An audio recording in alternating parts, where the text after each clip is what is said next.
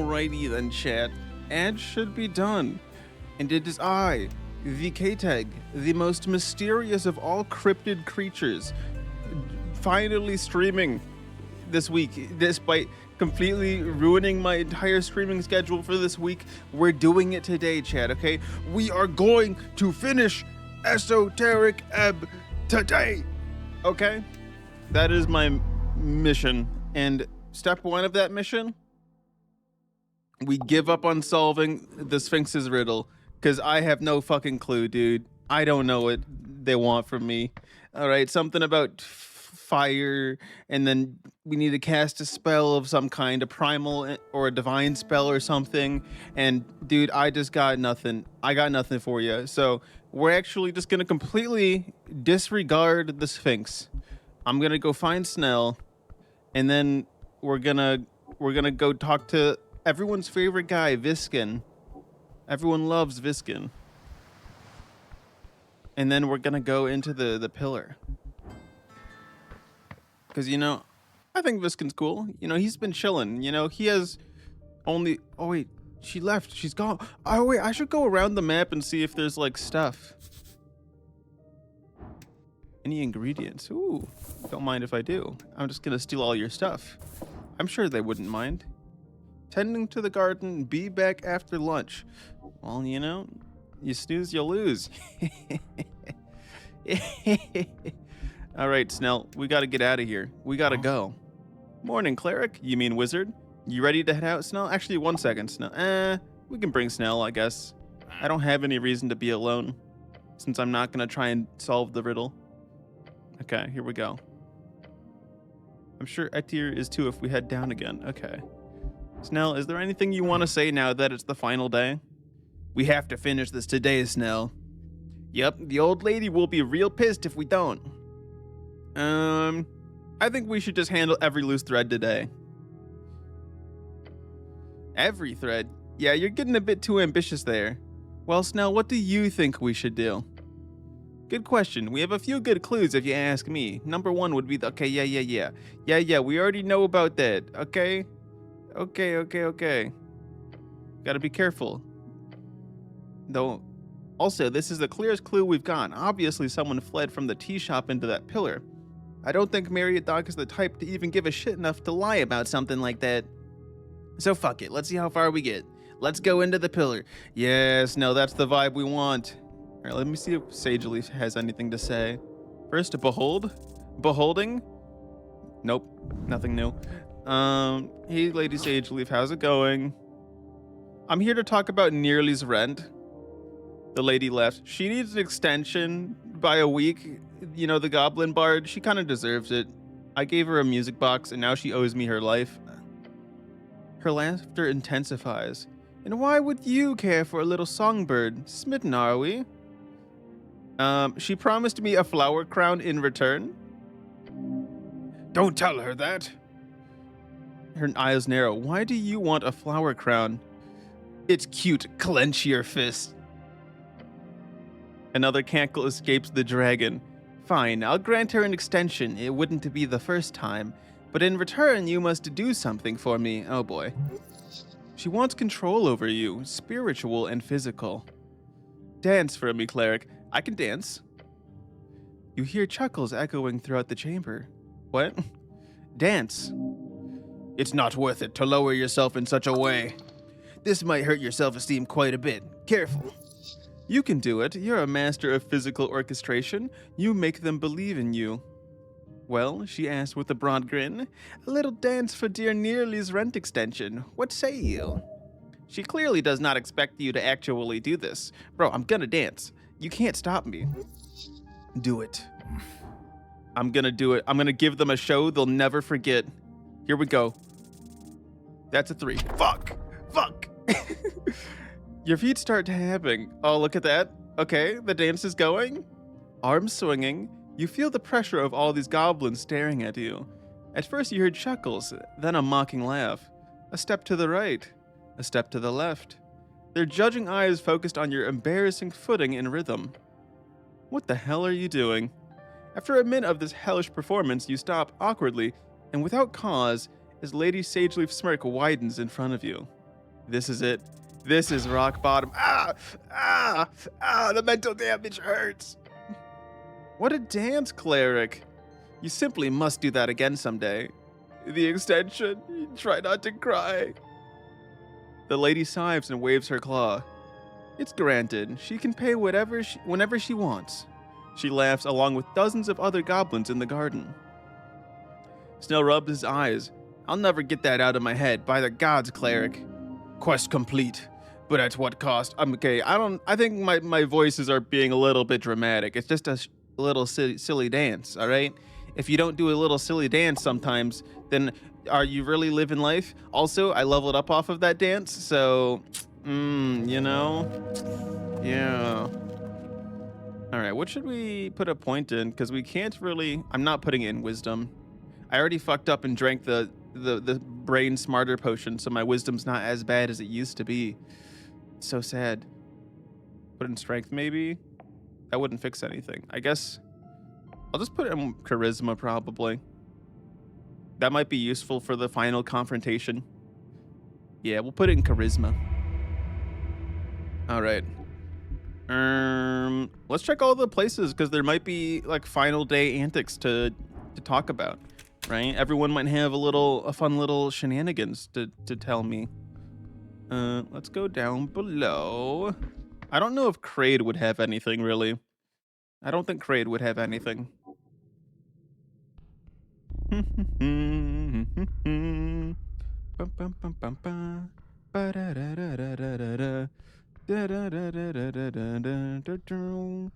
Hello?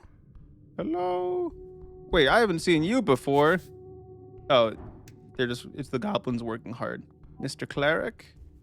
Wait a second. Oh, Nessens. What is going on with that mushroom? Hello, Nessen. Why are you chilling in the pool? What's the stick? I could steal all that swamp extract. I won't, because I'm, super nice and already stole from you.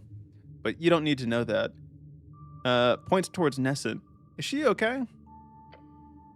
Moongore doesn't turn around and just grunts at you.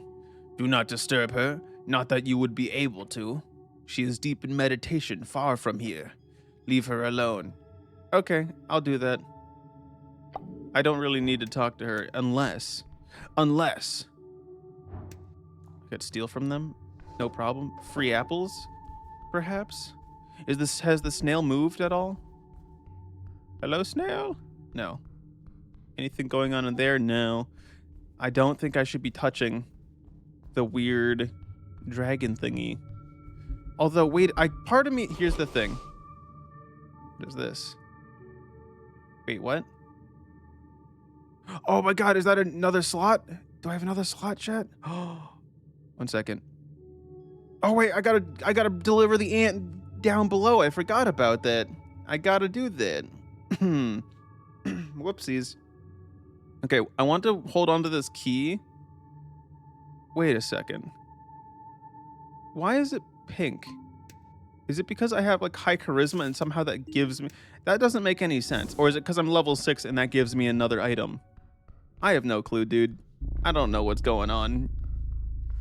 Don't ask me, bro. All right. We got to go down below. Down below.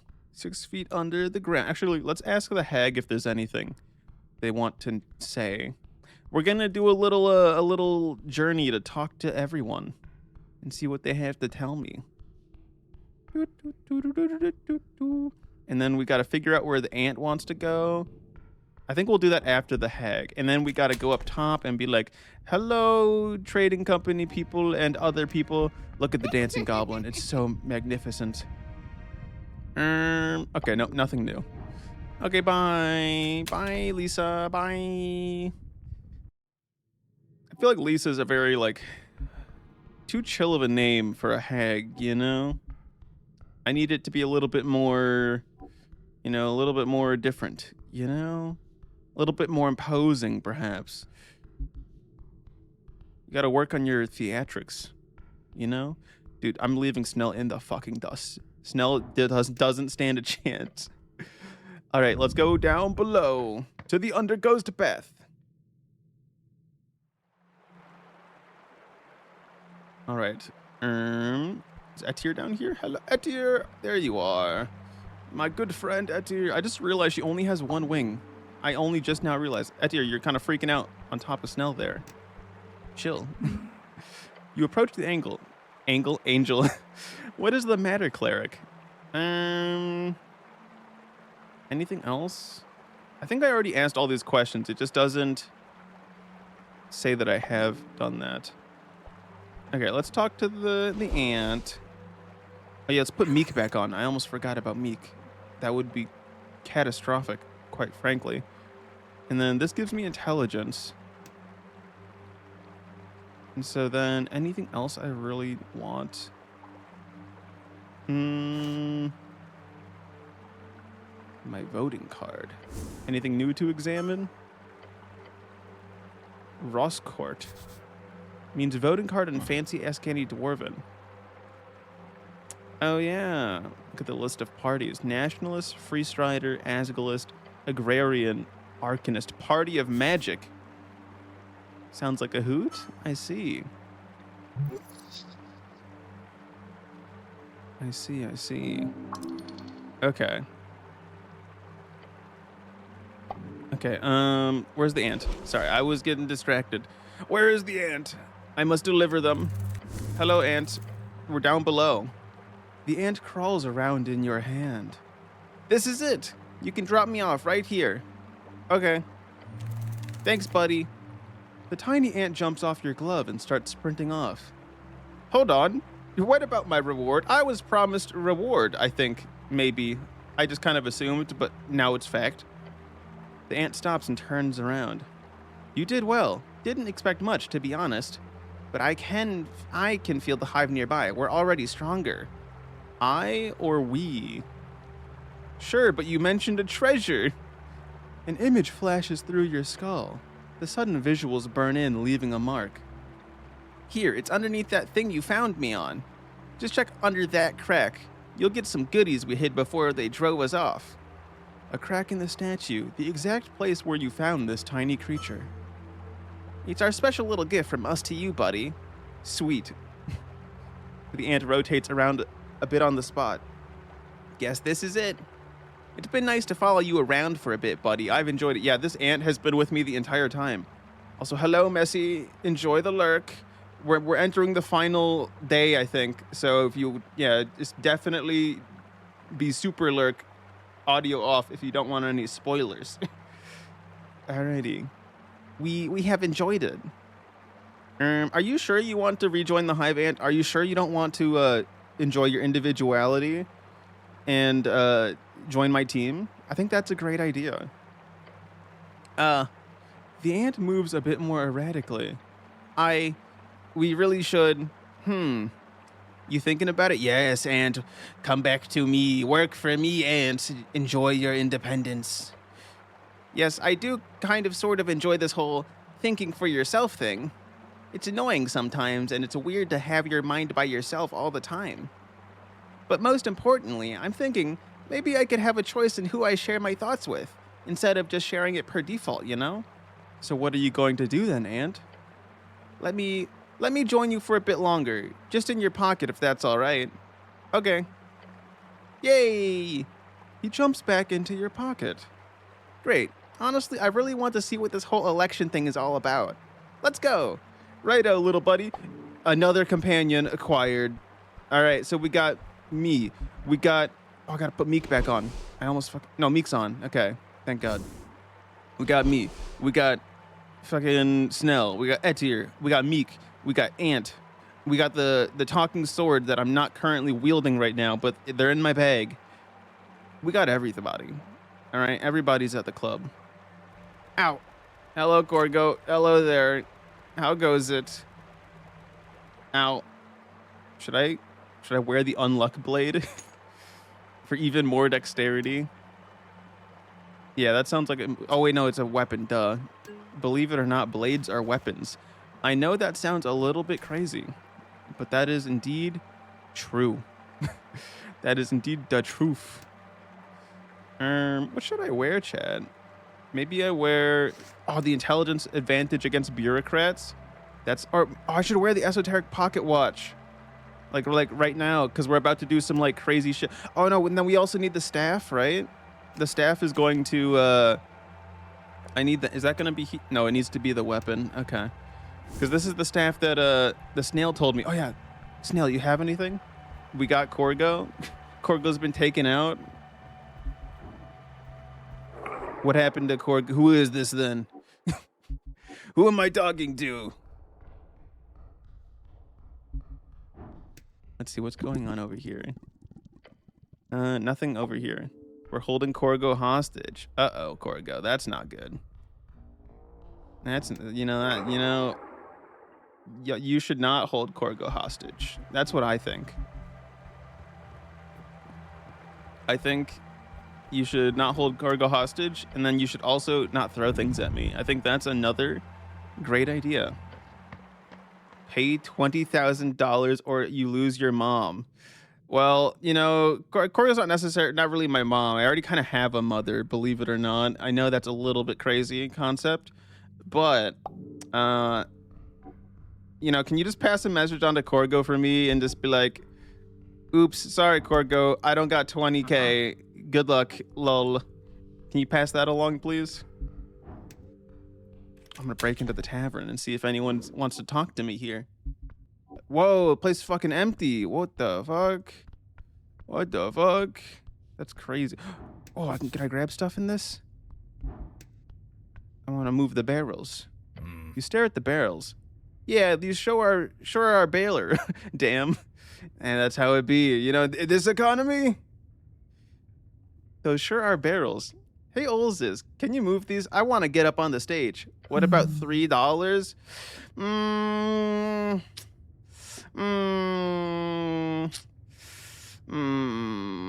Can we negotiate that down to like a quarter? How about a quarter? Actually, no, a nickel. Can we do a nickel? You see the Giant Sphinx pointing to Snell. $2? Nickel or bust. All right, nickel or nothing. Him. Me? You want him? She sighs. I'm sorry, Goblin, but you're not allowed up here. Only the cleric is. Sure, I have no problem with that, but mind if I ask why? She smirks. I do mind, and I will not answer that. Clearly, this is a hint to solve the riddle. You must perform some kind of act on stage in order to fulfill the requirements. The Goblin shrugs. Well, if you're not doing some Sphinx riddle solving, then I guess I'll leave you to it. Nah, I don't care anymore. I don't need your fucking riddle, Sphinx, all right? I have a way cooler guy who's gonna help me. His name is Viskin, and he's way cooler than you, okay? Fuck you. I hate you, Sphinx. Goodbye. $1? Nope, nickel. Nickel, all right? Nickel or nothing. Nickel or nothing. It even kind of has like a good alliteration to it. It's perfect. There's no reason to do anything else. I gotta break into this room. Oh, damn, it's closed. Fuck. This one? Hello? Let's go talk to the dwarves. 50 cents? Nickel or nothing. Nickel or nothing. Think about the orange letter. Should I give it to him? Oh, wait, this is the for the free strider thingy? Mr. Cityman, you see a throng of dwarves shuffling around inside the tiny apartment. Blah, blah, blah, blah, blah. We've already talked about this. Okay. Give me a quest, blah, blah, blah. What? No? We've got 5 men. Yeah, no, because there's nothing else to do here. Blah, blah, blah, blah, blah. We've talked about a lot of this. Do you think it was smart to cool down the radical stuff in the chant? But I have a 7-stream streak, VRP. Well, now I'm confused if this is Corgo or not, because Corgo has a 7-stream streak, but, the entity that has taken over Corgo does not have a 7-stream streak, actually, is how it works. Let's see. Yes, I do believe it was for the best. Humans do have a very different perspective from dwarves, and that's important to remember. But the party's current manifesto focuses on collaboration and guild organization. Calling for some kind of uprising, even an economic one, would be very disruptive towards that goal. But at the same time, without projected power and united strength of the workers, all the workers, can we truly win the hearts of the Norvikians? The dwarf shrugs. We will see once the votes are cast. But we will not forget the help you gave us with this ink. Without you, large parts of the city would be without the Asgalian chant. He hands you a large belt, encrusted with dwarven iconography. Thanks, but I don't think I can wear this. Bah, just throw it over your shoulder, cleric. It is proof of your dwarveness. Be proud. Hold it up. I'm a dwarf. All the dwarves in the apartment give a little applause. The cause is proud to have you on its side, comrade. We will not forget it. Okay. What does the belt do? +2 con, -1 dex, advantage against dwarves. Wow. Wowie. Oh wait, could I go into the bathroom? They made it seem like there was something in the bathroom that is secret, and they refused to tell me. Let me in. No, there's nothing. Okay, well. Nothing special about the bathroom door, supposedly. Supposedly, they say. Dude, this door... RNA... Wait a second. Hold on a second, chat. What if I equip the key to nowhere, right? And then I go to the door. Let me in. I know I don't live here, but let me in anyways. Please. Please just let me in. Let me into your home. That's all I ask. Fine. I guess I won't enter their home because the game really hates me and doesn't want me to break into their home like a loser. All right, let's find another trinket. Helmet, no. Weapons, no. Literature, any good literature? Ooh, this gives me +2 dex. +2 intelligence is also really good. I like them all. Key items. Does this count as a key item? It does. Wait, the ukul leaves are also a key item? What?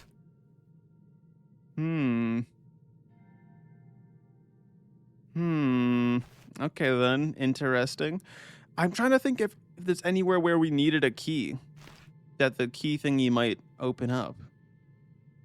But I can't think of one, chat. I can't think of a single ding dang one, surprisingly.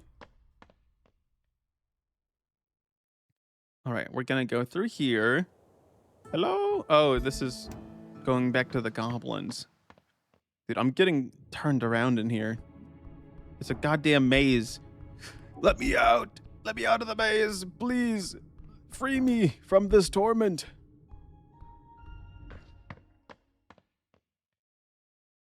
All right, we go this way. It's crazy because I've never like been awake this early in the day in this game. I feel like I'm always just awake super late at night instead. And so I'm not actually doing any of this stuff. Hey kid, you got anything good? No, that all looks like garbage. Let's see, is the trader here? They are. Anything you want to say, trader? Not that you're a traitor, but that you're a trader. What do you got? Esoteric shards, please. Thank you. And then I can get even more esoteric shards. I want 1 million. 1 million of them. I don't think I need money anymore. Money is not real. Money is but... No more shards. Oh my god. No more shards. That's fucked up. That's so fucked up. How many shards do I have now, though? 8. Okay. Let's hope that's enough for any final shenanigans I need to do. I sure hope it is. Teehee. All right. Hello, nearly. I got your rent extended. You see on the edge of a goblin, she has a flower crown on top of her ruffled dark hair and is playing an exotic instrument. Perhaps it is... No, I need to interrupt her. About your flower crown. Yeah? I've spoken with Lady Sageleaf. Wait, actually? Oh gods, I wasn't really serious. What did she say? She has extended your rent payment. I'm kind of the greatest negotiator of all time. Thank you very much. You're welcome, by the way. She gives you a suspicious glance. She did? Can I have the flower crown now? But wait, she just did it. For what? Out of the kindness of her cold heart? I had to dance, and I danced really badly, okay? I don't want to relive the memories. They're really sad. She made me dance. She what? She told me to dance for it. It was traumatic. And you did? I nod. Her expression gets stuck somewhere between shock and laughter, unable to get a single word out. A cackle escapes her. She laughs for a long while, sometimes stopping to look at you with tears in her eyes. Okay, you don't gotta be laughing at me like this so much. Jesus Christ. Eventually, she takes a breath and mutters, "Good gods, what has the world come to?" Thank you very much for dancing. Cleric, it is very appreciated. The goblin hands over the finely interwoven flowers. At least you got a quest out of it, but this humiliation. You know this goblin, Snell? Of course he knows me. We used to live together. Oh, roommates. Or lovers? Who knows? Oh, look at Snell with an imperceivable grin. Not like that. Same cluster, you know, like a daycare. They sort of share responsibility over the kids instead of taking them on by themselves. And they were roommates. Exactly, Misa, exactly. Hello there, hello. We're entering the final day of the game. So things are about to get crazy. And I'm just wrapping up all my final tasks. Even after the genocide, they still cannot adapt to life in Norvik properly. So you're like brother and sister? Or I don't get it. Oops, I meant to hit brother and sister, but this is fine. Okay, let me put it in human terms. It's more like distant cousins. Sure, something like that. Either way, we've got work to do. Same. Anything else you need? Nope, that's all. Okay, bye. I got my flower crown, chat. I got my reward. That's all I wanted. It gives me +1 wisdom and advantage against plant-based individuals. Wow, I hate it. That's useless to me. We don't do plant or wisdom in this household, okay? We strictly don't do wisdom. Looks at my 5 wisdom stat. All right? Get wisdom out of here. No one wants it. No one wants that shit anywhere near me. But does it make you feel bonita? Maybe it does. Lord Cleric, he nods his head. I hate this kid. I actually hate him so much. I found the documents. What, I mean, awesome? How did you? I will not disclose that. I don't even remember what the documents are. That's fine by me. Do you have it, like, right now? No, I gave it away. What? But you betrayed us. I'm a betrayer, a sneaky little rogue. Well, okay. Screw you then. Yeah, seriously, you're an asshole. What they said. Screw you too, kids. I've hated you from the beginning. This is my last day here. Fuck all of you. You all suck. He gives you a disappointed groan. What else you want apart from fucking us? That's it. Get out of here. I hate you all. I don't need to know anything more about them. Little bastards. All right, now on to like other people. I guess we're gonna go to the Ascani Reed's Trading Company and say hello to Vera. I think that's her name, if I remember correctly. Oh, I bet the fucking gnome has like a million fucking things to say. He's gonna like yap my head off, quite literally. I have a feeling. A strong feeling. Enter. Also, I still have never found Mage Hand. It's not real. Okay, chat? You can't convince me Mage Hand is a real spell in the game. It's not fucking real, okay? Wake up, people. Wake up. Wake up, it's not real. Hey, guy. It's the final day. You have anything to say? What is love? No, I feel like he's gonna go on like a really long tangent, and I don't want that. I don't really want that right now. Yeah, I think we're good. I think we're good with that. I think we're chill. I don't need therapy right now. We're just gonna skip that. Let's go talk to the Free Striders. Hello, Free Striders. I'm coming in. It's a real shame that your stuff got stolen, and I had nothing to do with it, I swear. Hi, Vera. Cleric, what can the AR do for you? She is very much trying to not look directly at your head due to the bucket. I came across these stolen documents. I figured you want to have them back. You'd want to have them back. That would be kind of crazy. This is the truly unhinged method, chat, is to... What is the spell I can cast? Does it want me to cast Charm Person? I'm not going to do it. I could do a truly unhinged thing. 1 second, chat. I want to see what happens if I do it. I just want to know, and, you know, maybe we'll commit to the bit, or maybe we will go back. But the truly unhinged action of stealing the special documents and then returning them, but I haven't told anyone about the documents at all. I came across these stolen documents. I figured you'd want to have them back, and now they're going to be incredibly paranoid. Oh, well, she mutters, looking completely stumped. She carefully glances towards the hidden safe's location. I'm honestly quite stumped, Cleric. I was not even aware we'd been robbed. But quite sincerely, thank you. See, chat, now they're even further in my debt. All part of the plan. This is more than I can even repay you. Just help me out in the future, and we'll be square. Yes, corruption.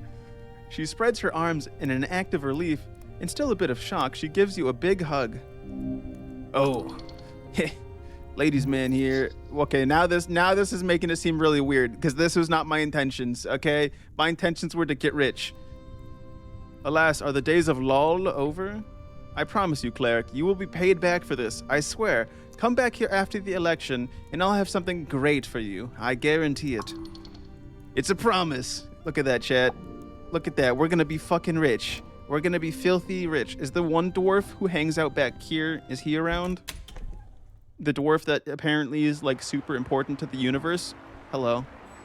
Wow. 1 second. Is there anything else to behold? Anything else about you? That's Nat 1. Any recommendations? You're in the liquor store. You'll have to type it because I have you on mute. I'm gonna do this one. I don't know. See, personally, I like a beer. I'm a beer drinker, but I don't.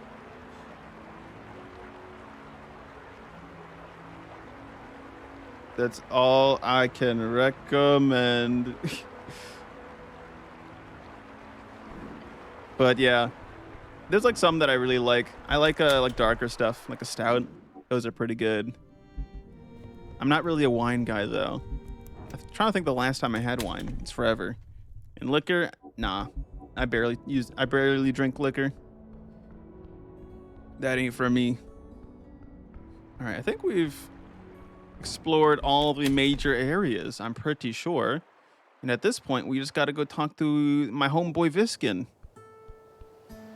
We will never talk to any of the animals. I refuse to steal the speak to animals scroll because I don't need to know what the animals think at all. Got peach wheat beard. I've never... Actually, I have heard of that one, but it's a very, I don't know, unexpected one, I would say. Very much a craft beer.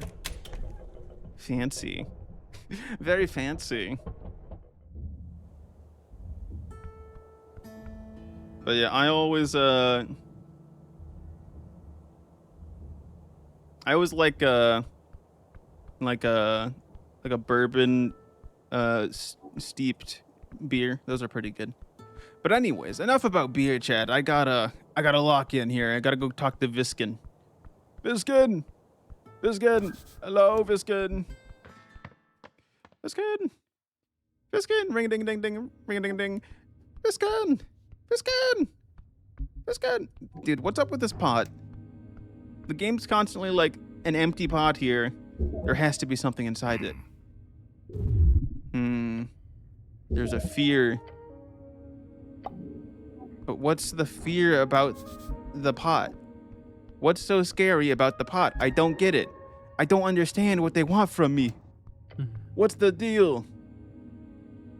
All right. Hey, Viskin, I need help entering the gate. Yeah, here's the astral projection scroll. Here you go. He grabs the scroll with deliberate movements and reverence. Wonderful. You are full of surprises, Cleric. The pale man opens it, taking a few glances over the ancient text. A scroll of Tulincatl. This will do fine. He puts it away and gives you a slight smile. There is an illusory wall here.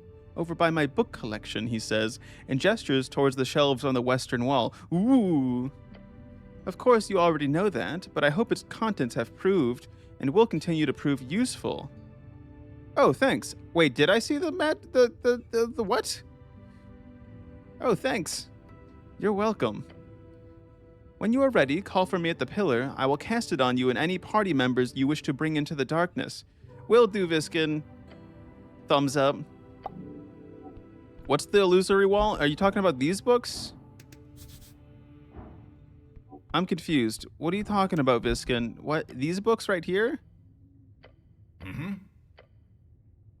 Is this Viskin, you trolling me? I don't see an illusory wall. What? Or did you say over here? Or is it over here? Viskin, where's the wall? Viskin, where's the wall? I missed what you said. I literally skipped reading everything you were saying, dude. Say it again. Say it again, please. Mm-hmm. I thought I understood. Okay, well, I'm gonna just assume that it was these books over here. Although I feel like...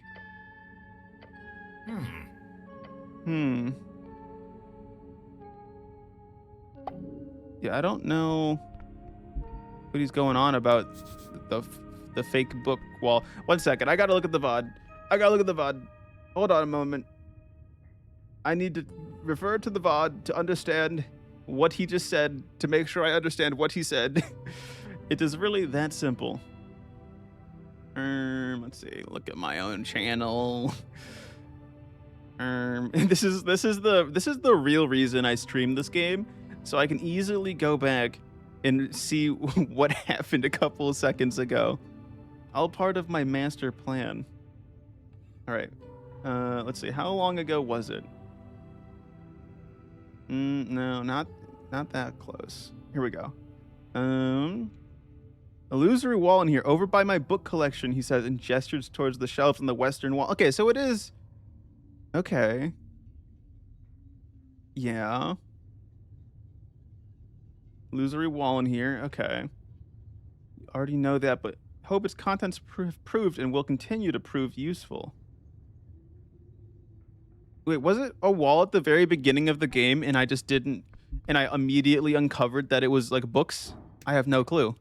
I don't know if I'm crazy or not, Chet. Blah, blah, blah. Are we sure there's not something over here that I'm missing?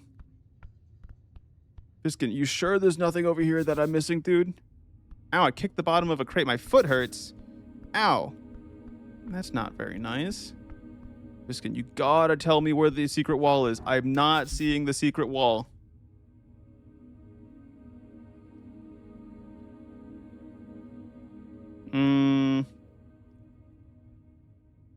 Am I being dumb? Am I being really dumb? I have no clue, dude.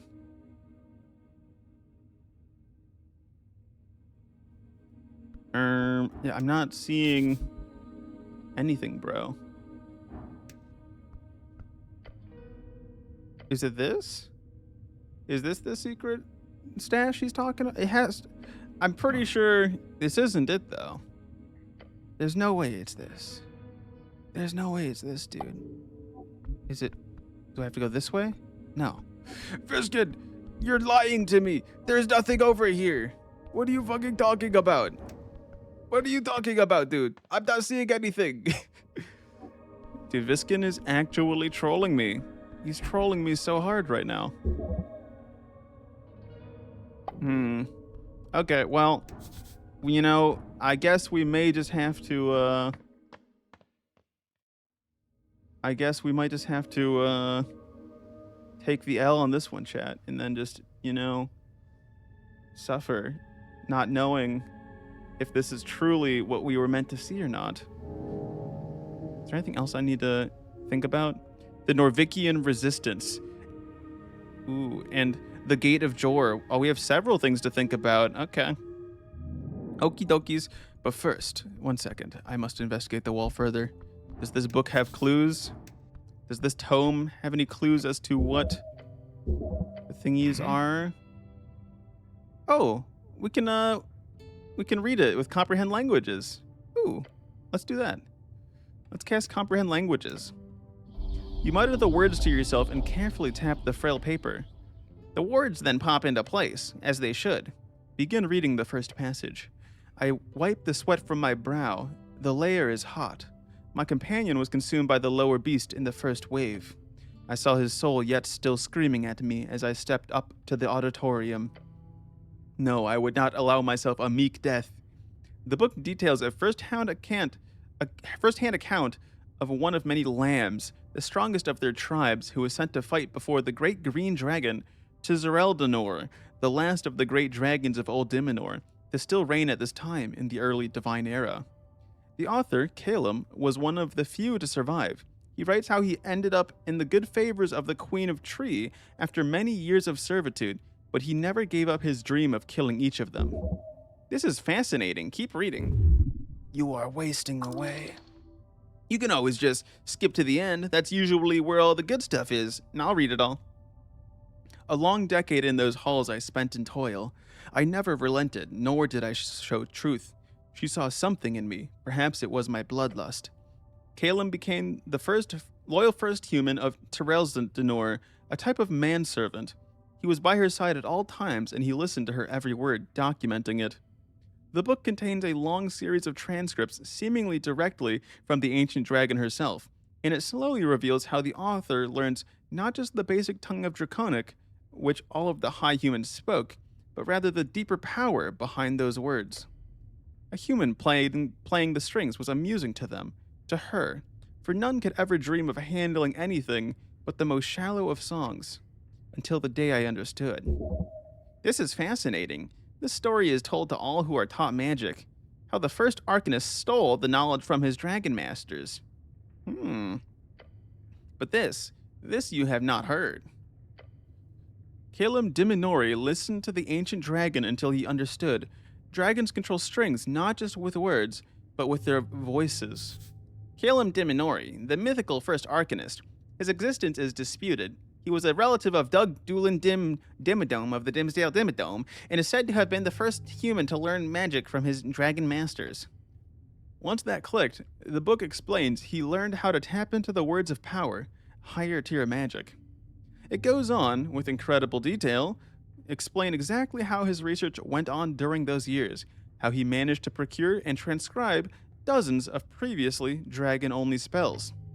He did not master all of them himself, but he did master some. And most importantly, he trained himself until he could cast a spell of Jor's limits. That would be what we today call a 9th level spell. It goes on for pages describing basic stuff about the Draconic Civil War, similar to things you read in school, how all of Dimenor fell in their raging. In that chaos, humans were starting to rebel. It was with great pleasure I turned on her when I saw my great cousin, Doug Doolin Dim, appear with that sacred standard, yet he did not wield strength enough to break her. Thus the last of the great serpents fell to me, to my one word of power I had learned just for her. Kill. Ooh. Power word kill. The power word everyone has heard about, famously used by the Lich Dongleshire, ending the short but well-known reign of Brian Prax. Brian Prax, also known as the most incompetent arcanist to have ever studied the strings, ruled House Prax for 6 days before he managed to anger a local lich by being unable to pronounce his name correctly in a public address. He was power word killed right on stage. People cheered when he died, if the story is to be believed. The most famous of the power words. How interesting. Is this truly how it came to pass into human hands? Thus the era of the worm was faded, with man raised in its place. I am Calum of Diminori, my words shape worlds, myself Jor is what I am become. The book ends with instructions on various draconic magical theory, most of which you already know. Elementary. However, look at that final cantrip on the page. Look at that mage hand. This is where mage hand has been the entire time! You're joking! You're joking me! I could have had this years ago. Fuck. Fuck. Caleb's mage hand. You run your fingers over the script. Yes. This is the personal transcription of the spell Mage Hand by this mythical Caleb. I memorized the cantrip. Whoa. To imagine that you are sharing in such glory. This is much more sleek implementation of Mage Hand than any you've ever come by before. You could perform great feats with this. What, reach for apples? Apples. Holy shit, that will let you steal shit from a distance, won't it? Yes, although it is not as subtle as you might imagine, if you get caught. Never in a million years. I was hoping I would learn a power word from this. You once tried, remember? The back of the library, you found a transcript. You tried to memorize it. They found you on the next day on the ground, barely breathing, and your eyeballs had exploded. Oh, that's not good. Oh, right, the eyeballs exploded. Of course, silly me, how could I forget? The patriarch was kind enough to cast a restoration spell on you, but he was not happy about it. My eyeballs exploded? What a day. Oh, right, I remember. Yeah, I shouldn't do that again. Note to self, don't try to cast power words. No, you should not. Well, fascinating. And now I get Mage Hand. I wonder, if I do Thaumaturgy, will that reveal the illusory wall? No. Dude, there's gotta be, where's the wall? Viskin, where's the wall, dude? There's definitely a wall here. These books were definitely not hidden. I just need you to tell me how to get to past the wall. You gotta tell me, bro. You're legally required to tell me. Is it in the book? Is the book hiding it from me? Does the book have the key to the wall? Blah blah blah blah blah blah blah blah blah blah blah blah blah blah blah. Okay, well that one was nothing. Was it this one? No, that does nothing too. Okay. I don't care about these ones. Ignore this. Folk tales? Anything in there? No, I don't think so. Okay. Dude, Biskin, you gotta tell me where the fucking thing is. You said on the western wall, this is west. This is west. I don't see an illusory thing at all. Those aren't real. They aren't real, Viskin. Wake up, they aren't real. I never entered the wall. You lied. You don't know what I'm... God damn it, Viskin. How do I get in there? How? How do? I'm gonna... Okay, I need to look. Because I definitely don't have access to any special thing here. I refuse to believe that I'm crashing out, Chad. I'm crashing out. You know what? We'll do some other stuff, and then during the ad break, I'll bash my head against the wall until it reveals its secrets to me. How about that? That sound good? Does that sound like a deal, Chad? But now that I have Mage Hand, I can actually go grab some things. It's fucking crazy. Because there's some things I've been wanting to grab this entire time, but I haven't been able to because they were just barely out of reach. But now, the whole world is in my palms, chat. I can do anything. I can do anything I want. I can grab all of the things. It's amazing. I bet this would have been like super useful several times earlier. Oh, Etir, hello Etir. You want to come with me into the tower? No, I guess not right now. Okay. We already looked at those books, right? Let's grab this thing up here. Yoink. Oh, it had a potion in it. I must drink the potion. More strength. Yum. Yummy. Yummy. Are there any other things that I need a mage hand for? I don't think so, besides the one in the thing under the church. But other than that, I can't think of what else I would need.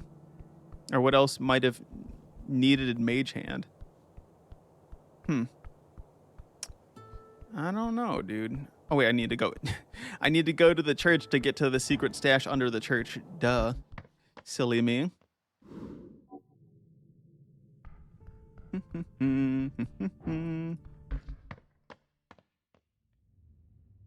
All right, let's see what this is. It better be super good.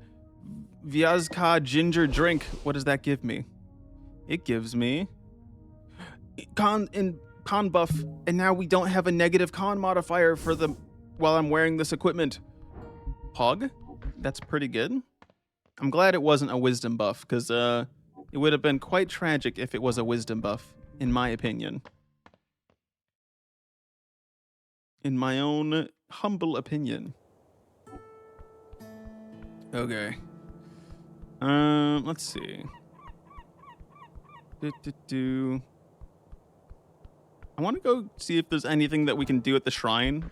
We can pray, and if the praying might have some new thoughts now that it is the final day. Viskin, you want to like tell me where your illusionary wall is? That would be like so cool. That would be so cool, dude. I might also just kick ads off slightly early, because they're gonna happen in like 5 minutes anyways. But let's see if there's anything important. Nope. All right. In that case, I'm gonna kick ads off a little bit early, chat. I'll see you after the ads, and I will hopefully have sated my knowledge of if Viskin's wall is actually real or not, because I swear it's got to be over here somewhere. There's got to be something that I'm missing. I got to be missing something over here, chat, you know? So, I'll see you then. See you after the ads.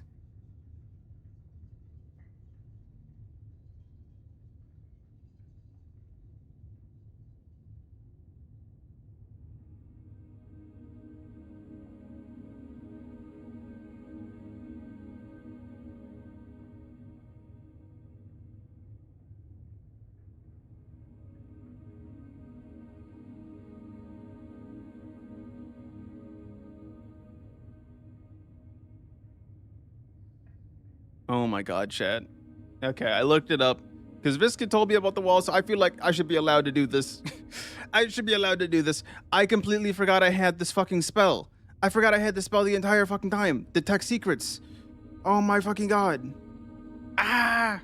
I forgot about this spell the entire time. That's insane. Wait a second. Now I feel like I need to use this spell everywhere to find any silly little secrets, you know? Like, what other thingies could possibly be down there in the city below, right? There's gotta be something. Right, chat? Oh fuck, this has made me want to do so many other things now.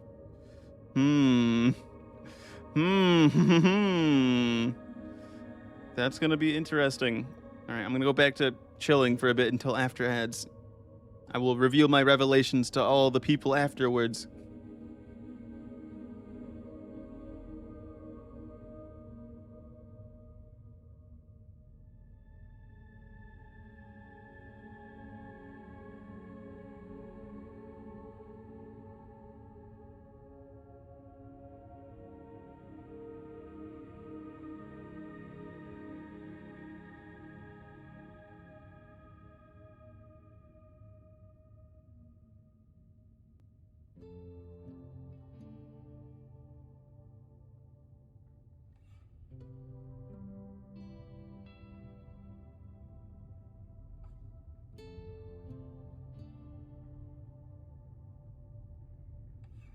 You know, I might actually spend some time reviewing what spells I have to remind myself of things that I can do.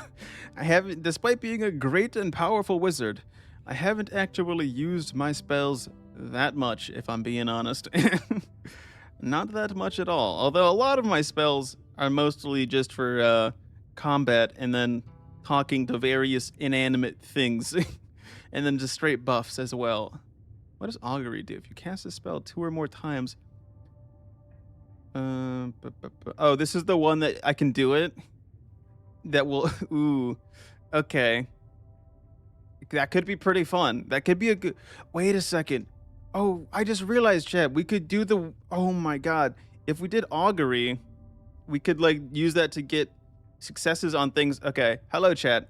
So I investigated, and it's that I completely forgot that I have the spell Detect Secrets. So if I cast that, we should see something. It reveals a thing. Dream Patch. Revivify? I learned Revivify, chat. Holy fuck. That's pretty good. But now that I remember I have Detect Secrets, I have to go and, like, use it everywhere. I've decided I must use it everywhere. But first, let's go learn Revivify. Prepare my spells, please. Boom, boom. But then I also realized I had Augury, which I could have been using to try and get successes on my most difficult ability checks. Because essentially, Augury makes it so that everything is either a success or a failure, right? It just, like, does that. And so I could have done Augury, waited till I got, like, a success with it, then attempted those really hard checks. Instead, I just never fucking did that, like a dumbass. All right, Detect Secrets. No reason to cast that spell. What about now? Can I cast the spell now? What about here? No. But what about... Okay, there's gotta be, like... There's gotta be a room around here that has some secrets, right? Any secrets? Secrets? Hello? Any secrets? If there's a secret around here, you gotta tell me. You're legally required to tell me if you are a secret. No, okay, that's not it. What about through here? This wouldn't burn me again, right? Thank God. All right. What about near the hag? Hello? Any secrets? Secrets? No? No secrets? Okay. It's fine, chat. Eventually, we'll find a secret. We just have to keep an eye out to see if Detect Secrets lights up in white. And if it does, then that means there's a secret around for me to learn about. Secrets? No. What if we go... Oh, there's probably a secret in the spot that the Celestial was looking at, right? There's gotta be a secret over there, dude. Like, Celestials always look at weird shit, right? That's what the... Oh, yeah, and then the stash at the statue from the ant. I forgot about that. Ooh, okay, that wasn't that great, but hey, I'll take it. Better than nothing. Secrets? Hello? Any secrets? Secrets for me to learn about, perhaps? Maybe? Nope, no secrets here. Okay, then, well. What about over here, though? I feel like over here would be a secret, right? No. Damn it, fuck. Okay. 1 second, Snow. We gotta find all the secrets, bro. You gotta understand, okay? I gotta walk into every single building that exists in the game and detect secrets now. It's my new objective. Because then what's gonna happen is we're gonna find like a whole nother thing. Oh no, I wanted to go to the Undercoast. That's what I wanted to do. Let's go down. Travel to the Undercoast path. Because I have a couple ideas, right? Methinks that maybe, just maybe, there's something down here. There has to be, right? Tech secrets. Oh, I thought it turned white, but it's not. Fuck.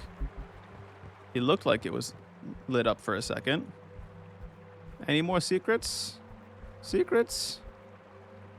I'm just looking for secrets. Does the dead body up there have any secrets on it? Hello? Any secrets? No secrets. Damn it. Okay, well, maybe I have to go into the ruins and there will be secrets there. I mean, there definitely was fucking secrets. I may have found them through my own sheer luck and dumb, ability, but maybe there's something that's like super secret and hidden, Oh yeah, what does Revivify even do? Wait, Aura of Vitality. When did I get that? Apparently I just forgot to equip it. Huh. Revivify. Touch a creature that has died within the last minute. The creature returns to life with 1 hit point. This spell can't return to life a creature that has died of old age, nor can it restore any missing body parts. Oh. Is someone gonna die in the finale? Is someone gonna get fucking murdered? I feel like some Snell or Etir is gonna die. I guess we'll find out. I feel like the game would definitely kill Snell, though. Snell is like, I'm sorry, Snell, you got so many death flags, right? You're waving them proudly, bud. I don't know what to tell you. You're so incredibly cooked, my guy. Secrets? No secrets. Fuck. All right, well, I'm not sure I see anything down. Wait. Secrets. Secret? Secret. Secret. Secret. What is this? Ooh, that wasn't that great of a secret, but okay. You know, I was hoping it would be something like super cool and awesome and not whatever the fuck that was, but you know what? It's okay. I am willing to be okay with that. You know, you can't win everything. Should I go in the buildings up top and look for secrets too? We could. I think we got time. Let's go to Tolstad. Oh, but what, we should go into the Dragon Zone and be like, yo, Goblin, you got any secrets up here? And then, you know, I'll be able to steal everything they own, right? It's a great plan. I think that's a genius plan, actually.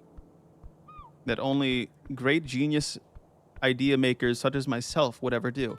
Also, I should check the tavern for secret. Wait, something's a secret. Where? Where is secret? Oh, the fisherman's back. Dude, I haven't seen him in forever. A magic item hidden in the dirt. Oh yeah, it's time to dig. A treasure hidden in dirt. This is the kind of things kids dream about. Yes, kids, not adults. However, this magic item appears to be quite powerful. You should invest the time needed to dig it out. Right beneath the pretty flower garden. You see something, cleric? There's a magical artifact under here. It'll take me an hour to dig. Okay, I mean, I have time. Yeah, let's get to digging. It would take you approximately 60 minutes to finish this, considering the depth at play here. It could indeed be worth the time investment. I'm gonna spend 1 hour digging. Right, let's do this. You'd get real dirty, maybe rethink. Yeah, you're already dirty. Get that treasure. Yeah, I want treasure. Oh, your hands, really? Please don't. Yeah, I don't have any other tools for this, so I have to dig with my hands. What about that pickaxe you got? That's a good idea, Dexterity. You're smart. Oh, you're just... Alright, I'm gonna go run some errands. See you in a bit, I guess. You dig. Down on your knees, fingers digging into soft earth. You can sense it, the tingle as you dive in.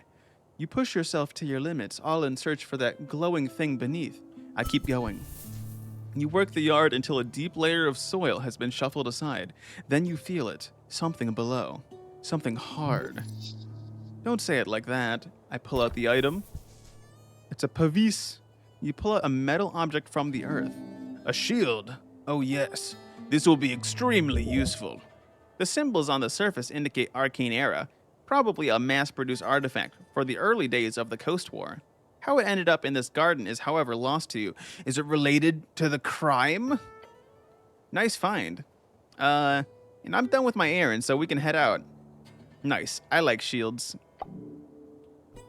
What was this? I didn't ask Snell what his errand was. Fuck. What's the Pavis do? +1 strength, +1 intelligence. I'm gonna talk to this guy. Hey there. You want an economic accord contract from the Free Striders? He looks at the paper as you hold it out. Then he slowly grabs it and crumples it in front of you. Not a fan? I will sign it when I have to. Until then, no deal. I found this cool magic shield underneath that garden behind you. Did you know it was there? I'm not going to tell him I dug up his garden. I think he'd get really angry at me. Hey, little devil guy. Got anything to tell me? Anything new? Anything interesting? Nope, not really. Okay, bye.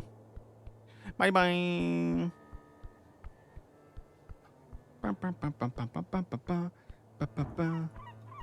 Any secrets in the temple? Although I already kind of discovered the secret, so there shouldn't really be anything here, but apparently there is. Ooh. Ooh. What is this? Spent ring of spell storing. He's watching over you. What? What is that about? Compact ring tingles with esoteric might. Perhaps its previous owner was a good man if he left it behind in the Temple of Earth. What is this one? Ring of spell storing. Oh, interesting. Okay. Damn, I'm out of spell slots. I need to burn some incense. All right, let's go through into the crypt below. Hello, crypt below. You got any secrets for me?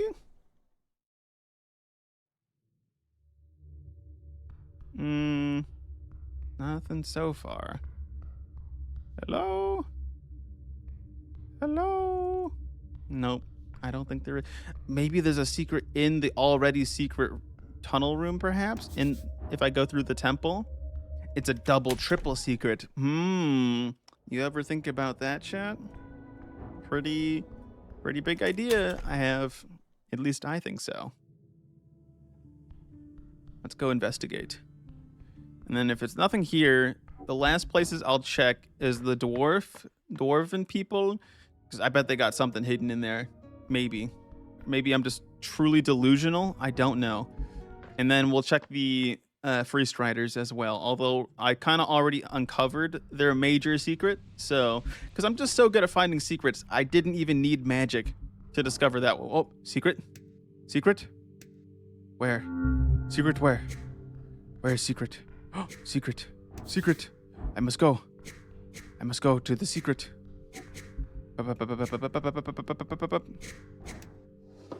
Money. All right, Snell. I know it's your house. Just to be extra sure, I gotta check if you have any secrets in here. Okay, you're good. You're good. I'm not trying to like snoop on you, Snell. I just had to make sure that no one had like an invisible scrying orb in your room. That I wanted to make sure you were all good. Hello, don't mind me just doing my daily inspections. Okay, no secrets.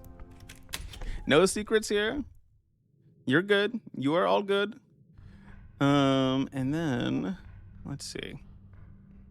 Then we go up this way. And then I think this section of the map, once we get to the trading company, that will be the final thingy I need to check. Because I highly doubt the gnome halfling guy has any secrets. I don't see, he's not a secretive guy, okay?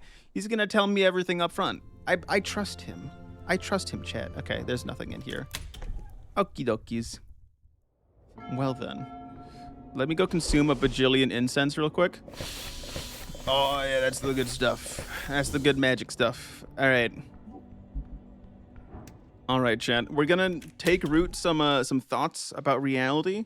And then after we're done taking root, we shall, well, it will then be time. It will be time to enter the Tower of Jor.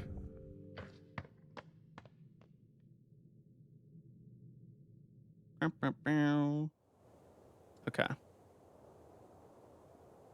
Cutscene time. And cutscene over. All right, let's think about our identity for a second. So we need to think about, what is it? Two things. The Norvikian resistance. All right, what are we thinking? What are we thinking here? Humans arrived on Jor as slaves. Huh? The dragons took us as we were the ideal followers. Powerful, loyal, honorable. Unlike them. I prefer the term dragon servants. No. Stolen from our homeland. Now we rule. I wish I was a slave to a big dragon. All right, buddy. It wasn't that bad. I prefer the term dragon servants. That is a euphemism of ill intent. The dragons required cattle, worshippers, flesh to work their fields and their hordes. We were delivered via gates. Each of us from a different world with different myths, varying skin colors, unique cultures, all of us human. This united us. This was our strength against those filthy lizards. Today it is imperative we do not lose that sovereignty, the Macht which has been constructed tirelessly over the course of centuries. Macht, dwarven word, meaning approximately something akin to power or control. That which was ruthlessly ruined by the Arcanists. We lost everything thanks to them. I wish I was an Arcanist. The Arcanists brought us to greater heights than ever before. They made humans the most powerful people. We lost everything. They kind of blew up the entire world. An unimaginable tragedy. Doug Doolin Dim of the Dimsdale Dimmadome shoved his blade into the heart of Tisrel Denor. From that moment on, mankind relished in their dominance of old Diminor. Well, actually, it was the Caleb guy who cast Power Word Kill, but anyways. Man built kingdoms. Man received the blessings of multiple gods. More gods than most folk have ever seen in written history. Man followed wide philosopher kings. In that, we grew strong. It was not until half a millennia later, after half a century of Mago conflict, that it crumbled into dust. But you descend from those few who disavowed the carnage. You descend from Earthfolk, those pure-hearted men who listened to Earth's promise of a free kingdom in Ascan and rove the waves west. Those were the men who built the Great Old. Those are the men who carry humanity to modernity, following their good, pure, strong, and eternally wise God King. Earth. I wasn't even alive during this time. Yet your body holds the blood, flesh, and spirit of his legacy, as the last of mankind. I mean, what about the humans who remained in Old Diminor? Or like Reeds, I mean? After waves of weaponized plagues, curse bombs, and rogue construct armies, only small parts of a few enclaves survived. Those scattered humans banded together to reform city-states in the rubble, but the Freestrider menace rose alongside them. But Freestriderism is a human idea, isn't it? That is what they want you to think. In order to refill the ranks of empty industries, the so-called liberators of the free city opened all the borders. They made citizenship a commodity. They invited everyone into their fallen lands. Within a few decades, humans became a minority in Reeds. The acreage was not permanently ruined by magic, were repurposed by folk from around the coast, as well as those barbaric creatures living on the borderlands.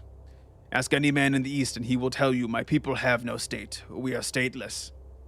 I mean, that doesn't matter in a multicultural society. It does not care about sovereignty, no. In a democratic governorship, a rule by the masses in their cultural ideals and thoughts, it is the minority who suffer and the majority who conquers. As humans lost their majority in Reeds, the free cities, those humans left also lost control of their own destiny.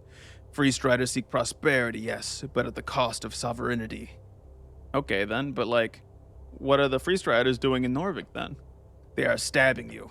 One blade at a time. Sometimes a tiny cut, a simple graze, but now as their election looms, you can feel it.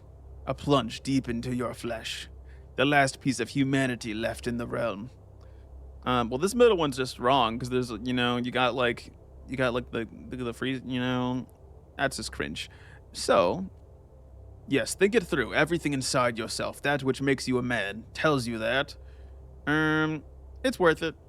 We don't need to be a majority. Exactly. Who cares what your neighbors look like? What matters is how much money you can make by importing as many. No! Earth built a land for mankind to rule, to govern, to hold as their own. Everyone else is a visitor or a guest. We, the human people, are its owners. As such, we must hold our ground. We must bear that weight. We must defend the city. Oh, come on. You think you're some true Norvikian? You're not even fully human, you hairy fuck. The vast majority of your flesh is earthfolk to the bone. Then there's a tiny part honorable dwarf, yes. So that's okay then, just as long as it's a statistically negligent amount of foreign blood? Exactly. Sure, whatever. You want to be anti-Free Strider? Go ahead. Might as well just... Kingly blood. What? Blood of kings. The fuck? Hold on, listen to it. You know, each vein points in the direction of greatness, each limb an extension of something untold. As is forecalled by eras and sagas of old, chaos lies in the nature of man, only kept in check by the state, which tendrils the land, digging, rooting, gripping, holding. Your uneasy stomach rumbles at the thought of the world outside your control. What the fuck is Constitution saying, bro? What? You must make things right, the only way you know, to sit atop the monster. Ride the beast of yore. Become Leviathan apparatus. Leviathan? a term for the mythological chaotic sea serpent roaming Jor's ocean. The name originates from human cults that worshipped it during the Divine Era. What's the Leviathan apparatus? Strangle the chaos. Take hold of the beast that is the realm. Enemies always roll initiative with disadvantage. What about True Norvikian? Yeah, not sure exactly what this masturbatory nationalistic fantasy is all about. But sure, be a pure-blooded human if you really want to. Go flex in a damn mirror or whatever. Roll initiative with strength if it is higher than your dexterity. Ooh, nope, not for me. What about defend the city? Protect the innocent. Be the hero you were meant to be. Alters ability score modifiers on helmets. Positive modifiers get +1. Negative modifiers get -1. Holy shit, Chad, wait a second. If I never drank that fucking wisdom potion, I could have a 3 wisdom. I could get my wisdom down to 3. But for now, I'm taking defend the city. I'm picking defend the city. That you will, until the day you die. Like that one, make my helmet do even more strength, even less wisdom. That would be so fucking funny, right? Just think about it. That would be so funny. But I also need to redo my feats, chat, because I don't think we're gonna need money anymore, really. So I need to get rid of money talks. And then we'll have to probably do some of these other ones. Like get rid of immovable object. I don't really need that. Yeah, I think we get rid of money talks and immovable object. So let's go come up with this last thingy. Apparently there's a quest over here there's like a couple of quests that I never even got to or never found out about. You know, I'll have to go watch someone. I like that in games where it's like you don't get everything, you know? You have to, there's a lot of things, and sometimes you miss things, chat, and it's okay to miss things, believe it or not. It's okay.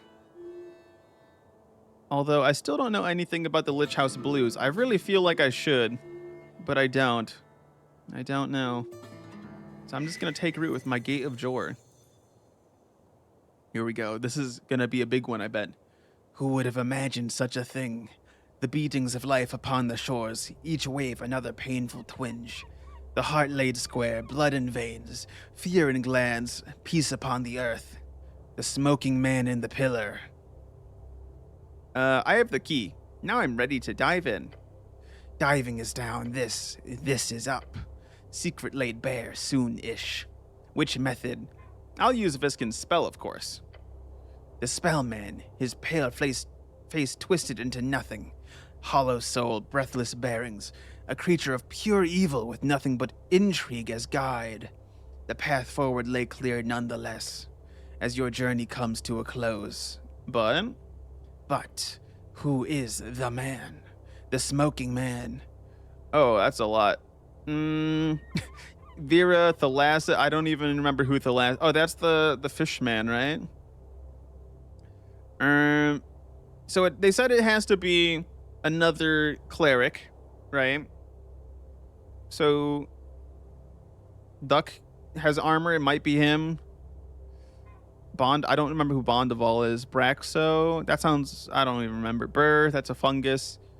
Freydis, that's the little brat who tried to kill me. Lord Gorm, missing paladin, could be them. It's Lisa. It's Meek. Obviously, it's Meek. It must be Meek. That would be so funny if it was Meek. Dude, there's a lot of options. Holy shit! It's obviously, chat. It's Smarter, the goblin who got turned into a dancing small goblin. It just makes so much. It makes so much sense.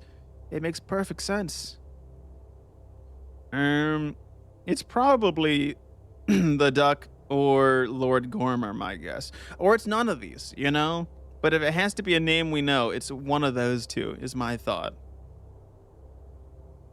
I'll go with Lord Gorm. But he's been missing for a while, hasn't he? It could be the Duck. It's a doppelganger disguised as a Viskin. It's me. I killed them. Maybe it was actually me, chat, and we've gone crazy. I killed them, then I got myself killed, Later, it could be me. It could be me, Chad. Your gut is telling you, no, that is untrue. Not the case. False.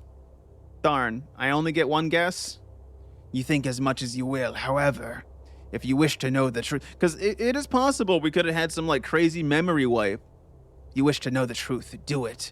Go into the pillar. Seek truth and justice. It shall calm your rumbling stomach once and for the end of time. In that you shall find the dark belly of the soul, that which hides within and spews without.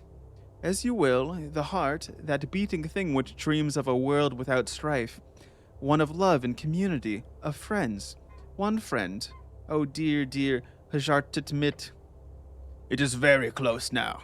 It almost makes you think of what you will find in a different light, a question of broader implications. And in fact, why did this happen? That's what I've been asking this entire time. And what is this burning stake of a quest drawn into your flesh? What is it actually about? Is it so simple of a question? That thought that causes your muscles to tense up and cramp. The question you've been asking yourself since you were 5 years old. What is a good man? And does it seem they are all dead and buried long before your time? What's the dark belly of the soul? Facing the end to see the light. Resistance to all damage when below 50% HP. What about Hajardik Mit?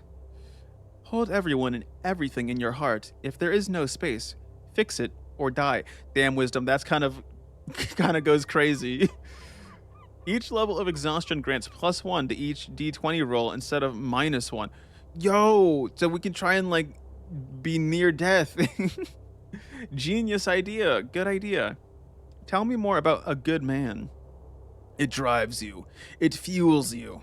The dream of becoming exactly what you were meant to be. Whenever you survive a death saving throw, you get back up with 1d20 HP.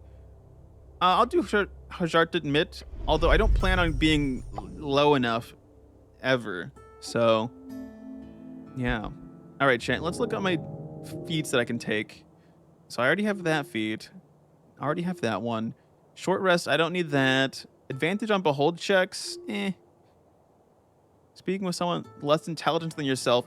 Oh, that could be really good, actually. Assuming that someone I'm talking to is big dumb. That could be good. That could be really good. Roles when speaking with feminine characters. 50% money and pickup. Dexterity modifier also. I already did that way. Yeah, I don't want that one. Should we do this one that helps me get decent rolls at the very least? I think I want this one. So we're gonna forego this feat, right?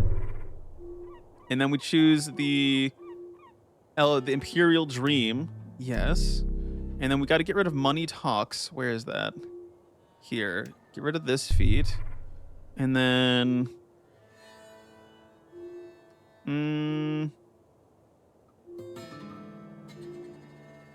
which one should I get?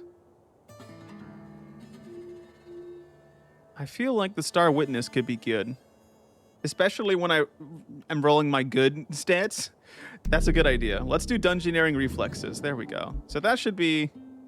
Because the Communing Patron helps me survive, like we don't fuck up, right? Alright, let's save, chat. We're gonna go into the pillar. It is time. It is time to do this. Can Atiri get summoned if I do this? I would like to begin the process of entering the Pillar of Jor. If you do this, there is no going back. The gate might never allow you to return. Make sure you have finished all your other quests. Yeah, I don't think I'm gonna finish anything else I have, so this is good. But don't worry too much about loose ends, unless you're gonna act all quest-obsessed. I am not quest-obsessed. I just like doing quests, alright? I'm not addicted, you're addicted. And check up on your consumables and so on. Don't want to run out in the beyond. Are you ready? Your soul is ready. This is the point of no return. You will be given a free long rest once you choose a method of entering the pillar. You will need it for the journey to come. With those thoughts out of the way, how exactly do you wish to enter the pillar? If you call in Viskin, he won't cast the spell right away. He will need time to prepare. As you deliberate over your situation, Atir descends from above. She is ready to go with you. You just chilling here, Atir? I saw you approach. Cleric, I am ready to depart at your call. I'd be happy to have you, Miss Angel. Do not call me that. You shouldn't call her that. This journey will be a tough one, yet I am confident we shall succeed. Her many eyes focus on the pillar. Another world to brave, let it be so. Should we go in now, chat? Is now the time? Is there anything else we need to do? Trying to think. I don't think so. I think we got most of the... I've given up on the riddle. The riddle is too powerful for my small brain to understand, and it has to do with the stage. I know that now, but I hate the Sphinx, all right? How dare she give me this cruel riddle, all right? Very cruel riddle. What else could we do?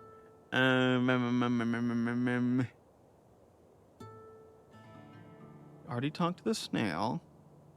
I don't think there's anything else down below, though, I need to do stuff with.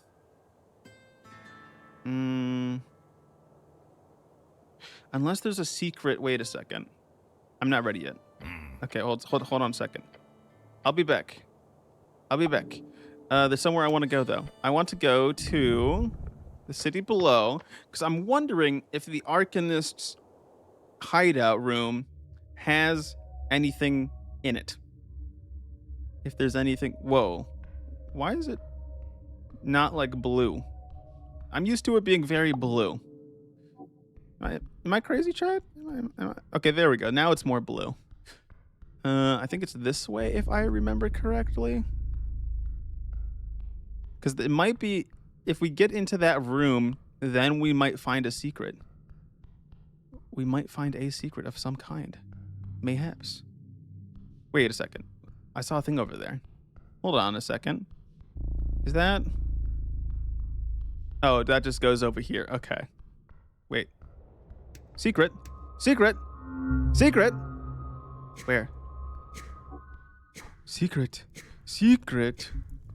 I like secret. Potion, Shard of Joy, Dream Patch. Thank you. Thank you.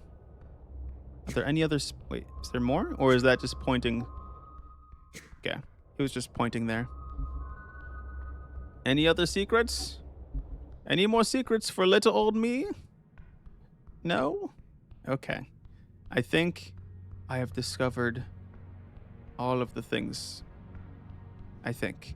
Although there is that weird book, but all you do is put books in there, and I don't know what I would do with it, to be honest, so yeah.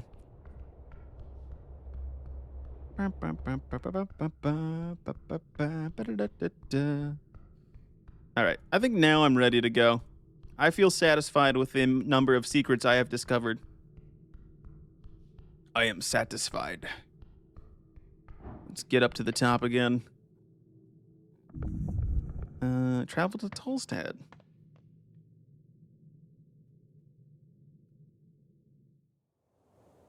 Alrighty.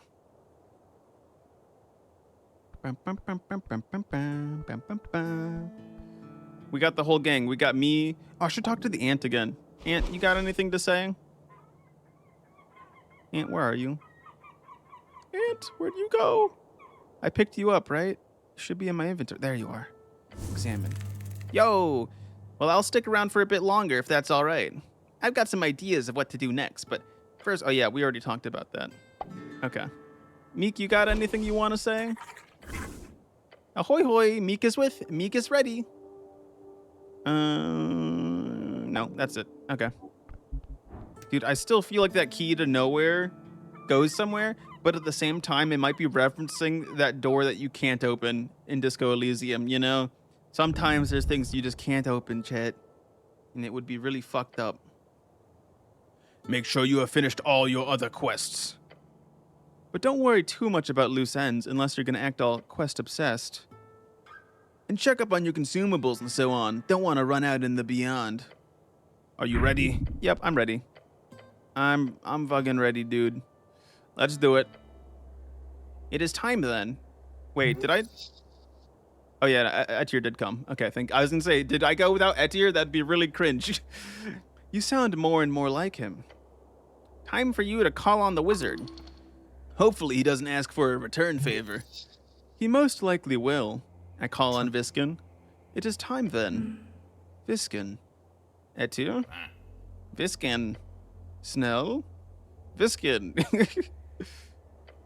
Cleric? You mean wizard? Viskin! Hey, Meek. Viskin stares at the moss sprouting from your scarf. Mimic? Snell? No. I just focus. Boring. Etir? Yes, cleric, I am here. The pale man takes out the spell scroll. Give me a moment. It will take time for me to initiate the casting. Magic such as this will need to be handled carefully, especially in these times. We're just doing it in the middle of the day. Everyone's like, what the fuck's going on? Don't look. Don't worry about this, everyone. This is perfectly normal. Of course, otherwise something bad could happen. An esoteric mess. Well, no. The worst that could happen would be the spell fails, fizzles. The strings are weak, cleric. Too weak for such a spell normally. What the fuck? But I shall make it work. Give me some time. You have time. Use it to rest. How about you, Meek? You ready to head into the beyond? Sorry, where? The beyond. Meek has clearly not been paying attention to current events. Come on, Meek, keep up. Focus. Is this danger for Meek? Nah, you'll be fine. He'll be fine, right, Snell? Meek will be fine. No comment. Okay, Meek will guide Cleric past any trap. There is trap in beyond, right? Potentially. Yeah, great. Meek will help. Gods, I need to sit down. Do not worry, Snell. There are surely no folk-made traps in that place. Only beasts of the far realm. Great, thanks. I'd like to unsubscribe from Far Realm Facts now, please. I am not a subscription service, Snell. The goblin hunches down and closes his eyes, taking deep breaths. Dude, Snell, you did not need to come along the ride. I don't know why you're here, if we're being honest.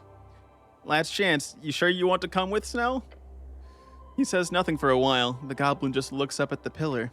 Yeah, I don't know. It might seem crazy, but from everything I've seen so far, if I just leave this be, if we don't pursue this guy, something terrible will happen.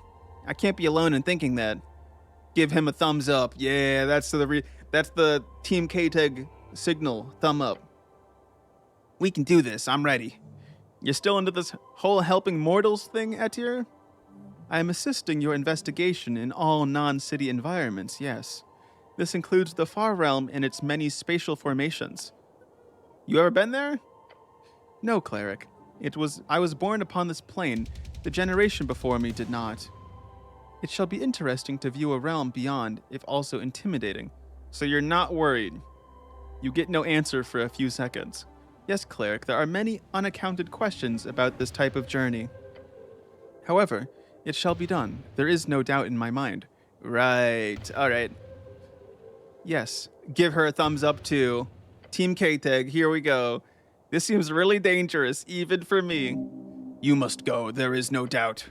A man does his duty no matter the cost. It's risky, might pay off, but it's risky. It is a foolish thing to throw oneself into the abyss.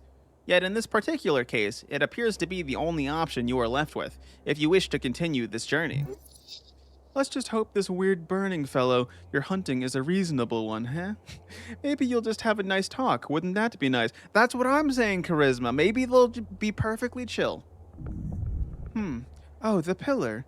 It is very large, yes. Lobotomized wisdom. My favorite. My favorite. All right, it is time to complete my free long rest chat. Here we go. You close your eyes. You feel the pillar rising up above the clouds, beneath the earth, piercing the veil of something beyond. You are ready. Snell takes a deep breath. Etir's halo is spinning faster.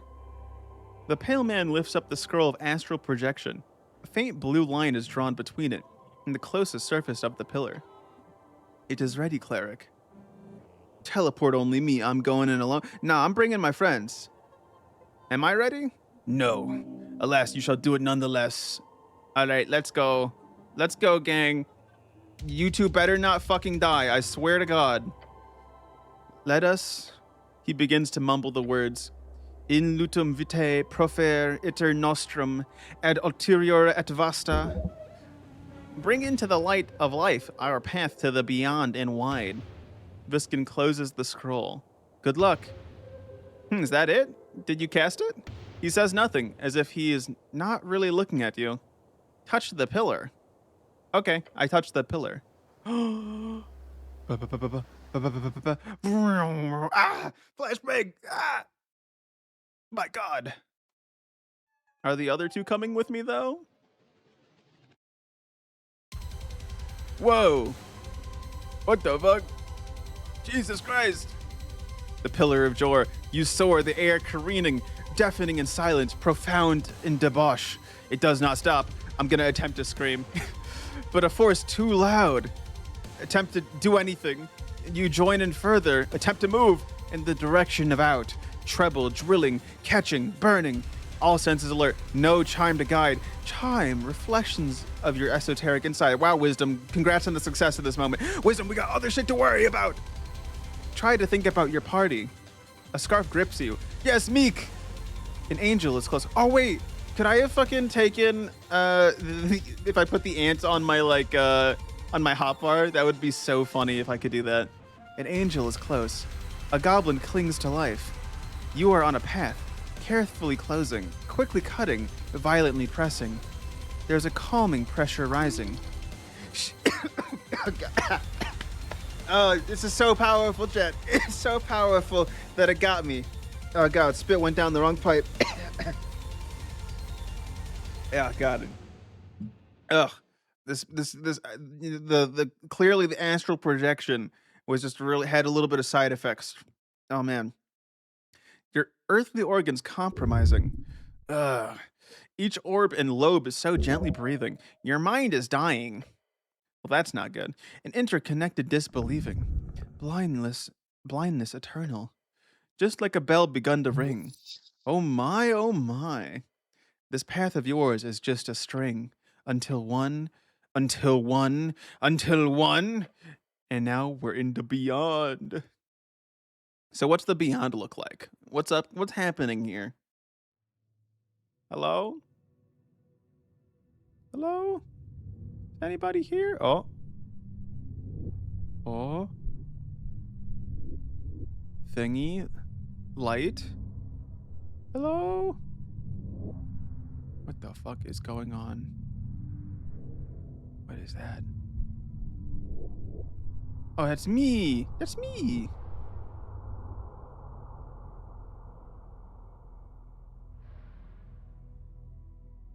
Whoa. Cutscene. Roaring of the pillar. Endless. I look around. There is nothing. I look below. Water? No. It is an esoteric substance. Phlogiston, the substance found naturally in the beyond. Due to the nature of its existence, it is difficult to investigate. However, scarce arcanist records suggest it is a type of chemical glue holding realms together or acting a bridge between those realms. I look at myself. You are whole. Pure disorientation in this dark place.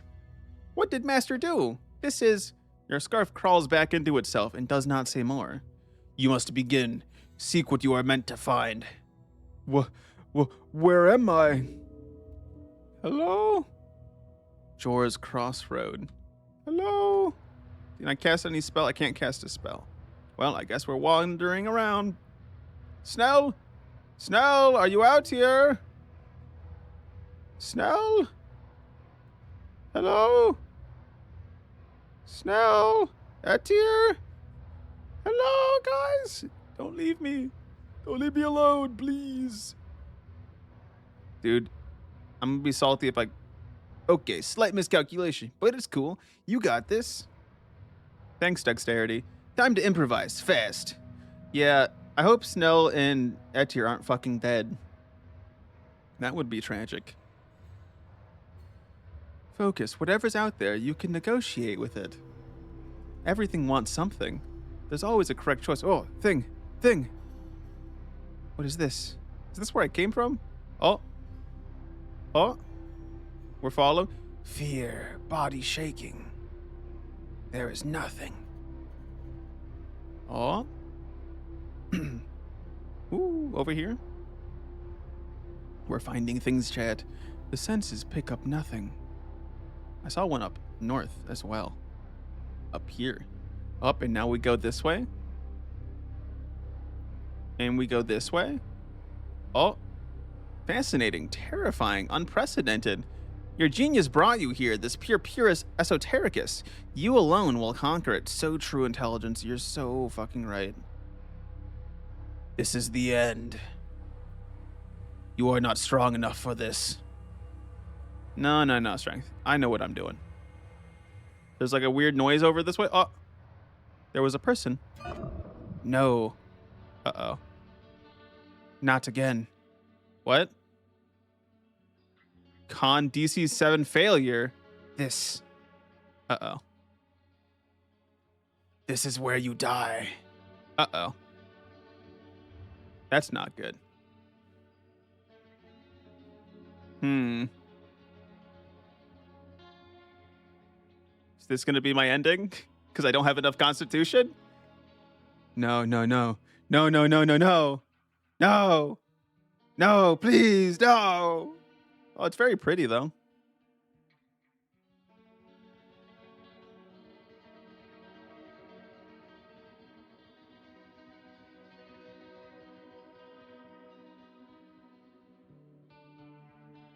Blinded by the strange lights above, your eyes adjust.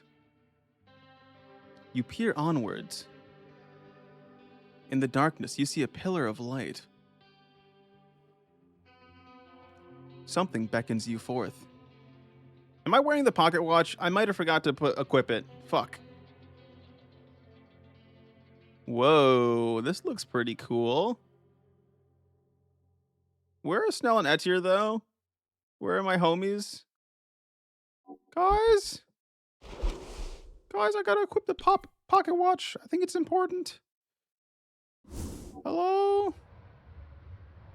Oh, look at that. I can just behold stuff. Look at that. We can do stuff here. Can I pray right now, considering I'm in the beyond? Does that even work here?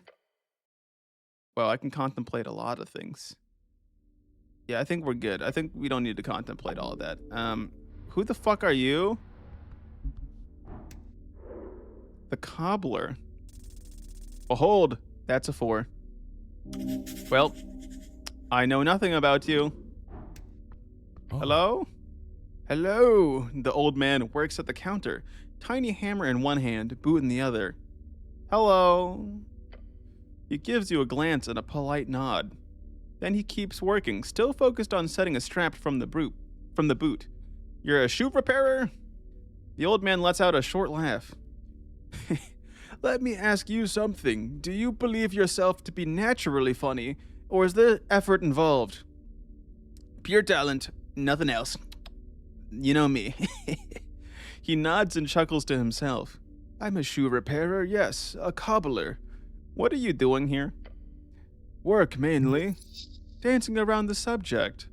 Is it fun? Honestly, yes. I enjoy it quite a bit. As long as there are feet on the ground, there are shoes for tending. Is this supposed to be Jor? That's what my father always said. Maybe you can get some actual info if you play along. Make some small talk. Did he also work with the boots? He did. Most boys took after their fathers in the village. In one way or another, he grabs a tang to rip some leather off the sole. I think the best thing I can tell you is another saying of my dear old father. We're nothing but the worst parts of our parents, with a splash of random ego. With a smirk, the old man then leans in and says, he read too many books. What are you working on?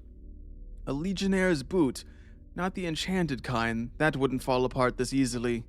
It needs a sole replacement, new studs, and hobnails. You know much about boots? I wear them. He looks down at your feet. Ilum, interesting choice. I stole them from an elf. Wow, he actually knows what I'm wearing. Crazy. Enchanted items are not my forte for a number of reasons.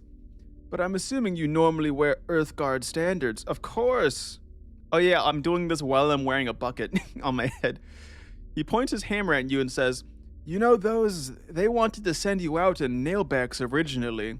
Nailbacks, could you imagine? Blisters, blisters, blisters. A boot enjoyer, this one.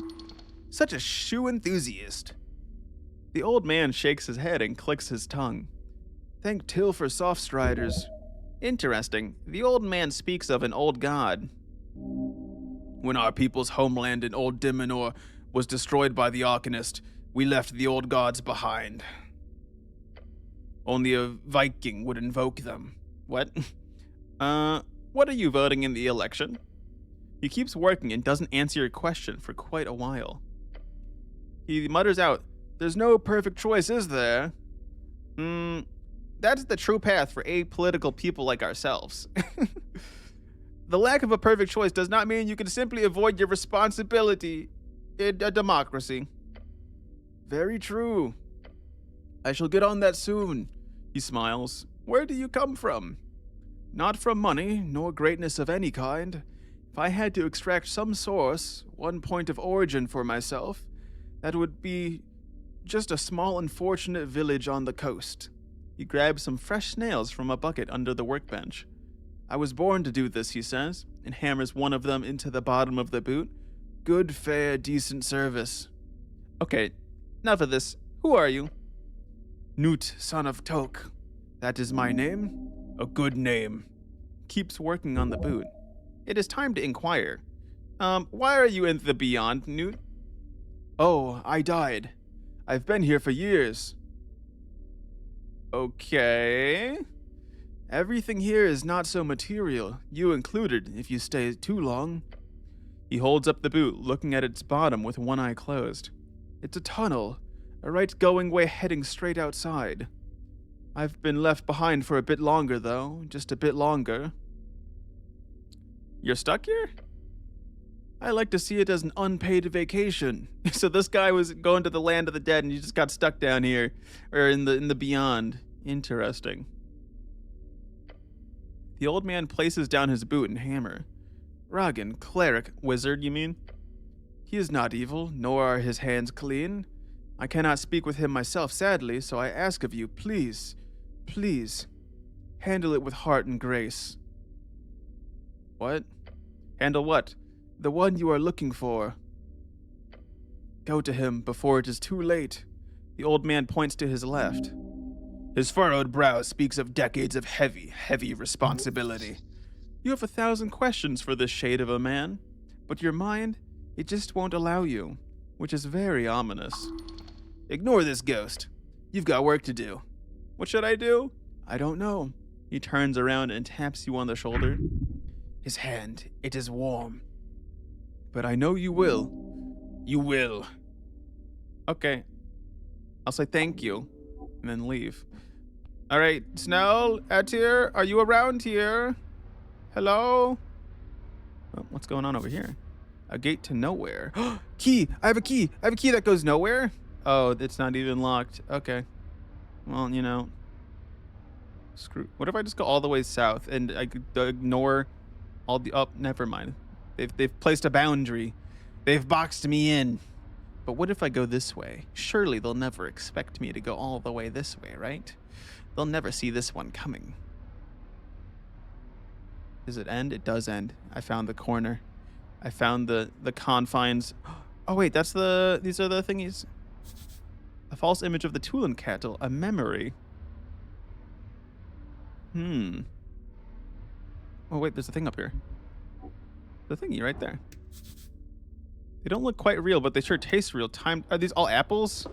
Oh my god, that's a lot of fucking apples. Not quite apples, the idea of apples. Ah, I see, we're doing the ideas of things. What's this? Shard of Jor. Yo, free? Faux free? Don't mind if I do. Okay, what about over here? Hello?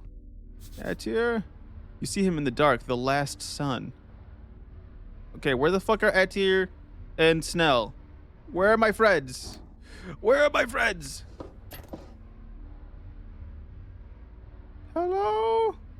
Guys? Guys? Guys? Please? Please?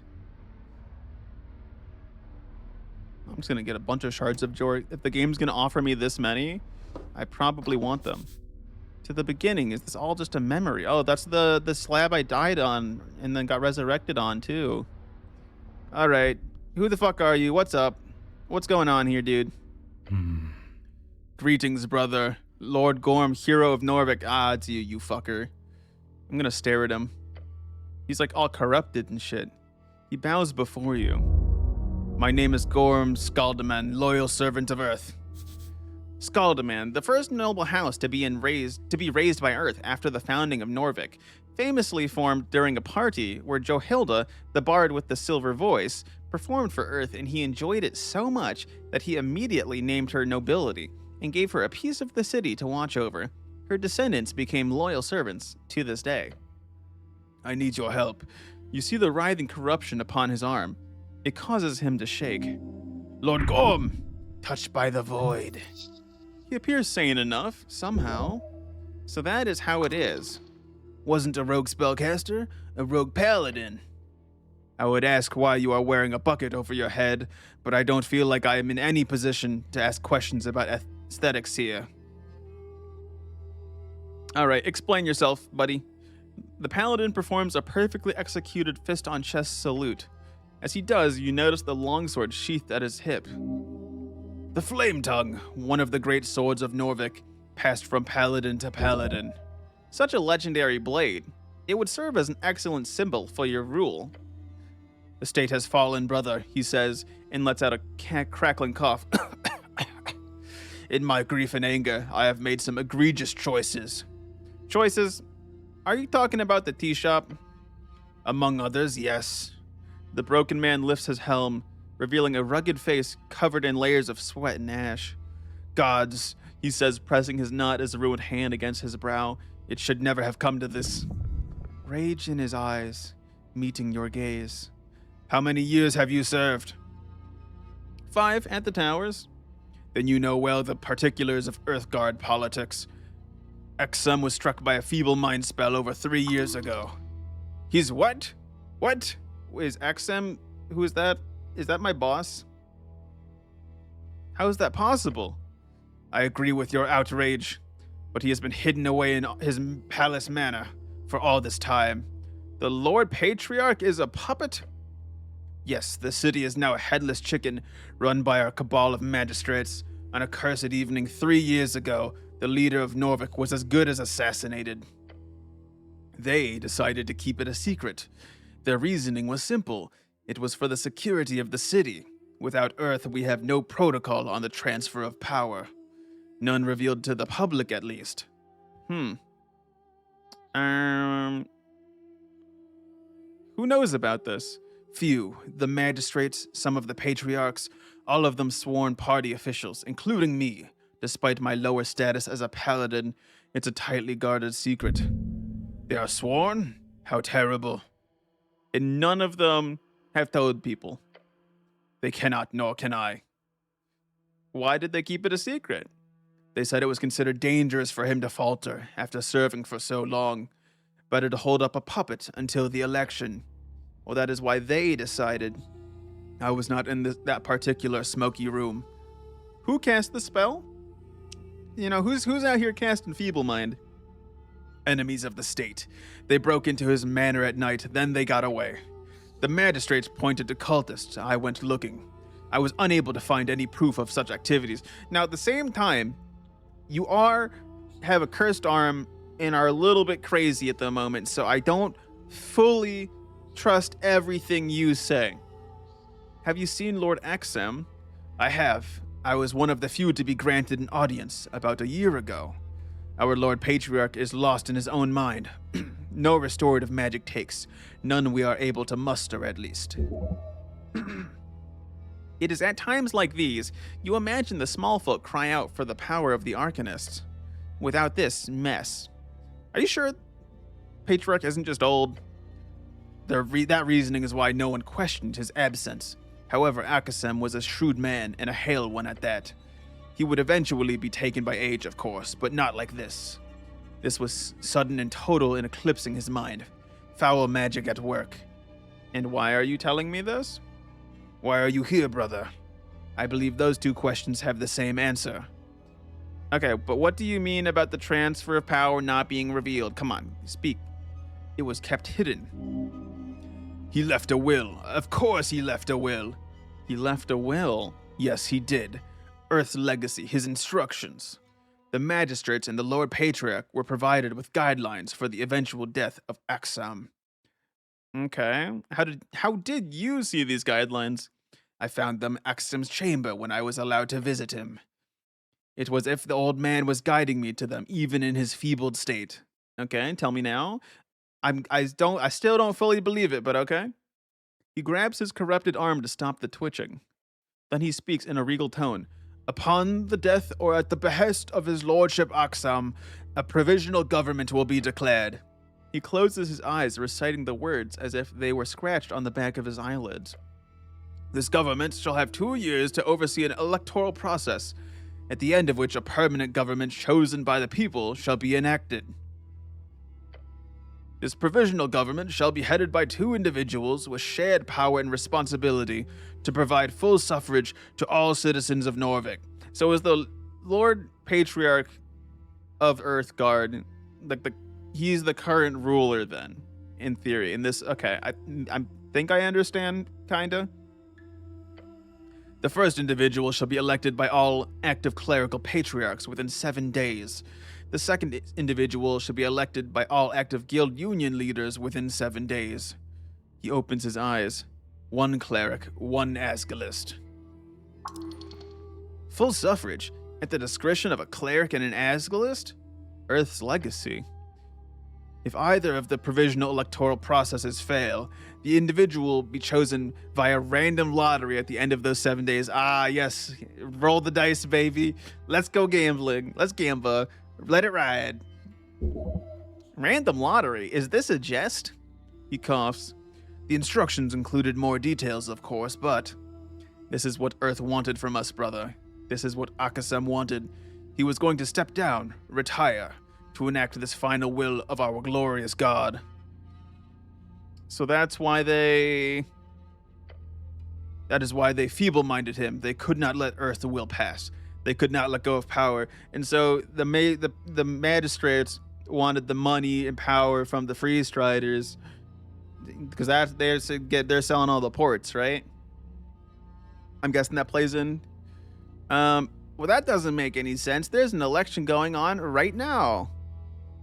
Also, why should I believe you? Glances at corrupted arm. He lets out an exasperated laugh. I ask myself that often these days. He asks himself why he should believe him? What? Silly wisdom. Know this, I read Earth's legacy, his last will, over a year ago. Aksam was targeted 3 years ago, right as the election began taking shape. Think about it. If a cleric and an Asgalist were to be put in charge of the entire electoral process, who would lose? Who would possibly want to avoid such a scenario? Dexterity. The Free Striders? The Free Striders, and the power behind their Reedsian coffers. He gives you a very tired look. I have worked tirelessly to find the truth in this.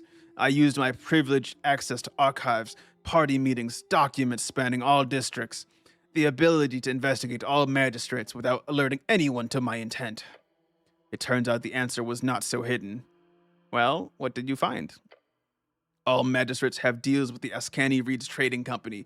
I mean, I kind of knew that already. Your investigation. I figured that out in like 5 days. It took you months. Skill issue. In total, approximately 85.5 million crowns in the form of public work investments, guild expansions, targeted trade tariffs, consultancy fees, and illegal sales of Norvikian property, including land licensing bids, key positions within the district bureaucracies, and sometimes even just gifts. The butchering of our beloved city. The magistrates are smarter than you thought. Oh yeah, I've seen one of those contracts. Darrow is selling all the shipyards in the city. You see rage flash in his eyes. I had heard of that. I am sad to have it confirmed. You got the receipts for the other ones? Some, barely anything. Anything damning is kept under wraps. Everything else looks innocent on the surface. They're creating opportunities for foreign investments, and that's a good thing. Argue against him. This is horrifying. Agree with him. You know, it's kind of fucked up that, you know, they went against the original plan. Yes, it is, brother. I know why you are here. I am responsible for the explosion, but at the same time, we are getting a real election versus the cabal of people picking the election, you know? That is also true. That is also true. But then obviously, you know, it's got, you know, ups and downs here. I know well why you are here. I am responsible for the explosion. He admits it. There you go. So why did he do it? The elf, she... Gorm lifts his head. He places his hand upon the pommel of his sword. Bro, I need you to drop your sword to the ground. He smiles. You are a good cleric. The party of Norvik has been entirely corrupted by crowns and foreign interests. He scoffs to himself. Our city sliced up, auctioned off. I mean, why didn't you speak up? Break your oath. People would believe you. They trust you. Sounds like you gave up right away. So what, you turned the dark man? That is kind of an unhinged way to respond to it. Brother, my oath is not one to be broken. I swore my life to the party. I mean, there are ways to get around it, probably. Come on. Skill issue. Not this oath. If I spoke to the press, if I spread rumors, if I so much as mentioned their foul play to a beggar on the side of the road, he laughs. My body would reject the words, as my soul would reject its vessel. My life forfeit to the whims of this fallen city.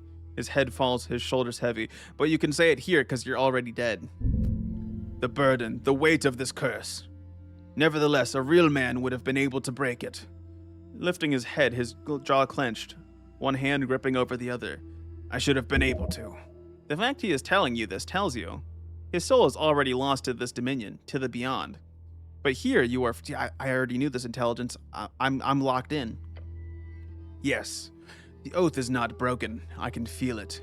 But here, Earth does not watch me. Here, he does not see what a monster I've become. I wish he never does.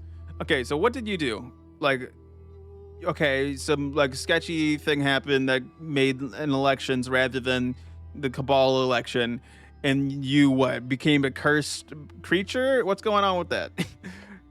He lifts his mutated arm, the flayed skin pulsating with the vein-like tendrils. I sought out the aberration. Oh, fucking course you did. Oh. We all knew he was there. Everglad was never considered a threat down in his flooded temple, nor were his warlocks. I did not imagine he would so easily give me everything I needed. And what did he give you? Power. Terrible, terrible power. He clenches his mutated fist. A god never dies, brother. They simply fade from our world. That much was clear when I watched him go. That means with enough power, with the correct esoteric ritual, I can return him to material reality. Okay, dude, man's lost his fucking mind. Holy shit. He takes a decisive step forward. I can bring back our god. The nature and rules of walking gods are not strictly defined in any academic circles. Be wary of anything this corrupted paladin tells you. You want to resurrect Earth? His face grows dark. I can bring him back. You can smell the hubris. 1,400 pounds of silver, branches from 5 trees grown on the soil of his birth, diamonds carrying a worth of 100,000 crowns as per last material break. And the paladin bites down on his words. It's all ready. I have it all. An overwhelming value, even for a high-tier resurrection. For a god, this very well could be a reasonable material cost. What was that fourth thing? Yeah, what was the material break? What was that about? What's this spell called? Also, hello, congrats on claiming first, even though it's not really first. Let's see. We're just getting trauma dumped by this paladin who's kind of... I still think he's a little bit crazy. He's kind of going crazy. How did you learn to cast it? When are you casting it? What level? What's this spell called? I do not care to name it. It does not deserve one. Why? Why is this reservation? A spell needs a name. But this is what he wants. Why not revel in it? So what makes you so certain this spell will even work, buddy? Gorm, can I call you buddy? A vision, brother. I know this is far-fetched, but here, in this beyond, there are no limits to spellcasting. Are you winning, cleric? It's wizard, but I don't know. I don't feel like I'm winning. I lost my friends. They're somewhere here in the abyss, and I don't know where they are. We came in here, and they're fucking gone. The rules are different, wilder. There is an esoteric freedom. I have seen into the depths of this place in all this time I've spent here. I know I ask much of you, brother. I ask for your faith in this spell and in me, but I swear Earth is here, somewhere close. I can feel him watching me, giving me these visions. You realize what you sound like, right? Yes, I am aware. I'm a bad friend. I'll find him later, Ella. I'm sure. I'll find him. I hope. If I don't, I'm gonna crash out. I both look and sound like a raving cultist. He flexes his mutated hand with another wince. So I have given my body and soul. Why not my dignity as well? What level is the spell? I do not know. 10th? 11th?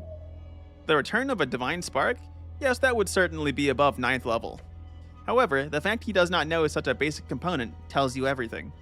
So when are you casting it? I've been casting it for days, brother. It is near completion. And how did you learn to cast it? Everglad's esoteric connection with the beyond allowed me to make contact with a number of otherworldly beings. They helped me mold a custom epic tier spell for the sole purpose of resurrecting one specific god. So dude's actually fucked us all. He's actually fucked us all. He's like, let me go trust the sketchiest motherfucker out here. All right. I know I trust Viskin, but I swear, chat, Viskin is a cool dude. This guy went to the literal aberration that lives in like the underground ruins and said, yeah, we're gonna trust you. Nah, fuck you, Gorm, fuck you. And how did you get all the spell components? The branches I secured myself by visiting the cursed lands, the diamonds and silver secured via Ilum. The elves paid for your spell? Oh, this just gets better and better. So that the spell's gonna go terribly wrong, right? They did, in full. What did they wish in return? The same thing they always wish for, our eradication. He coughs and winces. The Ilum wishes to stop freeze-striders from getting a foothold in Ascan. They believe the Earthfolk to be weak without them. Easy prey. They are wrong, but I played into their assumptions. To them, I was a rogue paladin wanting revenge on my people, one who needed funding to establish a network of dissidents. After a few favors, they gladly provided me with the silver, the diamonds, along with an agent to plant the necklace of fireballs. You brought the necklace of fireballs into the city? Okay, so why did you blow stuff up? I still don't get it. Yes, I signed the paper to get it through customs without inspection. Then it landed in the hands of an elf. Pinja Athena. Wait, so... Okay. Their warden of outreach told me she was a traitor. He raises his eyebrows, caught by what you say. A warden, Whatever he told you, you may discard. Never trust an elf. But you trusted them. You worked with them, dummy. Trust an elf to do exactly what the elf needs, nothing more. He looks off into the void. The elf did exactly as her master ordered. She took the necklace from the shipment on Waterlane. Then she made sure the box was stored in the space underneath the temple. In Drummer's secret tunnel. The tea shop owner, yes. I visited a few times to make sure it was a good spot. Pinja Athena made sure the crate with the hidden necklace was stored inside. It was supposed to stay there until the election, at which point... and then he would blow up... He would be a terrorist and blow up the election? What? Let him speak. The paladin twitches as his hand appears to tense up. What did him say? What are you gonna say, Gorm? I'm gonna be silent. Everglad whispered in my ear that morning. He told me the elf had set up a meeting with a freeze-strider agent. I intervened. I entered the tea shop from Pillar Crossing, past the tunnel. I found her sitting in one of the booths. She had the necklace of fireballs in her grasp. Oh. The elf was planning on selling it, to make an escape for herself. I don't blame her, but I could not let her take it. The thought, the possibility of did not cross my mind. I cast Charm Person on her, though I had forgotten how the elves ignore such effects. Blunder of the decade. All paladins are the same. They never think before they act. She reacted violently, threatened to blow us both up. Again, I do not blame her for this. Before I had a chance to, before I figured out what to say, I saw it in her eyes. She had already made up her mind. I cast Misty Step, reaching the edge of the room before it hit the ground. She was incinerated instantaneously. Me, I made it out with seared flesh. He closes his eyes. She did not suffer for what little it's worth. No. She did. Blue flames, a heat and blast so wild consciousness is drained from the shock itself. Heat, an obscure novella about a Reedian revolutionary falling for her servant Steve. Wow. She did not feel the fire, but she felt everything before. Ooh, yikes. But why? She blew herself up just to get you? Why did you need the necklace so much, buddy? I think I know why, but the paladin looks at you with dead eyes. Your gut sinks. It conjoins and toils among the eternal waters, words spoken by the gruff man near breaking your resolve. There is a fourth component to the spell. Stare at him. One final sacrifice. Of course, the cost of a god's spark. And what is the final component, Lord Gorm? He does not meet your gaze as he says, the true souls of 27 of his believers. What? What? One soul for each year since his fading, forcibly taken into the beyond. Souls, what is he speaking about? Oh, wisdom, silly you. Holy shit. They will be channeled here to this exact corridor upon death, at which point the spell will be cast and Earth will return to the rest of his people. He closes his eyes and mutters a few words to himself. What? Thus I am forsaken. A worthy sacrifice for such a mighty spell. I mean, 27 is not that much. That's really not that many, right? That's really not that many. All right, I thought it was gonna be like hundreds or thousands. That's a lot of dead bodies. Sounds like a hassle. 27 innocent people, huh? 26. I will be the final sacrifice. You think that makes it okay? No, none of this is okay. Okay, are you insane? Not yet. His two words are joined by a grim scowl upon his face. And that will resurrect Earth, you think? I believe it will. You believe it will. I see. I need your help, brother. Without the necklace of fireballs, it will be a grim task to collect these souls. He holds out a clenched fist, mutated flesh in a grotesque ball. Will you assist me in resurrecting our god? If he wanted to kill himself for the cause, that'd be one thing. But now he's making that choice on behalf of these random people? And for what? In the hopes of bringing back some dusty old god? Fuck this and fuck him. That's what I'm saying, dexterity. Yeah, let's do dexterity. And as interesting as seeing an epic tier spell in action would be, do not follow this madman. You have cast so many spells from a position of naive intrigue, where the forces break your very flesh apart, with nothing to show for it. A spell of this value and power, how do you imagine it would end? Probably bad, exactly as its caster intended? Do not follow this fool into his demise. It's impressive, really. You have this crazed maniac of a paladin ready to perform mass murder. But listen to him, he's so assured in his own righteousness, so profoundly up in his ass, the very road to the deepest hell will become flooded by his massive tears, once he offs himself, of course. Until then, he's your problem. Choose your next words carefully. There's no one here to save you. If you make a shitty choice, you'll have to live with the consequences for the rest of your life. No pressure. Oh boy. Take your time. You do not understand this, man. Thanks, wisdom.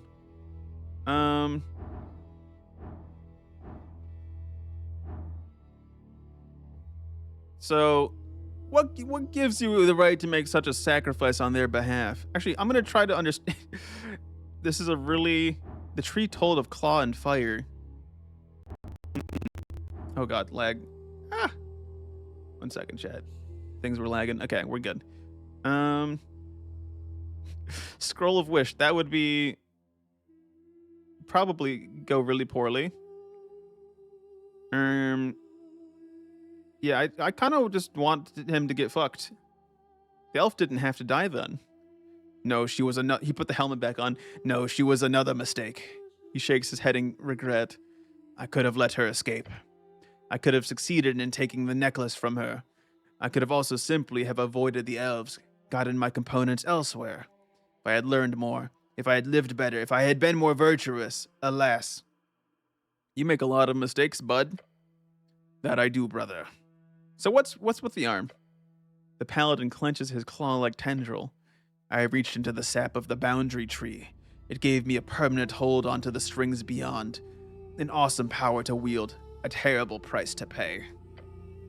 Everglad merely opened the path for it, but this was the only way for me to truly gain the power fit to rival Jor, even at the cost of my flesh and soul. Fascinating. To think the simple paladin managed to soar so high. His descent will be a great case study. So true, intelligence, so true.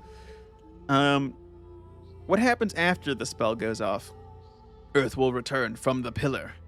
My corpse will lay before him covered in the blood of innocence, put down by some heroic Earthguard member. And couldn't Earth just resurrect the dead people? No. The spell consumes the souls like any other costly reagent. All the people will see is their god returned at a most frightening time, saving them from a mad and corrupted paladin. Earth will heal those hurt. The one who slays me will be heralded as a true hero of the city, and I will be the monster. No one will ever know the truth of this ritual. I mean, I could just tell people about it and ruin your plan, you know? No, brother, you will not get that chance. Well, not now when you've told him about it. He has thought through all the minutiae quite well. It is almost a shame his masterstroke is inherently flawed.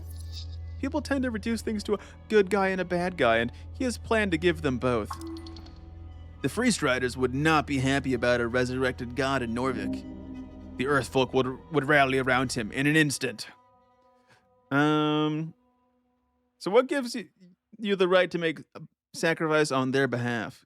No right, no law, no institution or sanctified right. This is my accursed choice, my evil imposed on the world. Okay. You want me to kill 27 random people? No. Earthfolk only. The spell does not consider the personal belief as much as their folk type. Any human living in Norvik will do. Please do your best not to hurt anyone else. The goblin population of Tolstad especially will have to be avoided. Let us not shed their blood in vain. You like goblins? The paladin blinks in deliberation. The goblin genocide was before my time. To me, the goblins have always been a subjugated people. What they became and what they are today, I would value alongside dwarves. A healthy minority, albeit lazy and unorganized at time.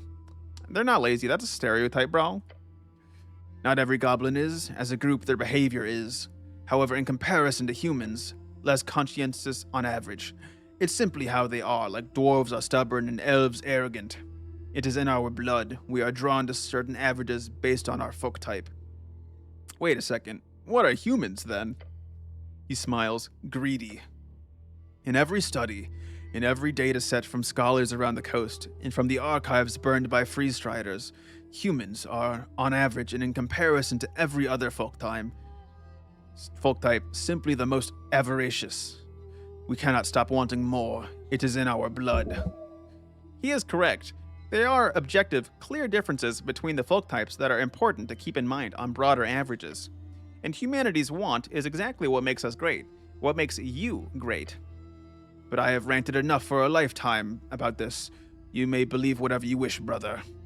Something tells me Charm Person ain't gonna work on him, so... Why would I don't really want to, what would this other path be? Like, I don't want to save him. I don't want to save him at all, alright? He's kind of a crazy bastard. I guess I could argue for another path and see what happens. I'll try to understand him. Look at that, we did it. Holy shit. He is alone. Tired, weary from decades of fighting for his fated master. He has watched for 27 years how everything they built has fallen apart. The Paladin wants to save his people by casting himself as the villain, by destroying innocent lives despite the pain it causes him. Is this what it means to be truly good? To go against everything natural and decent to help untold future generations? I cannot understand him. No, perhaps not. If empathy is off the table, then sympathy will take its place. Despite all the horrors involved, I could argue for another path.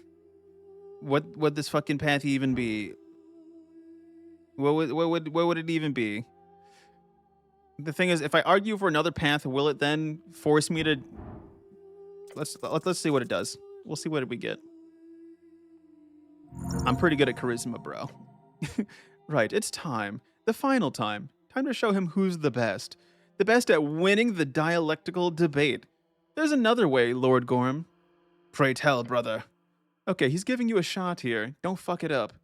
I've spent countless nights arguing with myself, thinking over every possibility, every action. If you have a solution, I would love to hear it.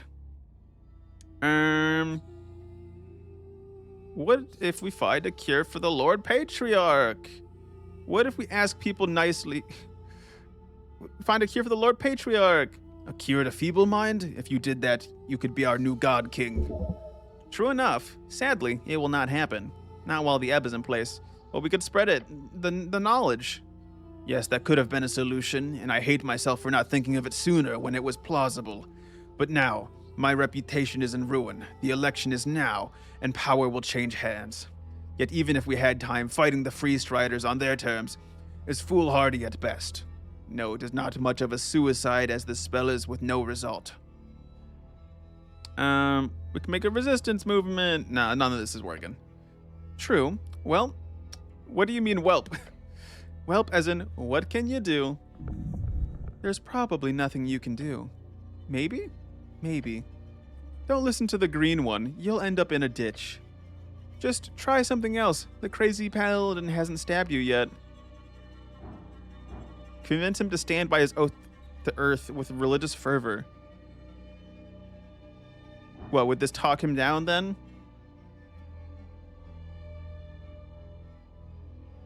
I mean, I could probably succeed on this, honestly. I have advantage to get a 13.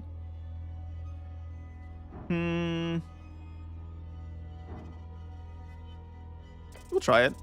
Might as well. I'm kind of the greatest roller of all time. The paladin is not broken. He knows exactly what his god is. There is the horrid truth, one deeply ingrained into the body and the skin and the muscle tissue of this broken man before you. This is a man who is throwing away everything, including the love of his god, for the purpose of reaching a better world. You can see it in his eyes. It is written in his flesh. The grandest thing a man can truly sacrifice would be everything that makes him good. Gorm believes that somehow he knows in his vision-filled skull this string will lead to a worthy end. But he does not know anything. He has faith.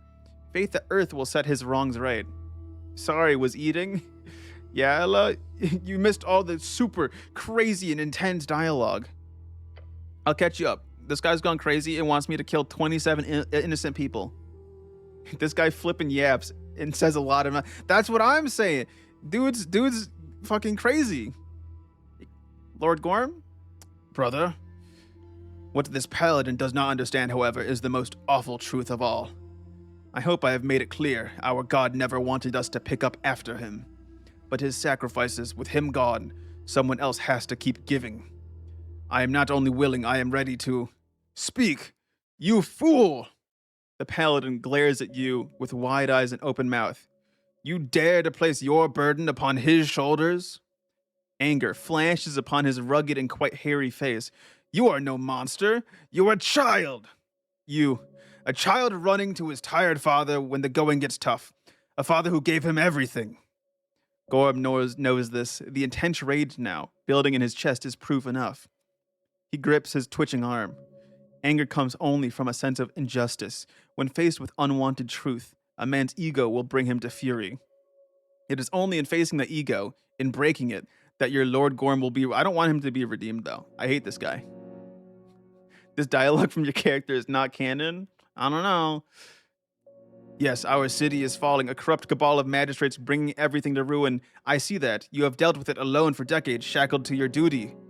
They threw away his legacy. The words spoken through tremendous temper. Teeth clamped down, voice low. The insidious forces of reeds, they cannot be stopped, they cannot be. I never saw him. You did. So tell me, did Earth ever tell you to always rely on him? The paladin lifts his chin and glares at you. Did he ever ask for your faith, your utmost faith in his ability to set things right in the end? He opens his mouth to speak, yet nothing comes out. Push him. Did he? No. The word snakes out of him, his face growing paler by its presence. I'm only interpreting what I've read, but I always assume he asked us to be men, real men, who would make it through every horrible challenge, every lonely night, every excruciating humiliation. He is... The paladin cannot form the words. Get humbled, motherfucker. He is left standing on the brink in silence. I don't believe Earth taught us to kill ourselves so he could put the world right. I don't believe that for a second. He shuts his mouth. He does not look at you. What did he teach us, Lord Gorm? Sacrifice. He taught us to give everything to set the world right as we could. Is that not what I am doing, brother? You are sacrificing your goodness. For what? For an even heavier burden to be placed upon him? Even if everything in your spell goes off, with every esoteric mishap ignored, and his divine spark returned to the coast, Earth would be saddled with everything you left behind. That is not, he would... Alone, Lord Gorm, he would be alone against this terrible fate. The paladin stares at the reflected stars beneath his cape. Alone. This is not a sacrifice, this is vengeance. Vengeance? Well, for example, I feel very angry at my dad all the time for going outside to face that troll. Oh my god, we're getting into our backstory now? For leaving me and mom alone, his eyes fastened upon yours. If I met him here, I would want to place every problem in my life at his feet. Yell at him to fix it. Because why couldn't he? He's my father, he should be able to. I look around, tears in your eyes, but I can't, and he can't either. And just as the son need not dig the trench of the father, the son also needs to step the fuck up sometimes. Lord Gorm takes a crackling breath. His mind is racing, his pain is growing, but he listens. I wait for him to find the words. I am bound by duty above all. He covers his face with trembling hands. I have never known a life beyond this helm. My lord often spoke of probability. He saw them through his divine visions, yet he could never tell me of my chances in this life. He could never tell me, but he often asked me about my thoughts on risks, on how much I was willing to gamble, to sacrifice, in order to protect those who needed it the most. He always told me I was reckless, because I always go for anything over a 50-50. What are you doing, Lord Gorm? I'm getting ready. He's about to do some crazy shit. What I should have done years ago. Lord Gorm places a hand upon the pommel of his sword. Most things in life are 50-50. It is our duty to lower the risks. His voice crackles behind the iron. Those are his words, written and spoken again and again. His mutated, twitching hand on the grip of that legendary blade. I have failed as a man and as a son. You can be redeemed? No, fuck you that. You have fought bravely against impossible odds? Nah, fuck that. You have failed the city? That's my current take. No, Gorm, I think you are a good man. No, you failed the city. Pay for your crimes. Fuck you. Yes, that I will. He's gonna kill himself right in front of me? Or is he about to fucking strike me down? Am I about to get fucking smited? Tell me, brother, what is your name? You may address me as Wizard. A wizard. He is content. I place everything in your hands. Wizard of Norvik. Yes! Yes! Yes!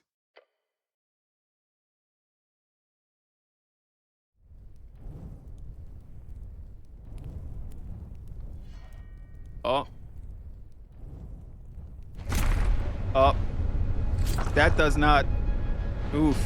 That's... Okay. Wow. Okay, then. Well, then. You do not know if any of this is truly the right path, but it is now done. Lord Gorm has chosen his fray. Earth be blessed. You watch as his spirit is drawn towards the stairs. The last paladin of Earth. May the strings forget his failures. All of them. Though he will not be so easily forgiven. Cleric! Hey, Snell! What's up? Ah! Your companion is winded, his face glancing from side to side in the darkness. This place has been fucking awful. Feels like I've been running around for hours. Dude, Snell, you do not know what you just missed. It was crazy. You okay? The sling is in his hand, ready for a fight. What did I miss? I took care of the bad guy. You what? Does that mean? He gestures forward. Lord Gorm is something in the distance. Something radiant. Etir, my roommate! And glorious. You noticed your celestial companion descend from the darkness, her light finding it difficult to pierce the veil. Cleric, Snell, apologies for the delay. This plane is vast and full of beasts. Full of what? Beasts. They have been vanquished. I see you, too, have been successful. Well, there were beasts out here? What the fuck? Yeah, I was about to say, Lord Gorm is dead. So it seems. Lord Gorm? The missing paladin? That makes a lot of sense. So he blew up the tea shop? Well, the elf blew it up. Lord Gorm was partly responsible for the necklace of fireballs, though. His eyes light up. Ah, right. So it was a conflict. An attack from within. Yeah, Gorm was part of a plot to blow up the necklace during the election, as was Pinja, right? But Gorm was only faking it. What? Gorm was pretending to hate the city so the Ilum elves would fund his dark ritual, which would bring back Earth from the dead, but he also needed to kill 27 Earthfolk to finish the spell, which is why he needed the necklace of fireballs, but since Pinja blew it up, he was now planning on going out there and killing people by himself. Ah, I see. I'm glad you understand, Snell. It's just so easy to understand. What? Ah, we were doing so well, Snell. A ritual to bring back Earth. The angel repeats your words as if she is grasping their meaning. Yeah, he invited me to join him. We talked, and the angel glares at you with many eyes. The goblin stares at you with two. He invited you? Yeah, he kind of he dug himself into a pit, and there was no way out, and then he just kind of stabbed himself with the flaming sword. Oh. Yeah, he put his flame tongue through his chest and it was crazy. A tragic end, a tragic path. I am unsure what to do with this information. Damn. Perhaps we shall discuss once we have returned. Yeah, great idea, Adir. Now, how do we get back? There was a man on the steps. Is that the cobbler? Who's the old guy? The angel's halo stops spinning. Whoa. Cleric, this man. Breathe, it is finished. You have chosen well. The old man puts his hands behind his back. Before you go, I would wish to have a few words with you, but no hurry, time is still now. I stare. You do not lose anything by taking a short rest, I assure you. He smiles. You know who that is. This will be an interesting conversation. It's Jor! You are not yet done. Breathe. First, breathe. Breathing. Let me pick up the cool sword, though. It's mine now. The Flame Tongue of Norvik. +3 strength. Wow! What's it say? A Flame Tongue. These legendary blades were forged during the Gate War. Many have been lost through the eras. Many have tried to replicate their power. Yet this weapon remains beyond the grasp of even the greatest artificers of the modern age. This one belongs to Norvik. But for now, you may wield it as your own. Alright, let me read chat again. Coming from the character that pulled nothing but hijinks the entire game, you cannot give a scolding. Ella, I was totally justified. I am a very serious individual. Thank you very much. It's too late, Kay. You've fallen into alpha maledom. I was like, okay, I don't know. Strength, I'm chill, buddy. But, we got what I wanted in the end. Can we roll that back? You aren't a wizard? I am a wizard, Ella. I will ban you for saying I'm not a wizard. Okay? Don't deny my wizarddom. Can I behold? Again? Oh no, I already beholded once and fucked up. I remember now. Or is this Earth? Is this potentially Earth? The timid man greets you with a lowered head. Hello. So were you watching that? I was. He meets your gaze. This road has been terrible, all due to my negligence. It's Earth. Huh? Why is he talking like he's the one who... Who are you really, Newt? You know this guy? He wipes some dust off his apron. I ran into him before. He's a cobbler. Right, a cobbler. I'm sure there's lots of shoe emergencies out here. He shakes his head. I'm afraid there is no good way to put this, but I shall make it clear for you, I swear on it. Well, you better explain it quickly. Not sure any of us should stay in this spooky hellscape any longer than we have to. You are very correct, Snell, he says with a smile. This place is bad for a man. It brings him to face both his heart and even fouler things. Then he looks over to Etir. You seem to handle it just as well as expected. She looks at him in silence. The goblin looks back and forth between them both. Okay, I'm getting freaked out now. Okay, I'll let him speak. I am Newt, son of Tok. That is all I am here now. I was born in Dejvik, amidst the early days of the First Coast War. Its chaos brought death upon my kinsmen. First, due to fate or some other cause, I was granted audience with a higher power. An audience which left me with a channel of strings.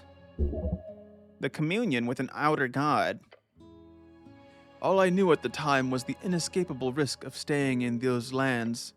Pushed to action by my brother Toll, together we rallied as many longships as we could. Our savior. We saved 50,404 people, approximately a quarter of the villages. Wow, not every day you get to speak with a god, living or no. As we left in search of a new land, those people began to look to me and my newfound divine strength for more than guidance. They gave me a name from the old world sagas, one steeped in bygone mythology. My lord, look upon your god. They called me Earth, Hammer of Fate. Wow, Niels. That can't, the goblin mutters. How? Yeah, crazy that Snell's along for the ride here. I would like to ask, why have you been here? He lowers his head once more. My existence is fleeting, stuck between material and beyond. I'd like to repeat Etya's question. Why? A true wizard would not have kneeled. Wizarddom removed. It didn't give me the chance, Ella. Okay, it didn't give me the chance. I shall provide whatever clarity I can. You see, I died like any old man should, just a few decades later than usual. But here I linger on, guarding this gate. For whom? For what purpose? Who knows? The old man laughs. It's a bit silly, really. Toll would have loved to see it. This is insane. I don't disagree. That was my initial reaction to the first few years in this place. I assure you, I too have many questions. You catch a glimpse of Snell then opening his mouth again to speak, only to shut it. Ask what you wish, I know you have questions. This man has not spoken with another for a very long time. He'll be glad to talk. Say what you wish. This is your one chance, one opportunity to ask this legendary figure anything you want. Make use of it. Well, since there's no rush. Toll, your brother? Yes, the old fool. Earth speaks with a sad smile. Haven't seen him pass through here. He must have died years ago, amidst his epic final adventure. But who knows? Time moves differently inland. Maybe he still walks the endless waste as we speak, looking for Jor's key. This is not a term you are familiar with. Make him elaborate. I haven't heard of that before. Toll, right, like Tollstad. Toll Square. I heard he was a real adventurer. He was, Snell, he was. Your god looks out into the void. Toll always wanted to travel, to understand Jor, to sail and wander. He received his circumnavigation blessing not long after we founded Norvik. Yet he could never reach Jor's point. After a lifetime of adventure, he still wanted to know. That is why he set off. My brother figured the secret to Jor would be unlocked in the wastes. Once he crossed a really cold valley, what a great name, which I later renamed Toll's Pass, my sendings stopped reaching him. Yeah, good name swap there. The last thing he told me in that final message was, "Fear not, brother, I always find my way home." Thus, I hold out hope. Can you see Norvik from here?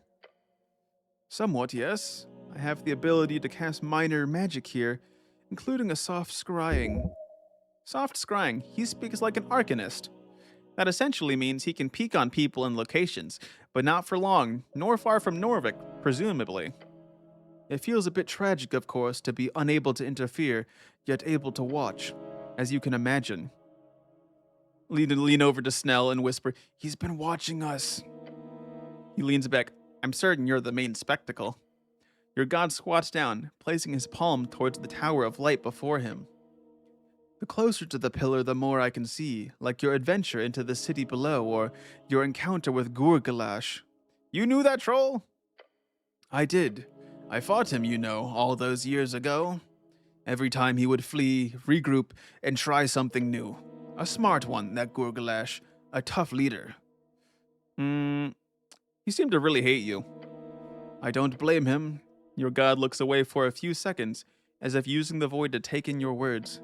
"I destroyed his tribe, Ragan. His kingdom, his people, took it from him without any kind of fair fight.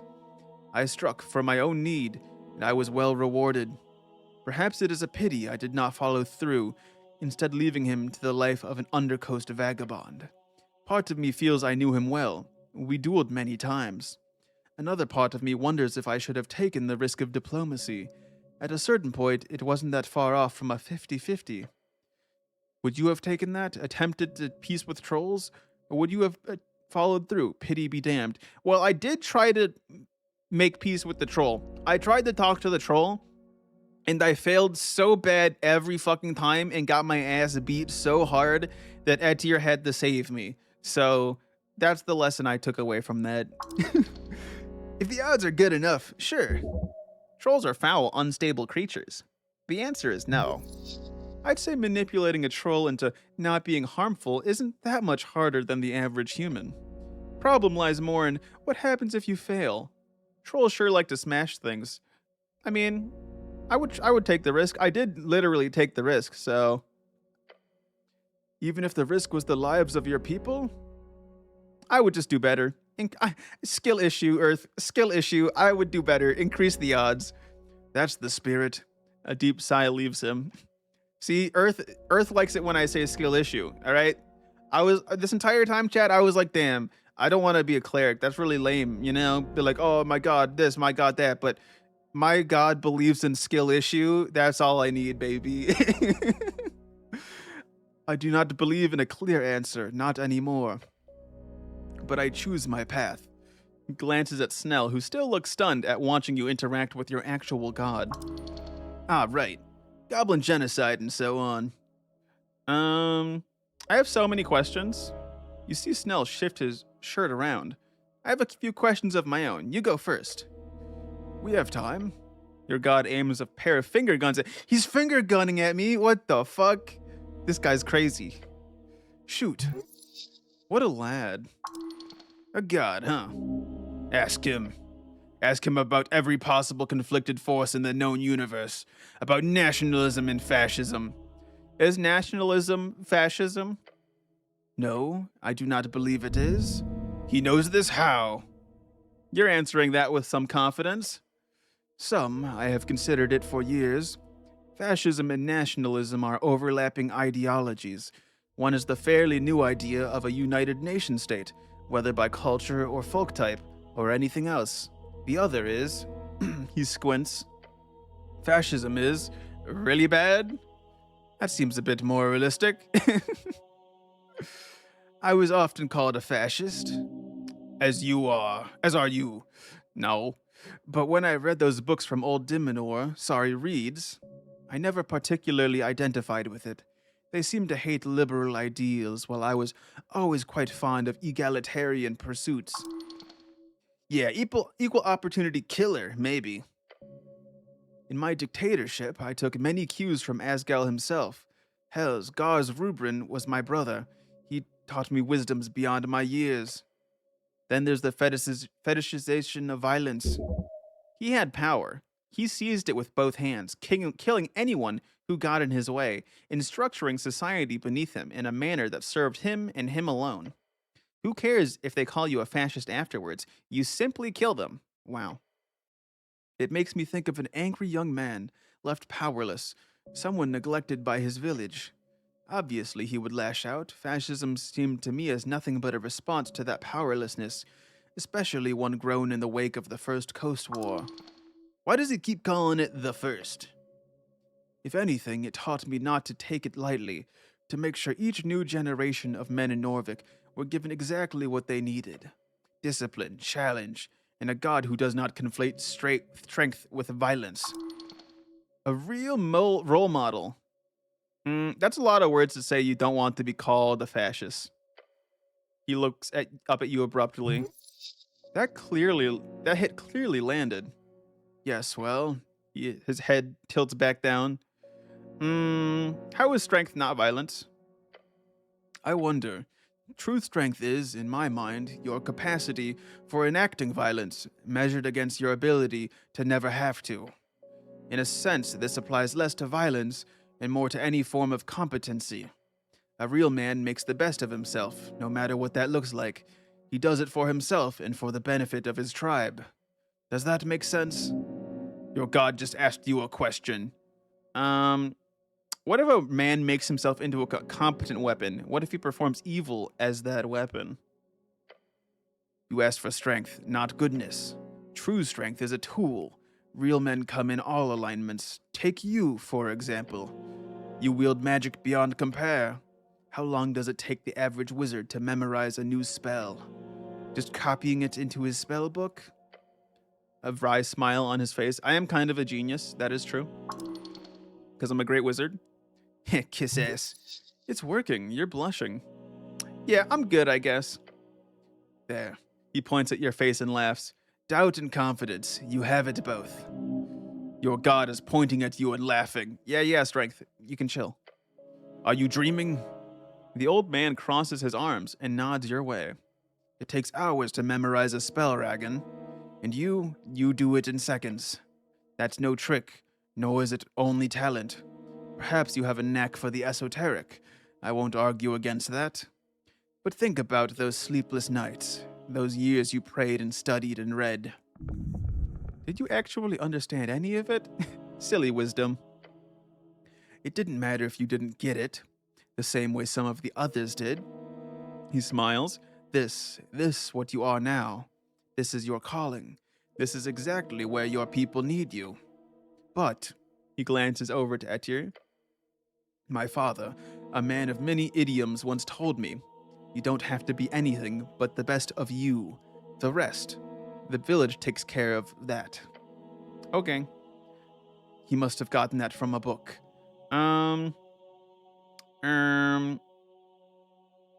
What does the red eye mean? You mean the symbol we use? That was adopted from existing symbolism. Ah, yes, that makes sense. I see. You would be one to figure that out. I never meant to build a religion, you see. But when we'd conquered a city full of ruins, with that red eye all over the place, I think it was Ag who came up with the idea called Earth's Red Eye. Turns out it was an albino lion warlord who held the ruins some time before the trolls took over. A one-eyed albino. One red eye. The old man points at his own very much dark eyes and laughs. Worked out fine enough, allowed us to spend more time on public works rather than shrines. Are you really a god? He shrugs. Geez, what a response. I had the same power as all those big shots in the divine era. Make a god of me or not. It is a banner I've carried for the sake of unity. If that banner ever grows useless, burn it. Let something new rise from the ashes. Not a god, just a very powerful man, clearly. I pray to you. Yes, you do. I cannot always hear it clearly. It's a lot. But I hear yours, that I promise. Your heart feels warm. So how do you grant us clerics magic from here? As you've been taught, I channel the divine through strings. Subconsciously, though, or maybe more like instinct. I'm an old hand at this by now. Might be a reason why I won't be allowed to move on, that I'm still needed to keep the channeling going. The contract is a two-way street. Does belief bind the god as much as his followers? Which makes me think of all the other dead gods out there, still connecting those thousands upon thousands of clerics into their sources beyond. That's crazy. Agreed. I am happy to fulfill my duty here, keeps me sane.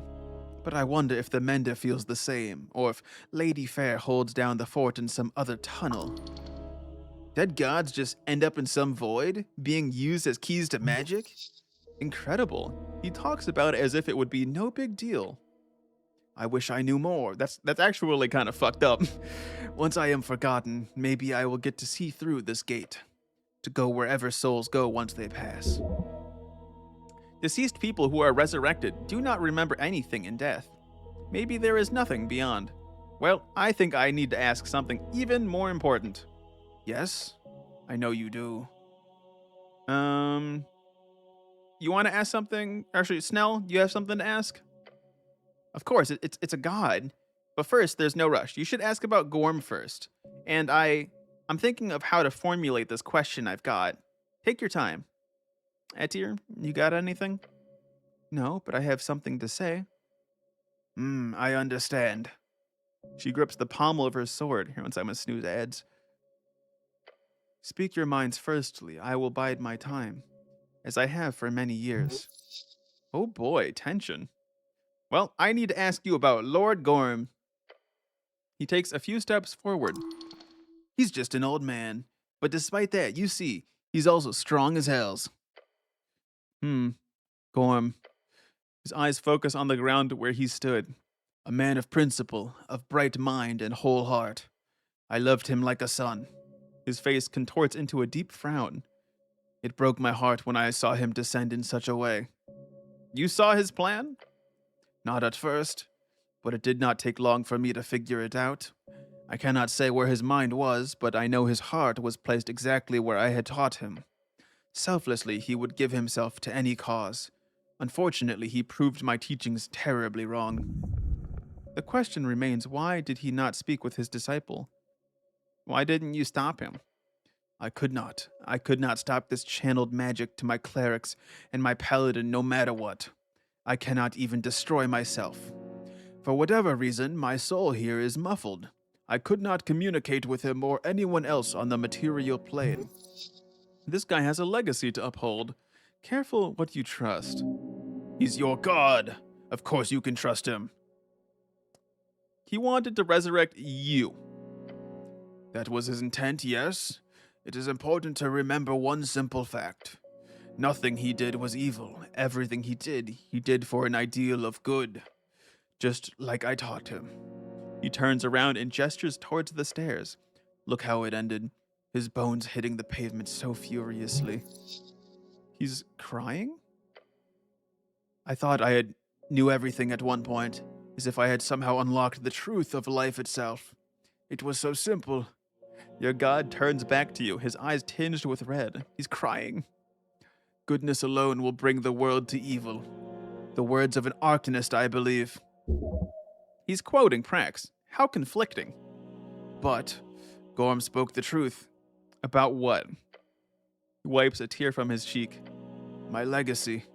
Norvik is under siege. There's a conspiracy of freestriders. The magistrates are bought. The Asgals are undermined. The Golden Horde seeks to occupy the clan lands within a decade or two. The Mender's cabal funnels riches to rebels in our lands. In my will, the plan I created to keep peace and to transition into a democratic government was suppressed. A democratic government picked by him. True democracy comes from the people, not a dictator. That is true, it is, but that road in Norvik was a massive risk. Your god gathers himself. This is all a calculated risk on my part. What do you mean? I knew this would happen, Ragan, or rather, I saw the odds in strings. It was high, he says with a clenched fist, something like 4 and 5. The problem? The odds changed while I was dying. That does not happen very often. An esoteric event, most likely. Suddenly, I saw the new probable outcome. This web of conspiracy. The old man shakes his head and looks very, very tired. The magistrates hiding my succession acted as the initial spark. The rest is your history. Well, what kind of esoteric event? I do not know. It might not matter. Perhaps it was a divine intervention, perhaps some remnant spirit or prophecy. Something changed the odds of my choice. Sadly, I am not the one dealing with the consequences. Did they actually target the Lord Patriarch? Yes, a Tarumian wizard was equipped with an Arcanist spell scroll. Tarumian, a term from a non-divine inhabitant of Divinitorum. Fucking Celestials, man. I assume. A very expensive endeavor. Poor Aksam, he did not deserve such a fate. What else do you know? I could not see who or why the magistrates keep whatever they plan under type supervision. They all stuff lead into their walls, so their homes are impenetrable for me or any other scryer. Gorm's perspective is, however, most likely correct. They targeted Aksem to maintain their hold on power, to avoid the transference demanded by my will. He had, just prior to the attack, been very adamant about enacting it properly. So why didn't you push for democracy earlier? The odds were against me. Forcing democracy at earlier points had a very low success rate. Most outcomes would simply end up in oligarchy. Freestriderism was growing in the East, and it would have sunk its claws into Norvik. The counterbalance to organized money is organized people. I was hoping to set you all on that path. The populace was not ready, despite my effort at decentralizing and pushing for pseudo-democratic guilds. The best chance was for democracy after my death, as my final will, until it wasn't. Would Lord Gorm's spell have worked? I do not know. I do not believe he knew either. So how do you see the risks so clearly? Do you like gamble on them sometimes? I did not share that secret often during my days. Lord Gorm was one of few I confided in with my struggle. A struggle? The one placed upon all us gods, he says, while making air quotes. We can see outcomes in strings. Not always, not clearly, sometimes like a play in the mind, sometimes in a short vision, but always there are odds, a choice, a chance, a risk. When I worked at my father's shop, I would work on a shoe and see exactly how, 9 times out of 10, I would ruin the leather. As I grew better, my skill improving, the odds would change.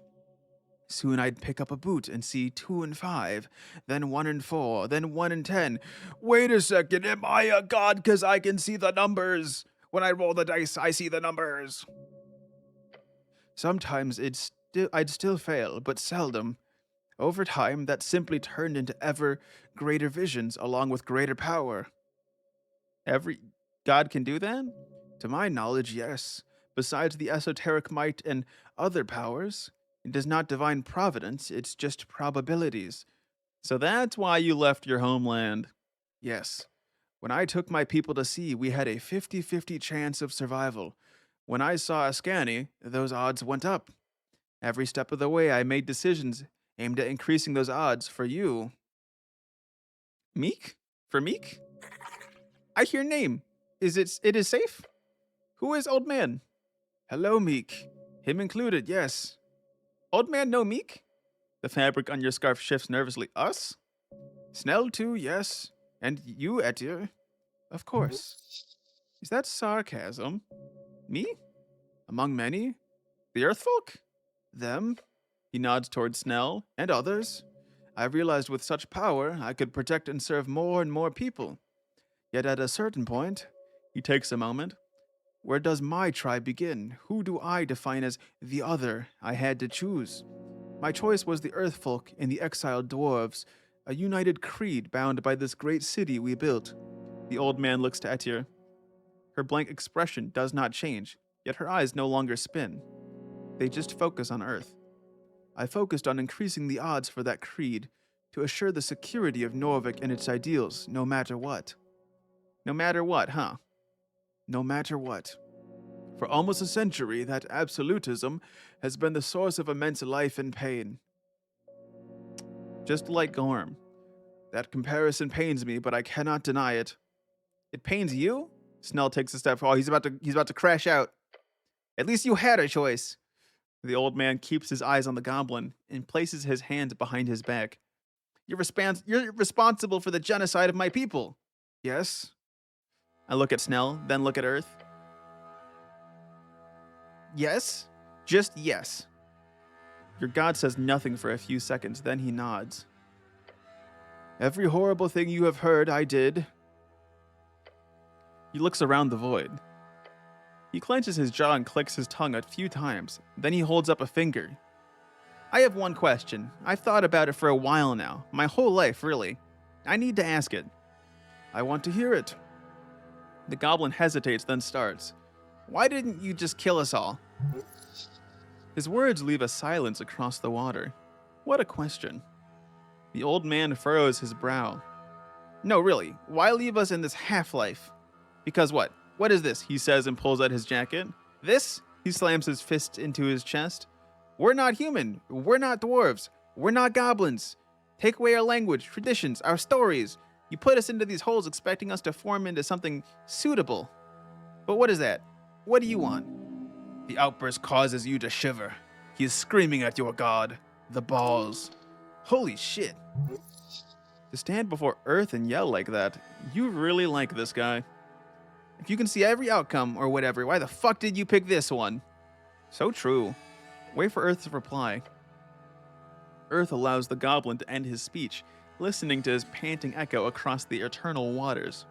Then, without lowering his head or averting his gaze, he says, I was going to. I told myself every goblin on those red hills needed to die for the safety of man, that Folk Mord was necessary, that without clearing these lands entirely of these hostile natives, there would be nothing but a micro-expression, grief. He bites down on the words. Nothing but perpetual war. After establishing Norvik, when the trolls were scattered and the coast was ours, if I had left your people alone, I saw a guaranteed future filled with inevitable clashes between goblins and humans. Those clashes would lead to more animosity, more hatred, generation after generation sinking blood vengeance against an entire people. It was one of my clearest visions, radical fanaticism, goblin armies funded by hordes of elven treasure, years of warfare in Verdun, trenches for miles, trenches, then more factions joining in over time. It would risk another coast war, simply due to the fact that humans were never meant to live here. We were never meant to take these lands. Yet we did. I did. I made that choice because every other meant the death of my people. In exchange, I doomed yours. Snell stares at him, stone-faced. Okay, so we're fundamentally incompatible and you took our ancestral homeland. Great. He rubs his eyes and takes a step away. Composure. The goblin wants to do this properly. He's trying to calm himself. You can get a question in the meanwhile. I think it's proven we are perfectly capable of living and working together. Yes, and I did see that potential. For one, goblins had a similar warrior culture to us Vikings. They had a collective mindset, not too unlike the dwarves, a clan structure similar to halflings. Vikings, the folk of Old Dimenor, who lived scattered among the western shores. Those few who survived the creation of the Curse Land followed Earth to form the city of Norvik. But the path of unity was not in any way realistic. There was meeting in the middle. At least if my vision were to be believed. I don't think you answered Snell's question, though, because he asked,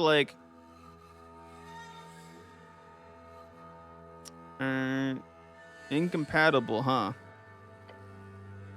There were many extreme differences between human and goblin cultures. Religious practices, views on governance, some of it based on biological realities, some on environmental necessities. My vision did not show a path of reconciliation between them. I don't think you answered Snell's question, though, because he asked why did you let some live? No, he didn't. Snell turns back around, glaring at your god. Why am I alive? Why did you spare those 3 tribes, Earth? Yes, he murmurs. The answer to that is simple. I gambled. Your god looks up at the stars. The Battle of Morgrib, Western Verdun, on the 6th year of the campaign. The leader of the Cragthorn is brought before me in chains. He demands a duel to the death. Cragthorn, one of the 13 original goblin tribes of Ascani. When moved to Norvik, they were renamed several times, eventually settling on the Halfway Bridge Tribe, or HWBT. His name is Kran. To restore his strength for a fair fight, I invite him to eat with me. This goblin speaks Dwarven, Diminorian, and even some Elvish. Over dinner, he explains exactly to me how they were superior in every way, and that the only reason we won was due to our luck. We had a god. Theirs died long ago. Tokig the Gambler. Would have been fun to see those two clash. I agreed with him. Then we discussed my options. Kran told me I was wise for killing them all. If I did not, he said, they would eventually re-emerge and destroy mankind once I faded, like Tokid did. Then, that each of his sons dreamt of spilling human blood. Snell's eyes narrow as Earth speaks. So I asked him, what of his daughters? Did they dream of war and slaughter? Revenge?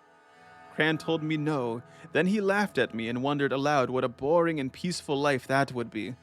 I spent the night explaining my visions to him. He, in turn, told me stories about Tokid the Gambler. For hours we talked, exchanging ideas, and I proved well and enough how I knew it all. As the sun rose, I saw in that conversation something magical. The odds had changed.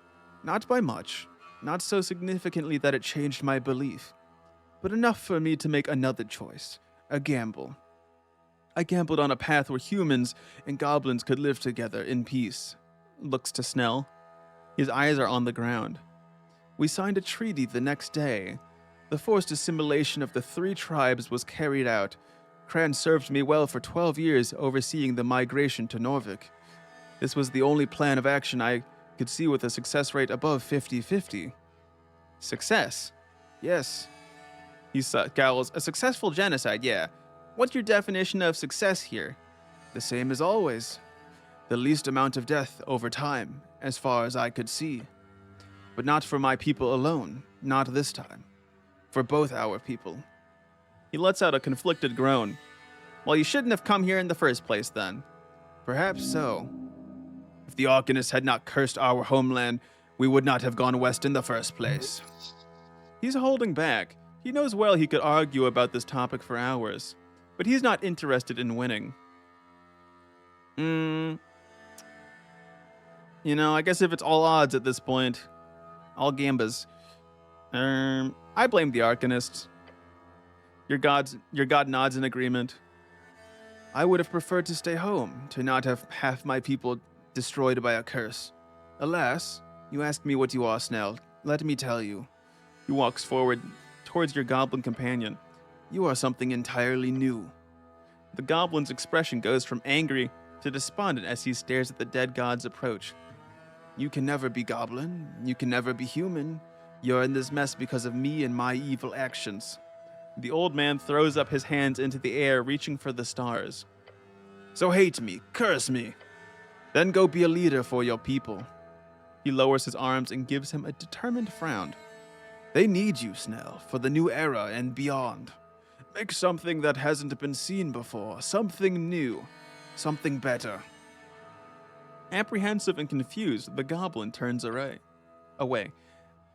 I don't exactly have a choice here. There's always a choice, Earth says, while locking eyes with you. Some paths are just riskier than others. The goblin clicks his tongue. He glances at the god and mutters something new. He's going for it. If that's a good thing, listening to this genocider, well, Tokid would likely tell you to take the gamble. If you ever meet him, be sure to ask. The old god laughs. The goblin looks on with a complicated expression on his face. I'll think about it, Earth. Oh, he's good. From folkmore to father figure in just a few words. Incredible. What do you want from the goblins going forward? Me? Because my options were past, present, future. I want to know what about the future. Luckily, I have no say in any of that. I turn back to Snell. You really... He stops himself from speaking at first and then says, you really fucked up that assimilation. I know. If there's one thing I will apologize for, it is that I am sorry.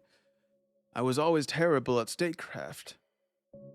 Snell shows the same face he's shown you so many times since you met him in that underground garden. To be ruled by evil or incompetence, sometimes a mixture of both, I'm afraid. You can always do better. That's why I'm giving you a 4 out of 5 stars as my god. Agreed. Not me, though, since I'm dead. But you, we will see what strings you two will walk on. But if it is any comfort around this incompetent governance, I can assure you, Snell. He gives the goblin a meager glance. Lady Sageleaf is the one who truly changed the odds. Snell meets his eyes. I never expected it from someone like her. Alas, there are many things I did not see coming. If anything, your instincts are clearly a dowsing rod of their own.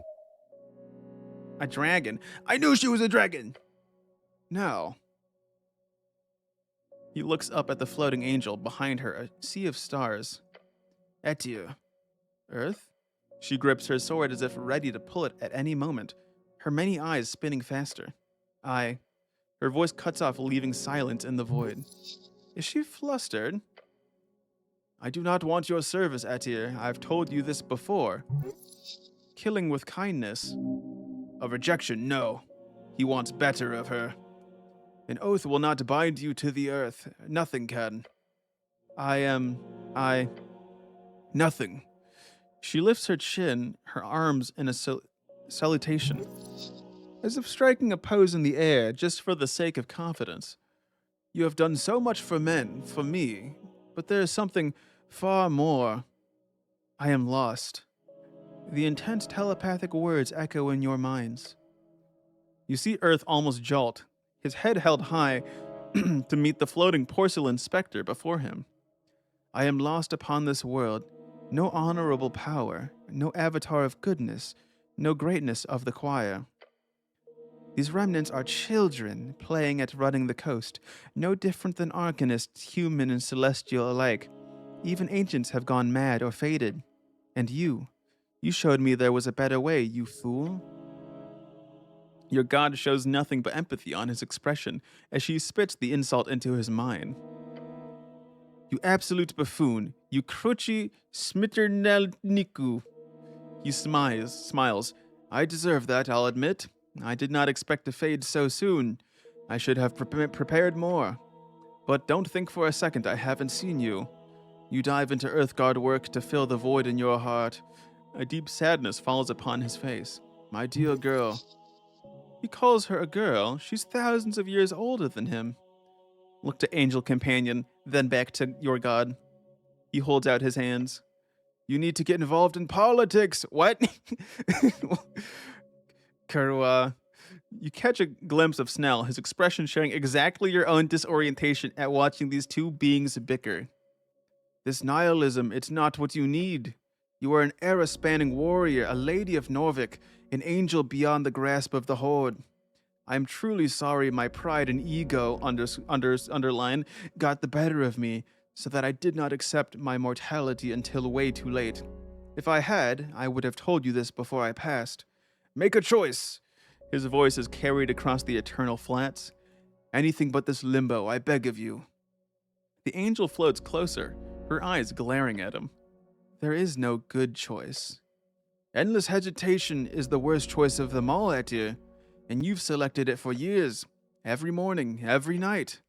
She lands upon the ground, her feet hitting the esoteric ground. Sometimes all presented choices are bad. In those cases, you might as well pick the most ambitious road, aim at the highest mountain, and see where it takes you. Her many eyes slow down to a crawl, focusing on the god. Am I wrong, Etier? With Etier now standing, you see the two of them are nearly of equal height. No, Earth. He lets out a sigh.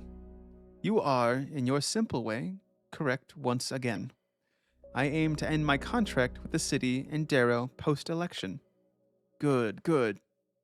He takes a deep breath and taps her on her shoulder plate. I know how stupid it is for a youngling like myself to say this, but I am proud of you, Etier. Yo, Etier, if you're getting into politics, you can be like my assistant when I become World God Emperor of Norvik. Great idea, right? I think you should take me up on that. I am sorry for my weakness. No, Earth. She gently places a hand on his shoulder as well. Your weakness is what made you special. I am happy to see you one last time. One last time? Etir lifts from the ground once more. She knows all too well how these things go. Earth looks upon you with eyes that remind you of your father. I would like to have a few more words with you, Ragan, before you return. He steps forth until you realize your god is near towering above you. I look up. I'm afraid we will never speak again, my son. Yes, this is all forced by his last will and divine might. So this conversation is truly simply an esoteric happenstance. Once time runs up, this will not align again. An esoteric event? It was, caused by me, but not something that I will ever be able to make happen again. This conversation, Ragan, he says and places a warm hand upon your shoulder. It was worth everything. I'm not a cleric, though. I look to Etir and nod. Thank you for allowing me to join you, cleric. Her voice echoes in your mind. You have done well. I look to Snell. Snell looks on, his arms crossed. Still conflicted, but with a now determined expression on his face. Look at Earth. I'm just a cleric. You mean just a wizard, Ragan. You're a wizard. Yes. Although wizard might be more appropriate. Yes! Yes! No, look, I saw you type that. I saw you, haha, get clericked either way. Get fucked. Get fucked. Get fucked. We're wizard. We're wizard. We're a fucking wizard. Yes! A correct statement, despite his theological nature. Your god chuckles at you. I bow my head. And the flame tongue, keep it. It served me well for many years. Gorm would have wanted you to have it. Despite everything, he was a good man. A good man. The words cause you unease. Alignment is as subjective as Jor. Nothing but intent. Barbarian is more accurate. Nah, we're a wizard. Wait, what am I responding to? He was a good man? Nah, he wasn't. He was dog shit. Big dumb idiot. The world will burn by the intentions of good men. Your god listens to the words with care. Is that from a book?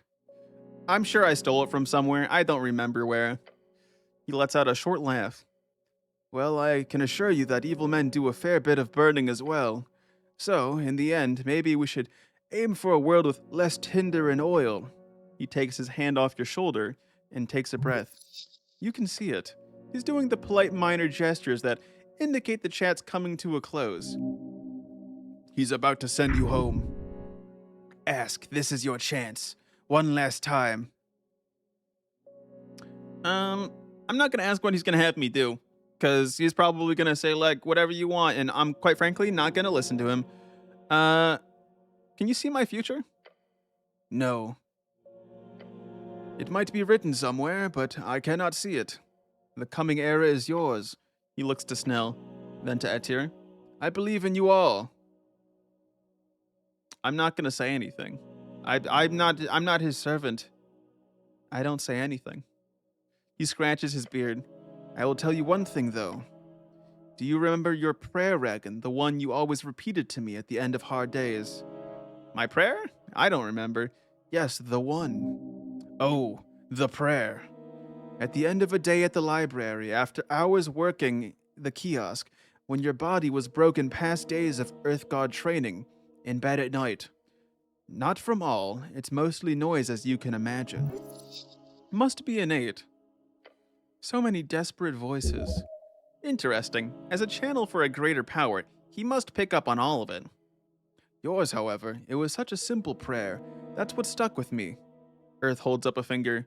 One thing you asked of me all throughout your life. It never changed, not once.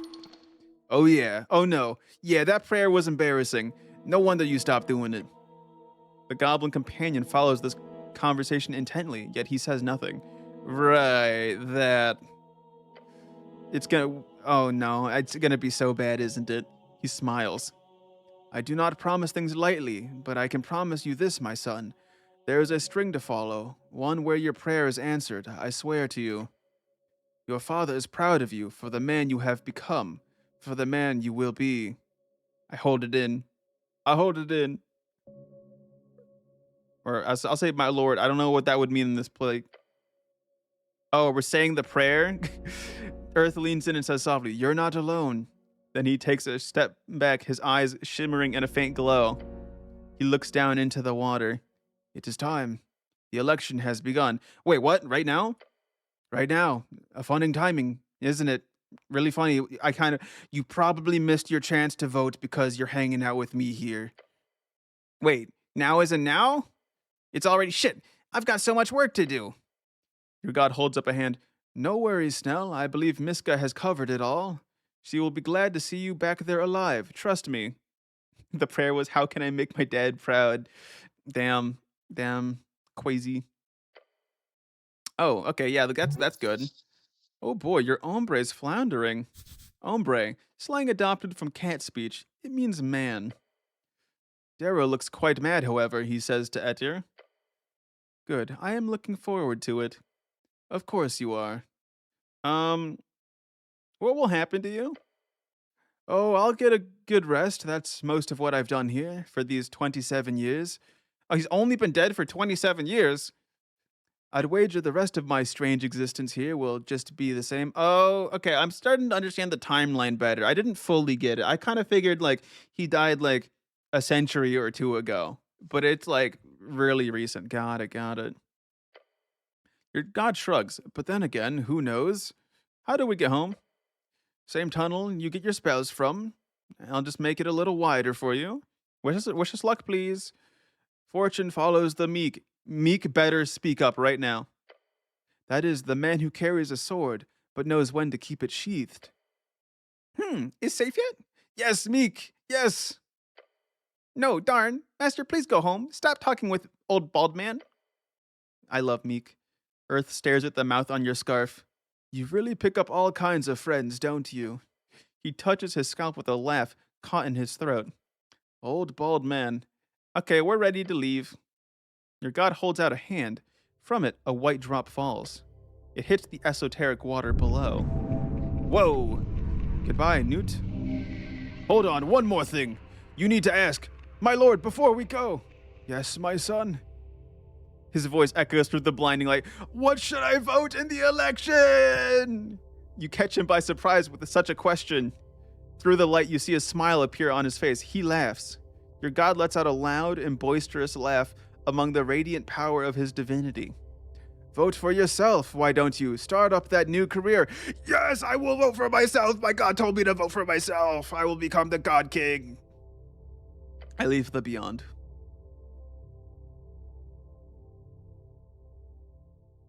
I bet it picks whatever, like, your most said thing is, I'm assuming.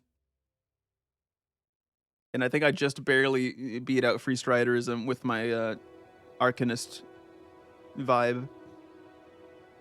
Oh shit, cutscene. Whoa, that guy's huge. That one guy's huge. How come we never saw a guy like that? What the fuck? Don't ruin the magic cake? Okay, well, no, alright then, Ella, whatever. Dawn of Election Day. Yippee! Do we get an epilogue? Oh, here we go. The city roars around you. Flocking the streets, hundreds seek their designated polling place. And you lie on the central street of Tolstad. Having successfully made it to Election Day, I gasp for air. Oh, I'm just laying on the ground. And over you... Ah, shit. The first thing you see is Snell getting up from the pavement beside you. Why didn't you tell me this portaling business would come with nausea?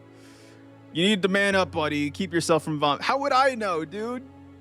I don't know. You're the big esoteric expert, aren't you? You think I teleport to the beyond regularly?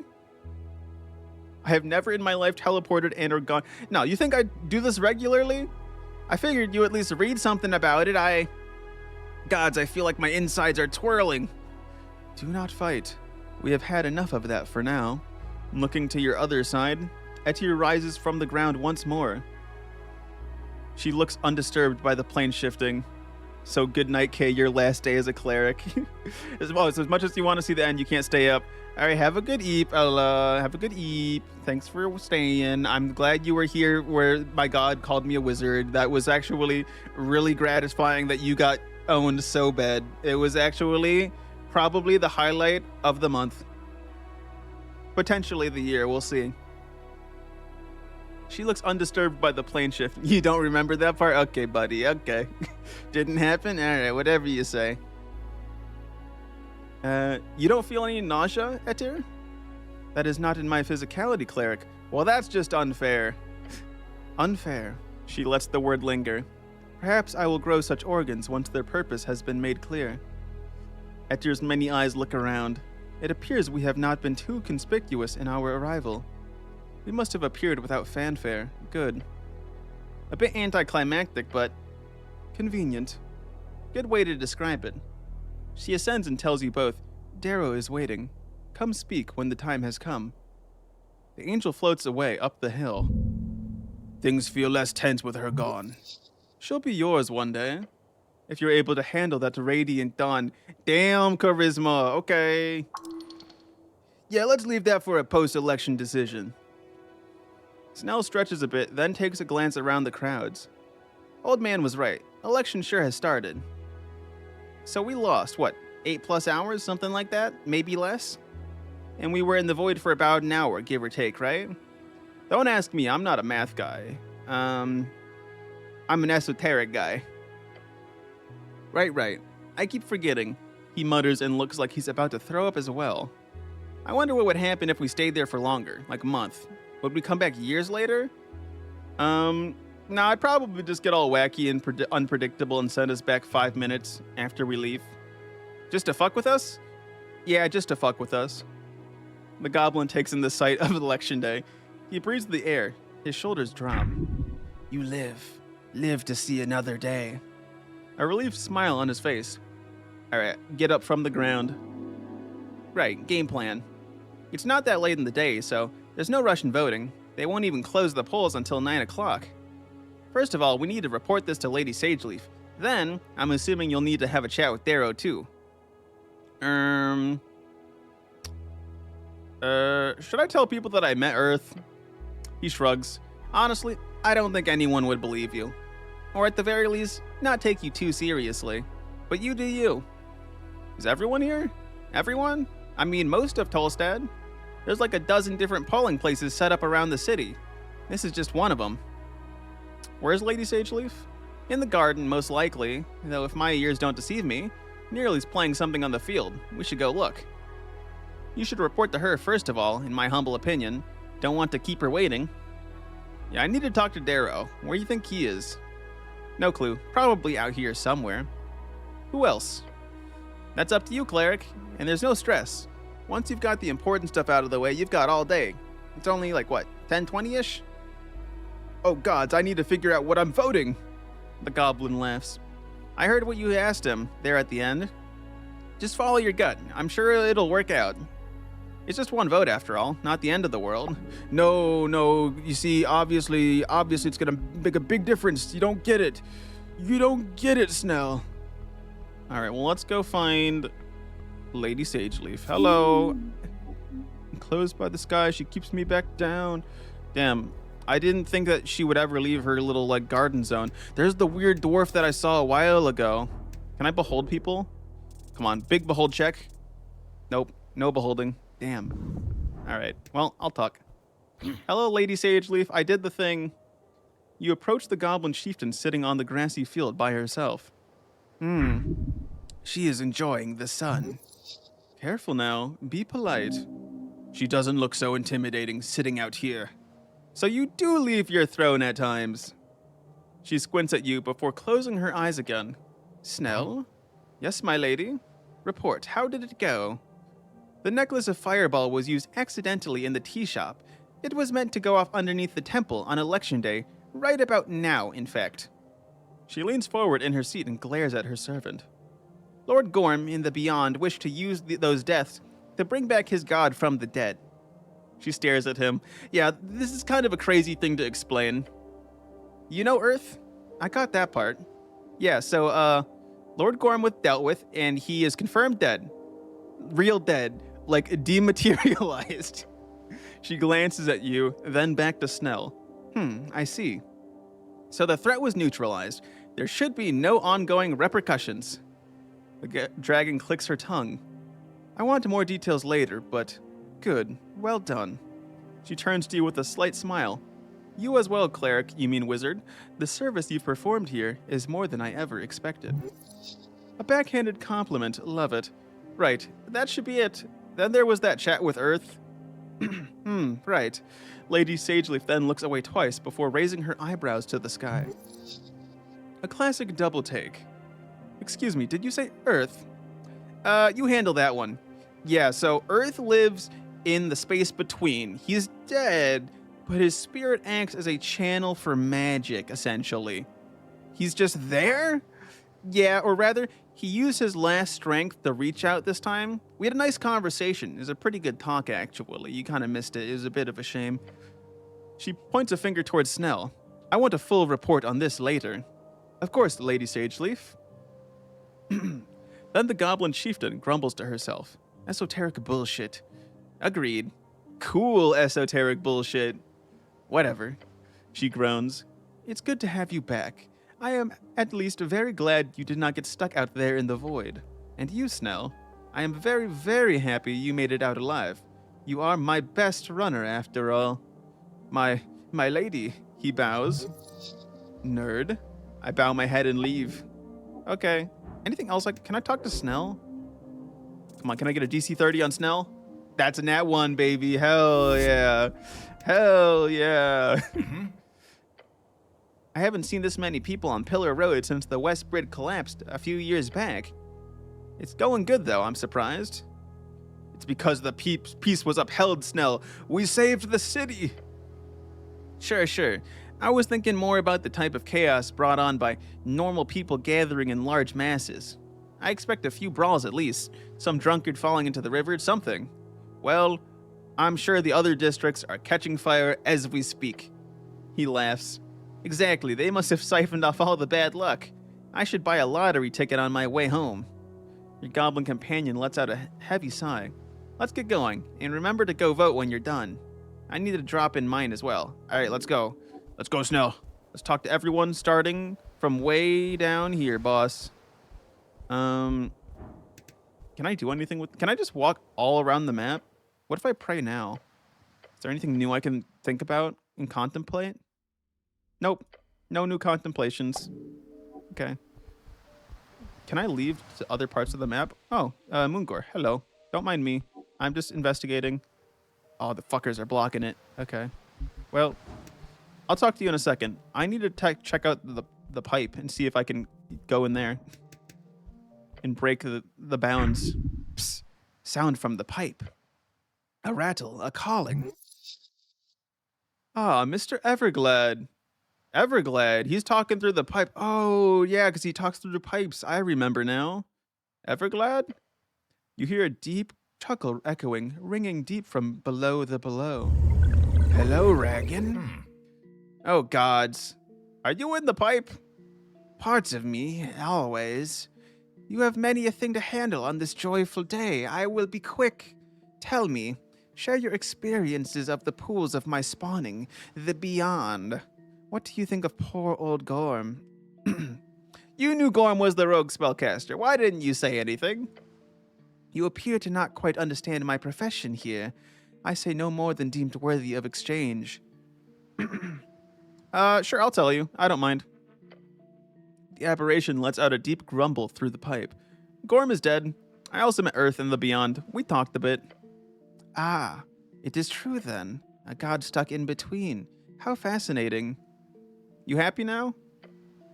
Very. And poor old Gorm, it seemed he was a bad choice for patronage. Just remind me, why did you support Gorm with those dark powers? It was a whole thing. I gambled on his viability for a certain string. His role was not quite as I anticipated. Alas, as you say, it is what it is. Did you know he was going to ritually slaughter a bunch of innocent people? An attempt at resurrecting his god, then? I did not know. However, it was not difficult to guess. If a holy paladin comes to me for power, then there are very few answers to be found. Good to have it confirmed. Well, I'll be going now. Very well. Enjoy the spoils of your suffrage now, Ragan. Speak soon. The voice fades with that ever so unnerving grumble. Sure. Great. Okay. Lobster, hello? Hello there, Lobster? Hello, Enderman. It's because your title suggests that the end is near. I'll stop now. Oh, God, Percy. Hello, Percy. Hello, hello. Yes, we are indeed at the very end.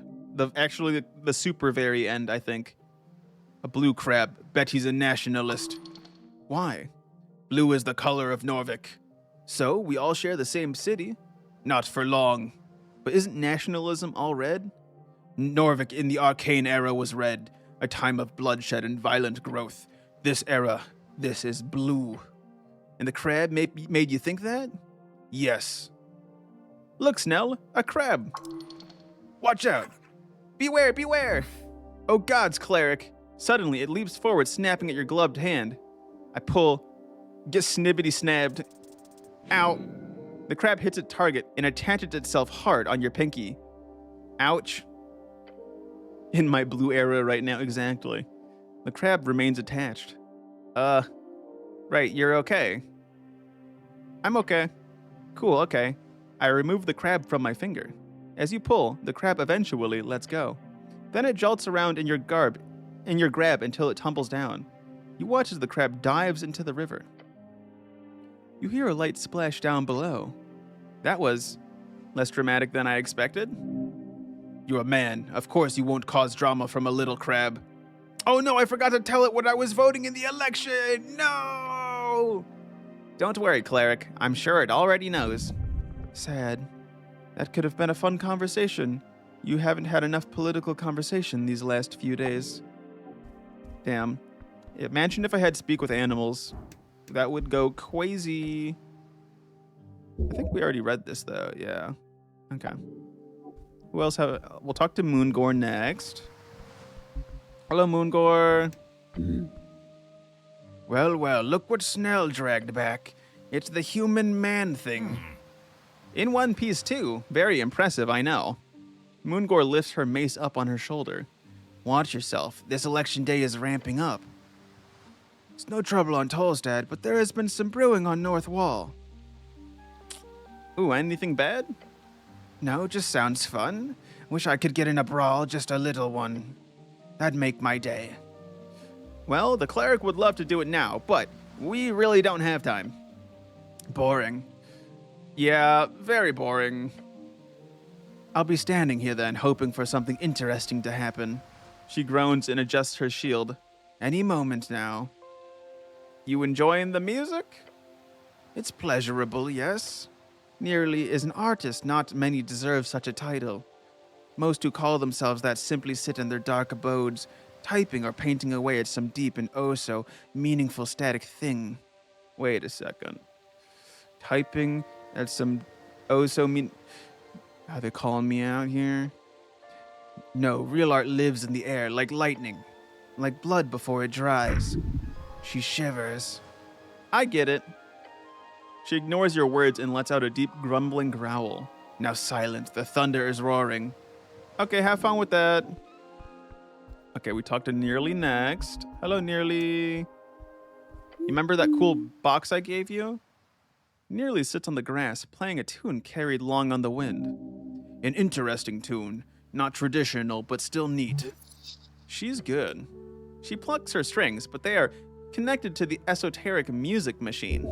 An interesting way to make music. Esoteric music. How wonderful. The goblin bard keeps playing to the Whibbit goblins. I wave to her. She glances up at you, gives you a quick nod before continuing to play. I look at the audience. They're all spellbound by the melody. Enjoying a fine day outside. Let her play, cleric. And if you want to sit down and listen, I think we've got time. I just let her play. Okay, I will leave you alone. I guess I'll leave you alone. Can I go all the way? Oh, we can go. There's so many. My bike! My bike! I'm gonna check over here first, though. Anybody? Okay, nobody over here. My bike. Hello, bike. you see your bike, now alone on the bridge. It's absolutely beautiful, as always. You could head out into the sunset with this one. A manlier bike would be red, but it will suffice. Snow watches how you stare at the bicycle. True love right there. It's wonderful to see. Why is it alone? What happened to all the other bikes? They probably cleared them to make room for all the people here. Good thing they didn't touch yours. I imagine this is how the cowboys of Old Diminor felt when they reunited with their horses. We'll never know for sure, so yeah, why not? Off into the sunset on your yellow bike. Dramatically appropriate. Epic. Cowboy tales are not real. Cowboy, a herder of cows, historically employed on the prairies of central Old Diminor, also famous for the Cowboy Rebellion. Cowboy Rebellion, a minor footnote in the early Coast War, when a union of cow herders in Old Diminor revolted against one of their first magicrats. Famously, they were known to make use of intelligent horses for their guerrilla tactics, including using entire battalions of horses equipped with portable rifles. Now finish up here so you can do something important instead. I gotta release my bike from the lock. I use knock. Wait, what would knock even be doing here? It will free the lock. You cast knock on the lock of the bike. Oh, so you didn't have your key? This is how I always unlock my bike, Snell. You don't get it. That way no one else can steal it. All right, convenient, I suppose. So now you can ride your bike back home? Yeah, after I vote, of course. Of course. Well, I'll come back for you, bike. I'll see you then. All right, let's go back down here. Anything new up here? Blah, blah, blah. No, nothing new. All right. Let's talk to the weird door. Wait, the fucking Burr is here. Burr is here. Hog? Wait, can I steal from this guy? Nah, I won't. The dwarf ignores you and whispers to the goblins. The storm calls to us. Hello, Burr. How's it going, buddy? Let me behold you real quick. That's a 2. Very nice. I'm now engaging in conversation. Burr waves his staff around the grass, causing little flowers to sprout. When he notices you, he tips his cap. Snell makes sure to keep a healthy distance from the conversation. Cleric! Wait, you speak normal now? Ness cast tongues on me. Nice. Oh, wait, I think I had Burr as, like, somewhat refined, actually. Very kind of her. Allows me to interact with people here. Hey, Snell, you should come over here. Let's do some exposure training. What's that? Exposure training? Yeah. It's when you spend time around things that you're afraid of in order to get used to them. Sounds dumb. What if you're scared, completely rationally scared, of giant badgers? Are you supposed to go dive into their nest just to see how many meters of intestines they're able to rip out before you get rid of your fear? I turned to Burr. Are you planning on ripping out my companion's intestines? Also, what's a meter? In the universe, I know what a meter is, but what's a meter in universe? Meter, a way of measuring distances invented by an arcanist named Upland Hagenshags. Today, it's only used in scholarly circles. I have no interest in that. He says he's not interested in that. Yeah, I can hear you. No offense, Mr. Burr. I'm just not a mushroom kind of guy. That's okay. I really don't mind. I bet if you want to try that exposure technique later, I bet Ness would love to get close to you. Despite the distance, you both hear and see the goblin shudder. I'll think about it. So polite. Anyhow, hello. Well, it's nice to see you, Burr. Yes, it has been a very long time, and not nearly as bad as I remembered. Potentially, it's simply because the weather is quite good on this day. But we will see. I probably won't stay too long. You checking out the election? I am. It is very interesting. Reminds me a lot of the hive-minded peoples I've interacted with over the years. For the people to sway the course of the colony, it seems like wisdom, though it could backfire depending on the general level of intelligence and individual wisdom of the people. The mushroom speaks true. People are way too stupid to handle democracy. They get what they deserve. Liberty for all. It's probably gonna go poorly. That is true. You know, it's probably ultimate freedom for all. It's gonna go poorly. Too many people are all too stupid. But we're gonna do it anyways. That seems mean to say, but, he nods, it's interesting to talk about this. Lots of people here seem to know about democracy. Thank you for sharing. Well, I hope to see you around. You as well, cleric. You appear to be a great person among your people. I wish you and your followers well. He speaks as if you are a god yourself, because I am strength, because I can see the numbers. I can see the numbers, strength, so I am a god. That's not possible, ever. You do deserve followers, obviously. Whoa, careful. Don't want to get one of those egos. All right, we'll talk to Nessun. Hello, Nessun. Actually, I should behold, fuck. You see the elf conversing with the giant central tree of Tolstad, her words clearly articulated. Oh, my lord, do not fret. They do not wish you any harm. They are voting. It's called democracy. Taking care of her elders. How lovely. The leaves of the tree rustle and the elf chuckles. Yes, it is quite silly, isn't it? Oh, cleric, you mean wizard. I'm just having a chat here with Lord Pooh. Hello, Nessun. Hello, Lord Pooh. The leaves rustle again and the elf translate. He says hello. A branch sways in the wind. In a minute now, we have to be polite first. The cleric is a great hero in the city.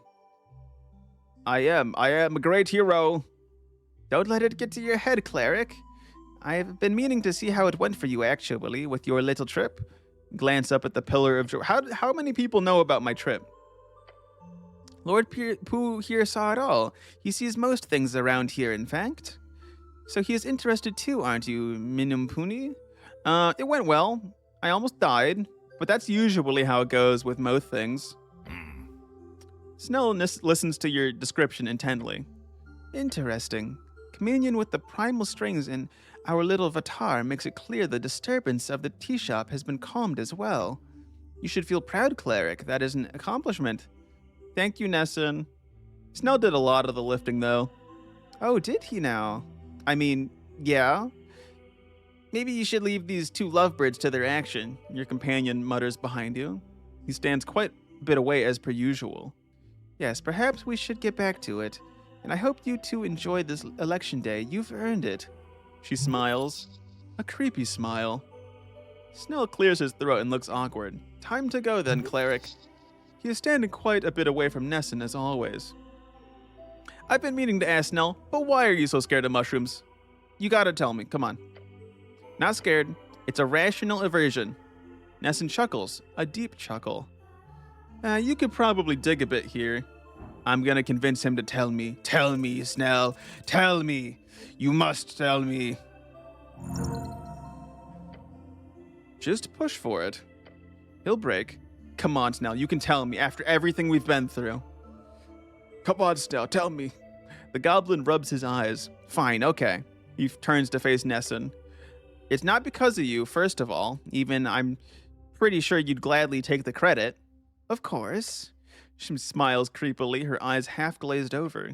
It's a bit of a cliche, but I fell into a mushroom patch as a kid during the garden expansion. The spores got in my mouth and my eyes. It was awful. Took weeks for the icky feeling to disappear.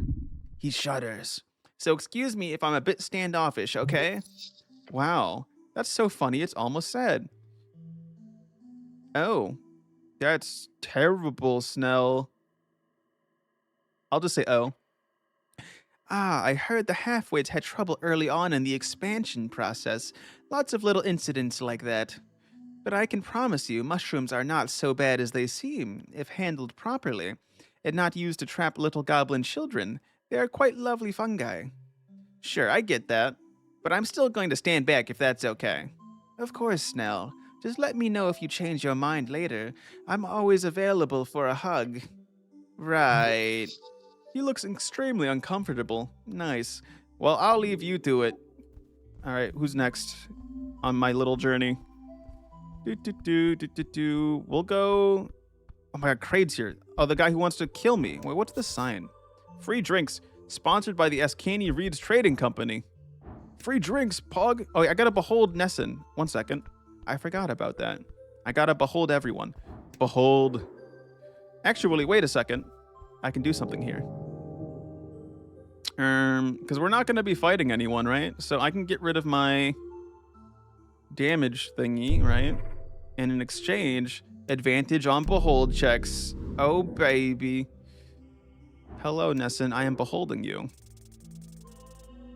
That's a 14, which doesn't give me anything new. Real shame. All right, next. You, little fucker who wants to kill me. Hello. Huh. Human. Goblin. Raz glares at you from beneath that hood. Then he puts down his pipe with a scowl.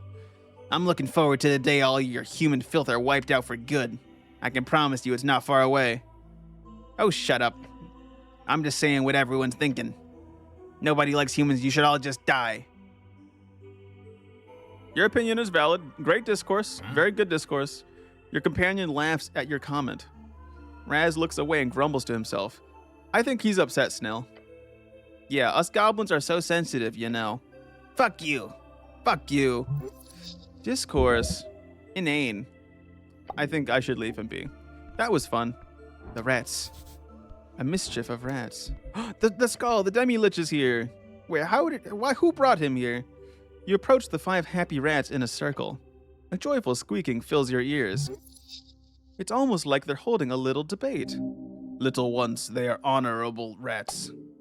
All right, I'm gonna go talk to the demi-lich though. How do I get, oh, I have to go all the way over here, yeah. Hey dude, how's it going, Halon? I approach. Cleric! The skull spins to face you, gems twinkling. Come, sit with me. He gestures with nothing. I sit next to the skull. Ah, sometimes a man needs to stretch his legs, get some fresh air in his lungs. This spot is great, isn't it? The river, the sky. Yeah, it's nice. But I've been thinking, Cleric. The skull rattles slightly. I need a new doom. A new doom? What's wrong with your old one? My current alcove is fine. Fine. But fine is not spectacular. You're so fucking right, Bondaval. You're so right. A necro lord deserves better. Well, what did you have in mind? The north wall. Have you seen the view from up there? Magnificent. I could set up a whole laboratory, balcony overlooking the city, maybe a reading nook by the window. The altitude alone would be worth it. The feng shui alone would lead to much more attuned ley line access. Feng shui, geomancy, a type of esoteric mysticism from Divinitorum. You never got into it. How did you get out of the crypt? What do you mean? I simply walked.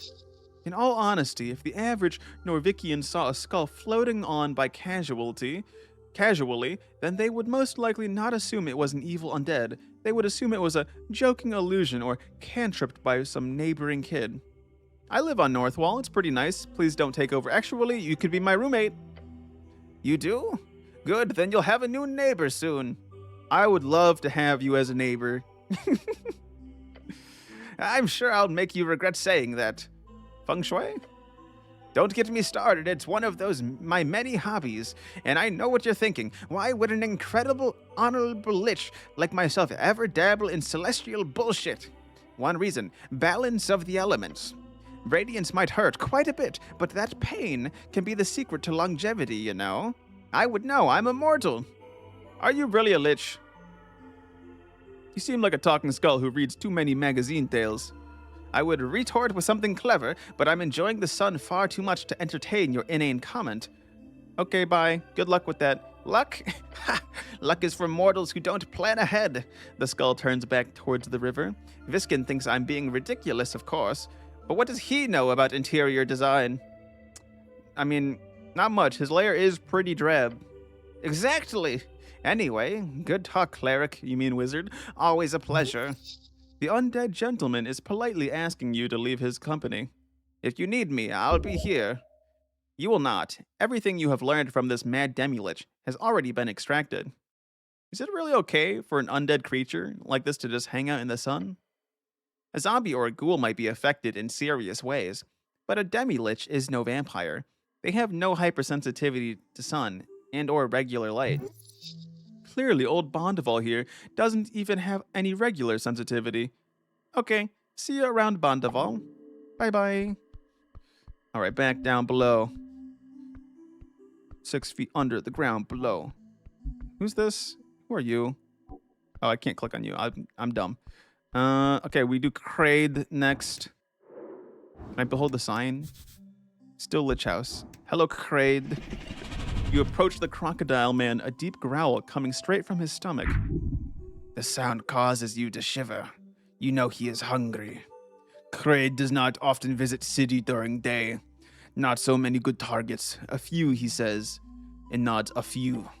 Kraid hungers. You're not gonna attack anyone, are you? Kraid considers it. The monster shrugs. For now, the hunt has sadly ceased. This election is not Kraid's time to shine. I've been meaning to ask, what's in those slog dogs anyways? The crocodile man stares at you for a moment. Then he shrugs. Depends. Kraid is master chef. Kraid makes slog dog out of everything. Exciting. Very exciting and fun. He grins. So you're just hanging around? Viskin asked. In case of trouble, he asked Kraid to, hang about. Kraid hopes there is trouble. His mouth drools. Okay, well, good day, Kraid. Okay, we'll talk to a little kobold. Oh, I gotta observe people, duh. Behold. I learned nothing new about Kraid. What about the Demi-Lich? Behold. Ooh, 26, holy shit. Demi-Lich, a Demi-Lich, an insane Demi-Lich. His mind having shattered many decades ago. However, his behavior, along with the simply fact that he exists down here in a relatively stable condition, suggests his madness has either not entirely set in, or that he is being shepherded, perhaps by the pale man upstairs. You understand how to please him. His ego is almost as big as his physical body is tiny, and he craves the feeling of superiority. In effect, he's a fairly good teacher, if you can stand the belittlement. This skull has seen more esoteric events, historical battles, and shifts in global power than even the grandest of dragons of the Fade era. Keep on his good side, and you'll have a great repository of knowledge in the future here. Wow. Alright, let's observe Kraid. Oh wait, I just did that. Alright, Ost. I observe. That's a 15. His expressionless eyes seem to keep watch at all times. He's obviously determining where to strike for you to die as quickly as possible. How humane. Usually, kobolds are only dangerous in large numbers. This one appears extremely deadly on his own. Beware. Hello, Ost. The kobold stands in a corner watching over the area with the eyes of a hawk. Or the eyes of a kobold. Potentially. Cleric, go. I do not want to talk, not to you. That's rude. Why are you so rude? You are rude. Have you ever looked in mirror? Rude face on cleric. You can't see my face. I have a helm on. No. That is no helm. That is bucket. Under bucket, ugly face. Sticks and stones may break my bones. That is true, but has nothing to do with conversation. Stupid cleric. The kobold growls at you. You want your crossbow back? The kobold squints at you. Cleric is playing game. I do not trust you. I mean, it's not that good of a crossbow anyhow. Okay. He slowly lowers his guard and holds out a claw. Give now. Okay. He snatches it from your hand the second you hold it out. It is back. Ost hides it behind his back as if you'll be taking it again. You do not get again. Never. Okay, I'm going. All right.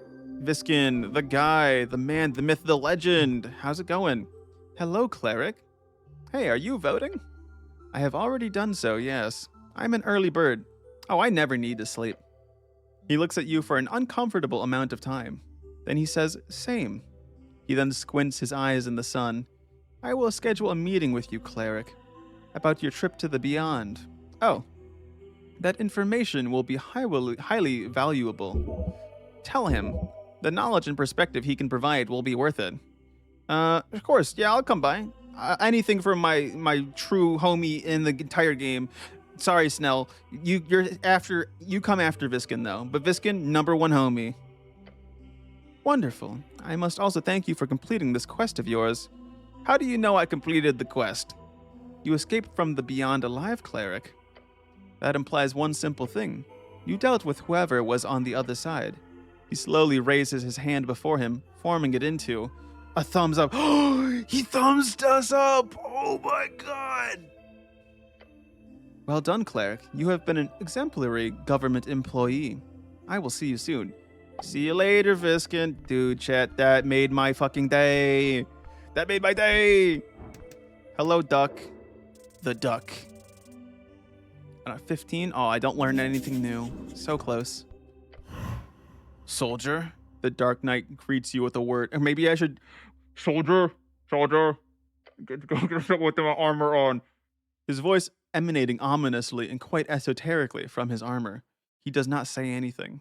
You cannot get him to speak, but you know all too well. There is something here you are missing. I need to figure out what's up with this guy. Come on. Yes! We got it, baby. What's up with him? Wait. What? By the gods, look at his armor. His axe. The way he speaks. He's a paladin. One wrought in rage and darkness. Resurrected by Viskin. Yes, a shade of an old icon. And you know which. Oh god, it's... Yes. Borgo Darrow. The one and only. His corpse must have been stolen by the foul pale man. You're Borgo Darrow. No response. You're Borgo Darrow, the great hero of Norvik. He says nothing for a while. Darkness, soldier. Decades of service, all to darkness. He shifts his armor, an unnatural creak reaching your ears. The coast aligns itself to the tune of weak fools, sticks bundled into kindling, waiting for a spark. I serve Viskin, I served Earth. A man needs to serve. Tomorrow I might serve another, or I return to the darkness. He leans in, his voice going rough and low.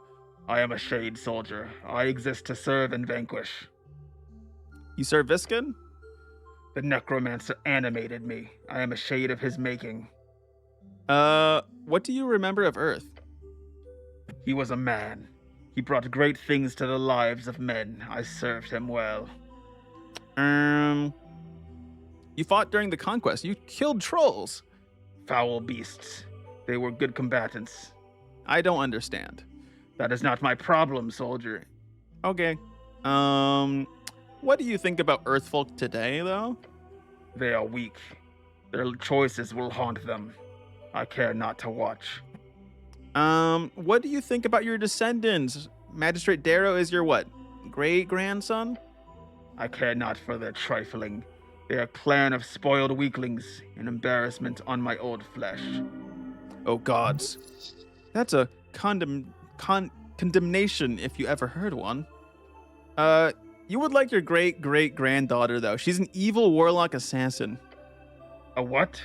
Yeah, she tried to kill me multiple times with dark magic and everything. I kind of hate her, and I'm really upset I couldn't punch her in the face. Multiple times? She failed at killing you? They really are related, aren't they? I mean, I'm not that easy to kill, buddy, okay? I'm kind of an elite at not dying. What an embarrassment. Damn. That poor girl. No wonder she turned to the dark side. Yeah, so I actually spoke with Earth just a little while ago. I know you're not going to believe it, but I did. He snaps his head in your direction. Oh, shit. Speak, soldier. I met him in the beyond. He's dead, but his spirit remains. Earth is... Tell me. What does he speak of? He knows Norvik faces enemies on all sides, free striders, corrupt magistrates, blah, blah, blah, you know. He also calls himself a hypocrite who chose genocide to avoid risk. He's still our god. He's just, I think I'll do the first one. Then he is a bigger fool than I imagined. The Dark Knight grinds his gauntlets together. When I learned he faded, I did not mourn, for he led the city into ruin. Earth was a fool. Earth was meek. That is why he failed. Meek? No, sorry. Not meek. Heretical language from a shade of a man. Borgo Darrow has fallen into despair, and this is all that is left of him. Leave him in his wallowing. He's watching us, Lord Darrow, always. Maybe you're right. Time will tell. No, he's always watching. He's silent for a bit. Ominous. Leave me, soldier. The time will soon come. The reckoning at last. Yeah, something crazy is about to happen. Because wasn't there like a whole prediction of like necromantic energies and like crazy shit? He speaks like a slogan machine. Okay, I walk away. Who the fuck is this? I don't even... Who are you? A very happy dwarf? I try to talk to you. Hello? I'd love to get a griffin one day. Can I even talk to the griffin? No. Okay, then. Who's over here? Hello? Oh, yeah. You were that weird random lady who told me to fuck off. And we never spoke ever again. A follower of the holy mountain of Divinitorum, she hates you entirely due to your blood origin. Or maybe there's something else. Hello? Cleric? The hooded woman stands in a corner of the city. Oh wait, I vaguely remember him now. Her faded eyes following your movements closely. I am here on but a quick task to deliver a message to you. Oh, okay, go ahead. She sneers, placing her hands behind her back. Then her eyes grow light, her voice goes deep. Any life in her face fades into a neutral, calm, emotionless existence. Then she speaks, almost sings, unnatural words. Dragon Hemlin, our speaking was a momentous meeting. Despite my previous experience, it appears humans do not all carry forms of crudeness. We hope to find exceptional people within the Free Strider community, and you fit that description aptly. We will be in touch if you ever wish to serve a greater cause in the West. Hugs and kisses. The light in her eyes fades, and she scowls at you. Hugs and kisses? The ambassador enjoys that phase. He does not mean it in a needlessly friendly manner. Tell him hugs and kisses back at him. She bows her head. The ambassador will know you received the message. But on a personal note, I suggest staying away from the service, cleric. You do not deserve to see the light of the choir. After making her rude comment, the Western woman walks away in decisive steps. Okay, well that was, a bit crazy, but okay. Can I go into the tavern? Oh, I can. It's open. The tavern is open. Oh, is it just the Sphinx? Oh, and the Sphinx can't go outside. That's sad. Hey, Sphinx, how's it going? Let me behold you real quick. Wow, that's really bad. Hello. Big party outside. Lots of people, yeah. You sad about being stuck inside? Oh, not at all, she purrs, lifting her wine barrel. She takes a swig of wine. I have a good feeling about this one. This ongoing change, it feels different. Might just be my superstition, or perhaps all these people I share my lair with these days, but I like this era. It's interesting. The Sphinx puts down her barrel. Or maybe it's the wine talking, she says with a mysterious smile. Yeah, it's a pretty good feeling, I would say. You've only lived for 30-something years, human. Wait until you've lived through 3 eras, then you can comment. I'm 27, actually. Thank you very much. Oh, interesting. She sips on the wine. As old as the era, huh? How prophetic. Yeah, I have destiny on my side. If it helps. Anyway, how did your little planeswalk go? Oh, but I had a chat with Viskin about it not long ago. Damn, Viskin, that gossiping bastard. The old pile of bones is quite talkative when he desires information. She leans in and observes you. Anyway, how did it go? I met Earth. You did? How is the old badger? He's good. Dead, but not... Oh, no, dead but good. Good to hear. Sad, but good. I'm just happy you survived. Going out beyond isn't exactly the safest hobby. She finishes her barrel of wine and lets out a sigh. What a lovely day. I think I'll have another. I'm in a very good mood today. She's so drunk she's doing the opposite of speaking in riddles. Did Isk Urim come by to see you? The snail guy? The snail, oh yes. Haven't seen one of those in eras, literally. He came by here? He did. We had a lovely little chat. So you didn't know him from back in the day? Oh goodness, no. Do you realize how many of them there were? She laughs. It sounded like he wished very much to revisit me in the future. I'm looking forward to it. So you're sure you're not voting? I'm fine, truly. And you're sure you're not lonely down here? Oh, my sweet cleric. This place will be packed tonight. I'm just enjoying the silence while it lasts. All right, we'll see you around. Bye-bye. Bye-bye, Olgiz. Back outside I go. Loading time, loading time. I'm past the time. Let's talk to Rick's bidder next. Any more beholdings I can do? Oh, okay, what's the final bit I need to know about her? Her backstory aside, this tiefling finds meaning in the crowns, in capital. The power and respect she finds in this new world is everything she did not have as a child. Here, she is the boss, and in full control until she isn't. The game that makes you share politics and not get yelled at. Thanks for the 10 stream streak, Percy. Hey. You see Rick standing outside the tavern, the stone table before her covered in papers. Oh, why, if it isn't the cleric. Hello, Rix, how's it going? She stretches a bit with a sigh. My goodness, such a lovely day, and here I am, busy as can be. You need help with anything? Oh, or maybe you want to share how your little quest went about, You got any plans after the election? Oh, nothing I can talk about too concretely. Not yet, anyhow. I've got a few expansions planned. Currently, the third place business is covered in housing in the palace, but North Wall is quite ripe at the moment. So I'm thinking of taking on something new there. I've got a few potential locations scouted out. North Wall? And why is everyone moving to North Wall? I got my demi-lit skull. You're moving there? Goddamn. It's gonna be a party. North Wall? I live there. How lovely. Don't tell anyone you heard it from me, but there are plans for a new living complex on the upper dungeon floors. That means there'll be lots of foot traffic. That means a lot of thirsty people. Anyhow, it's all just ideas and concept for now. Depends on who wins the election, too. Hopefully the Free Striders. That should make my plan easier. So what about you, Lisa? Any plans for the future? I've only just started to think a bit about it, but... Rick's bidder gives her a fiendish grin. It's quite the idea, the hag cackles. There is no mega coven in Norvik. That will change with the election. Potion brewing, focused on Ascani resources, that would be big business. There are many hags attempting to form something. Lots of intrigue going on behind the scenes. Now, I believe our dear Lisa here would be an excellent CEO.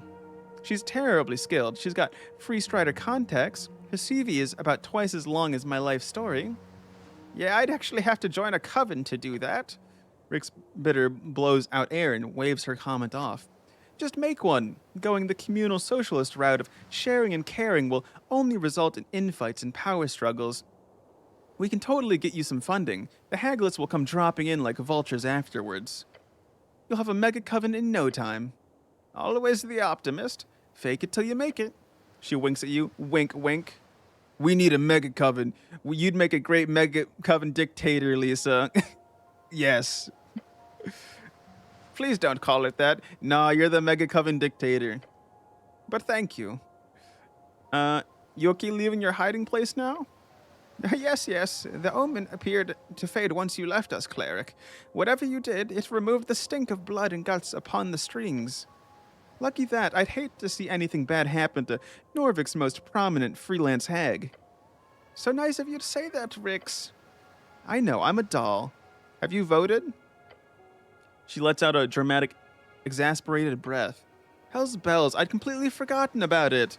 Voting was the last thing I've thought about today. She got her eyes on the prize being economic prosperity.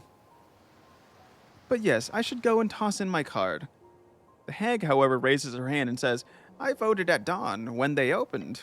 For the agriculturalists, of course, I liked their manifesto. They're a bit too small business-minded for my preference, but not bad. I'm head inside. Oh, you can't. We're closed. Don't worry, I have a key. The fiend thinks for a second, then snaps her fingers. Right, Ulz's. Just don't go losing that key. Ulz's is allowed to hand them out according to our contract, but I'm the one who has to pay to replace the locks. So don't go dying in some cave somewhere. It'd cost me a fortune. I would never. What if I died via total body disintegration? That's more okay as long as the key went with you, but just forget I said anything. Okay, bye. And then let's look at Lisa. Nope, nothing new. No new info. Hello, Lisa. The haggling cackles like a good hag should. Hello, Fishman. Thalassos. Oppressive landlord. I know nothing new about you. Wait, did I learn something? Wait, it's scribbled. I don't think so. Engage. 1 second, I gotta sneeze.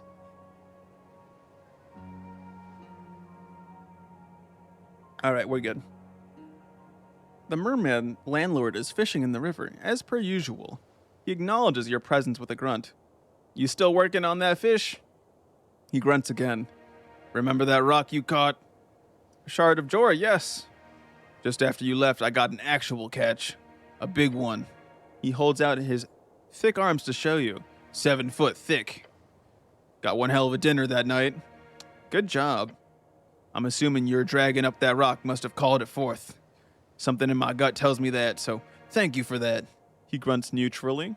I mean, I'll take responsibility for that. I'll claim that I was the one who did that. You know, I'm kind of the great. Oh, election. Oh, it's the Mary Duck guy. We'll talk to you next. The traitor.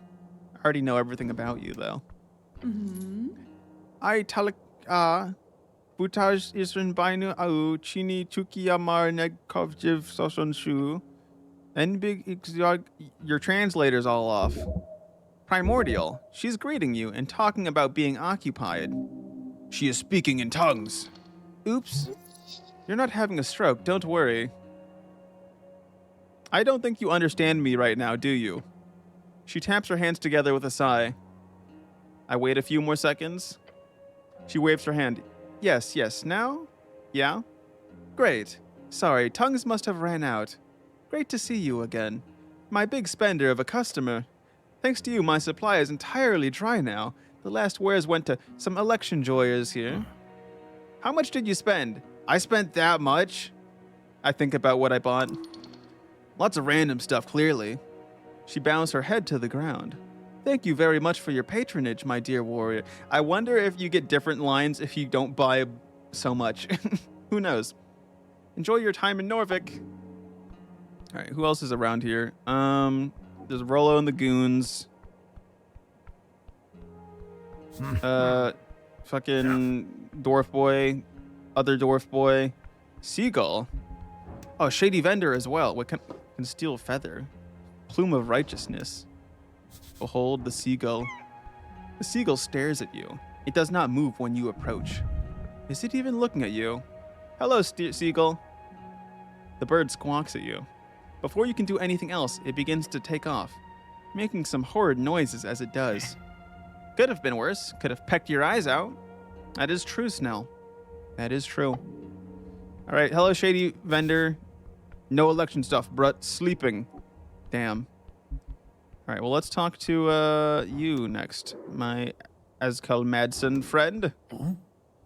Oh, look, Romulus. It's the cleric of Norvik come to bless us once again. Aren't you just a darn lucky charm of a human, eh? He slaps you on the arm, it hurts. I actually met with one of those ancient snail people. What? Yeah, it was crazy. You should have been there, dude. Yeah, he should be around here somewhere. A fella called Isk-Urum. Dudgrin, an actual snail folk? Alive and all? Last time I checked. Appearing out of a puff of tiny esoteric spark, Isk suddenly stands beside you. Yellow. Oh, I heard my name? That's I. The dwarf stares at the snail with a grin. In return, Isk just nods. Yes, absolutely. No need to worry. I've been in stasis for millennia. I'd say that loses me the mineral, right? The snail lets out a blubbing laugh. And I see these white manes must have found something sinister in our halls, which isn't surprising, really. My kin were quite the mad bunch towards the end. What? He's gestures at your head. The dwarf stares blankly, then he gets it. You're reading my mind? Yes, sorry. Is that intrusive? I can't help it, you see. No. Very efficient. I like it. But then, do you know where it is? Not to a degree that would make you happy, but perhaps to a degree that would be helpful. You see, my good dwarf, I too seek certain artifacts that could be found in Tul Aman. So perhaps we could collaborate. Side quest! Yes. Viderlund. I don't know how to pronounce that word. I'm just saying things. The dwarf reaches out and grabs the snail's hand, shaking it. We'll make a good team, Isk. Good, I'll be in touch. Yellow. The dwarf turns back to you, his eyes beaming. Literally. Can't believe this is happening. Years of toil, and now everything happens at once thanks to you, cleric. And Snail's gone. Holy shit, they teleported. He shakes your hand as well, leaving some snail mucus on your glove. I'll be sure to let you know how it goes, and if you're interested in some freelancing, I'll be sure to reach out as well. The dwarf laughs maniacally. The rust monster follows suit. That's not a rust monster, that's a lobster. Then he leans in with a sudden serious expression. And you're voting green, aren't you? No, sorry. Ha, stand up for yourself then. Making a bad decision isn't a crime. He laughs and slaps you on the arm again. Romulus makes a screeching noise on his shoulder. Be seeing you. Okay, bye. I'm voting for myself, Chad. What can I steal from her? The Asgul chant, election issue. Can I just take it? Yoink. What's it say? I need to know. You pick up the newspaper. It feels flimsy and light, like a cheap magazine. But the lettering is printed in a glistening and wonderful themed green. Read the editorial, We Built the City. You open the pages, your hands gripping the paper. We built the city. The cobblestones beneath our feet tell a story. Every brick in every building, every bridge spanning our canals, they speak of generations of Norvikian toil. As we approach the elections, we must remember whose sweat and sacrifice created the prosperity we see today. Recent events have shown us the challenges our city faces. The protests at the towers, ongoing we built this, yes, Pressy, we built this city. The protests at the towers, that my brain was immediately thinking, as well. The protests at the towers, ongoing disputes with various guilds, and concerns about the Golden Line policies have highlighted the gap between those who have ruled Norvik after Earth's fading and Norvik's working families. We cannot ignore legitimate concerns about economic inequality and the concentration of wealth. When guild membership fees burden working families, when our prosperity flows eastward instead of benefiting those who created it, we must act, but we must act wisely. The Free Striders want to turn Norvik into another free city, which means free for the wealthy to extract everything while the rest of us get nothing. We've seen what that looks like elsewhere. Wealth concentrates upwards, workers lose their voice. What we need: advocate for policies that put Norvik's wealth in the hands of its people. Reform guild membership structures to ensure fair access. Support working families through expanded social programs. Continue building bridges between all communities in our diverse city. Change takes time. Real change, lasting change, comes through democratic processes and building coalitions. The people of Norvik have power, the power of organization, the power of the vote, the power of solidarity. Use that power wisely. Support candidates who understand that progress means more than campaign promises. We built the city. We'll decide its future. Not bad. Okay, I stopped reading the paper. Unless, is it different if I then skimming through, or is that something completely different? Okay. Yeah, it's pretty, okay. Yeah. Nothing new there. Behold. That's a 7, baby. What did I learn? A girl on a mission. She's out to fight for the green no matter the battle. Hello, Modissa. A group of Asgul youth activists are handing out newspapers and chanting slogans. They seem to like Asgulism. Silly wisdom. One of them adjusts her glasses. Cleric, thanks again for the ink. We managed to, just before the deadline, get each and every copy sent out across the city.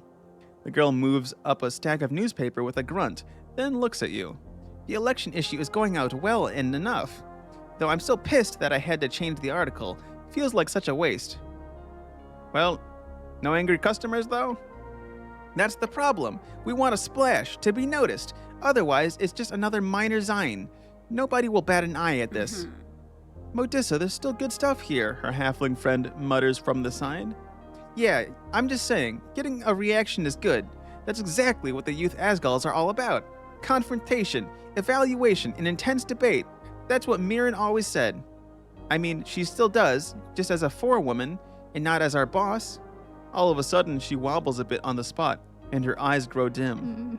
Modissa, her dwarven friend grabs her in time and gives her some support as she gets steady. Oh, gods damn it, she swears and rubs her temples. Thanks, Zerba. You okay? Yeah. It was a long night. Modissa didn't stop working until, well, We went here. The halfling taps Modissa on the arm with a rolled up copy of the chant. Not again. You'll get yourself killed if you work this much. Yeah. Get back to work, you two. The human grunts and clicks her tongue. You better read a copy, then go spread the word. Asgalism is the future, and we're the future of Asgalism. You got a license? Nah, I'll leave you alone. Hello, Alphaz. You're next on my list of people to talk to. Nope, no new beholding. How's it going? The dwarven foreman crosses his arms when you approach, lifting his eyes to meet your gaze. Mr. Cityman, I can gladly inform you the Asgardian movement is going splendidly. And you, he says with a grin, slapping you on the arm, you've helped quite a bit. No problem. The dwarf grins at you while nodding 3 times. Happy to have you on our side, cleric. Any case, we've got our duty to fulfill here in the last moments before a new, hopefully green dawn. Make sure to put down your vote in a wise way for the future of our city. For the future of our city, performs a salute. For Norvik. All the dwarves around chant in unison. For Norvik. Okay. Next. I guess we'll go talk to fucking Rollo and his brother. Let's see, Rollo. Beholding. Nothing new. Damn. I talk. Hello. You find the blonde kid standing with another, much smaller blonde kid. Hey, look, it's a cleric. Cleric! The blonde kid gives you a somewhat decent salute. I hope you're doing good. Well, I'm doing, well, yes. Okay. Well, we just voted, or I did. Yeah, I'm not old enough yet. Which seems stupid. I know more about politics than most people here.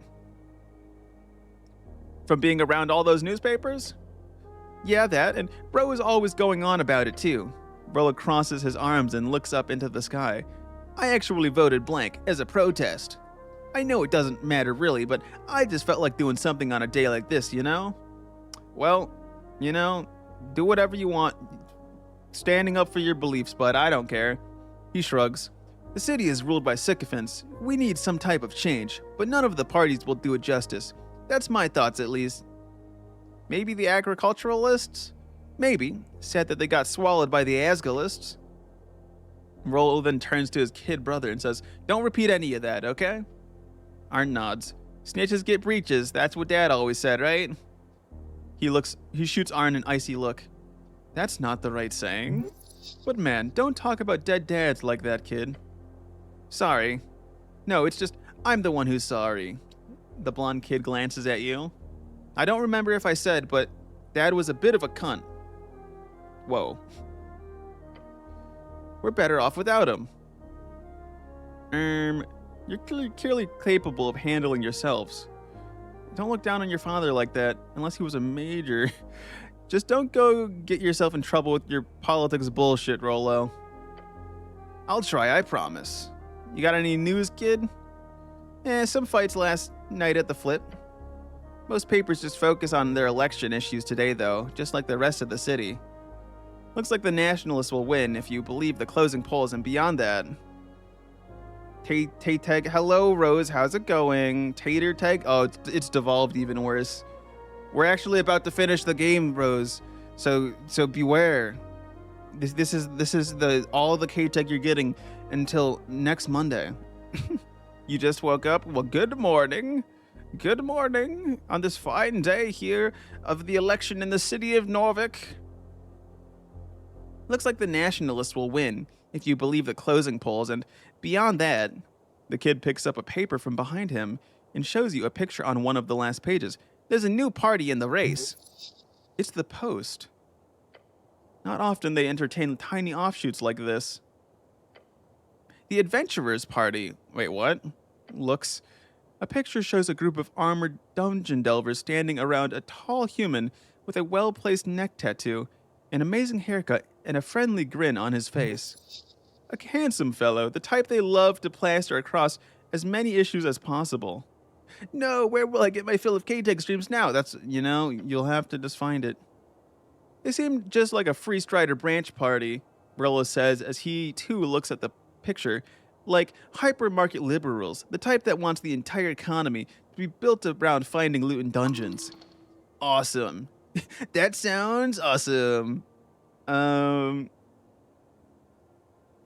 He can't be that. It looks a bit closer to the article. I need to see. You do so. The whole page is full of people commentating on how amazing and likable the charismatic Alto is as a leader and friend.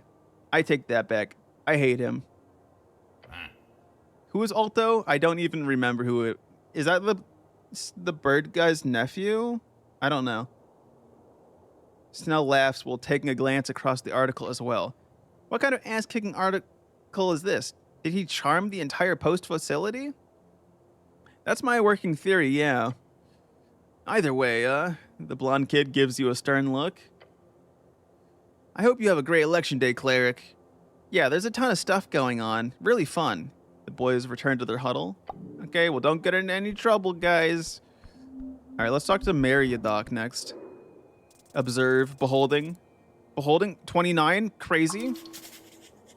A true freestrider. He's famous, known along... Chaotic good. He's famous, known along any metropolitan square, mansion, and or ballroom across the coast. The type of guy who's leveraged the changing world and his new popularized technology to gain a hell of a lot of staying power. But he's also old money. That certainly didn't hurt. So not as impressive as the scrappy underdog story would have you believe, but still pretty impressive. Honestly, for a blue blood with Arcanist ties, to even survive the revolution is a feat of its own. But to flourish, that's true talent.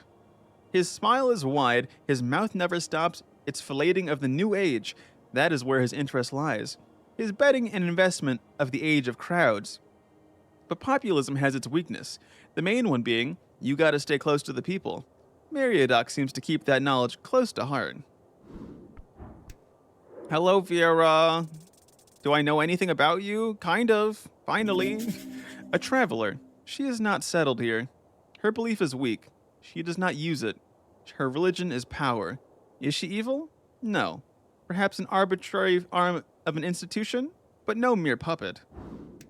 Hello, Vera. Remember you said I was going to get repaid super well?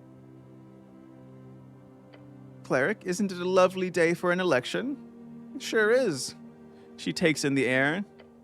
Hello, Inko Pace. Hello, Raiders. This is actually really awkward timing because we're actually nearing the very end of the game.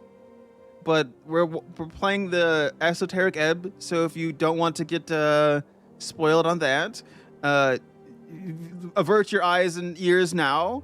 But yeah, we're playing through. We're about to do we're doing the election day stuff.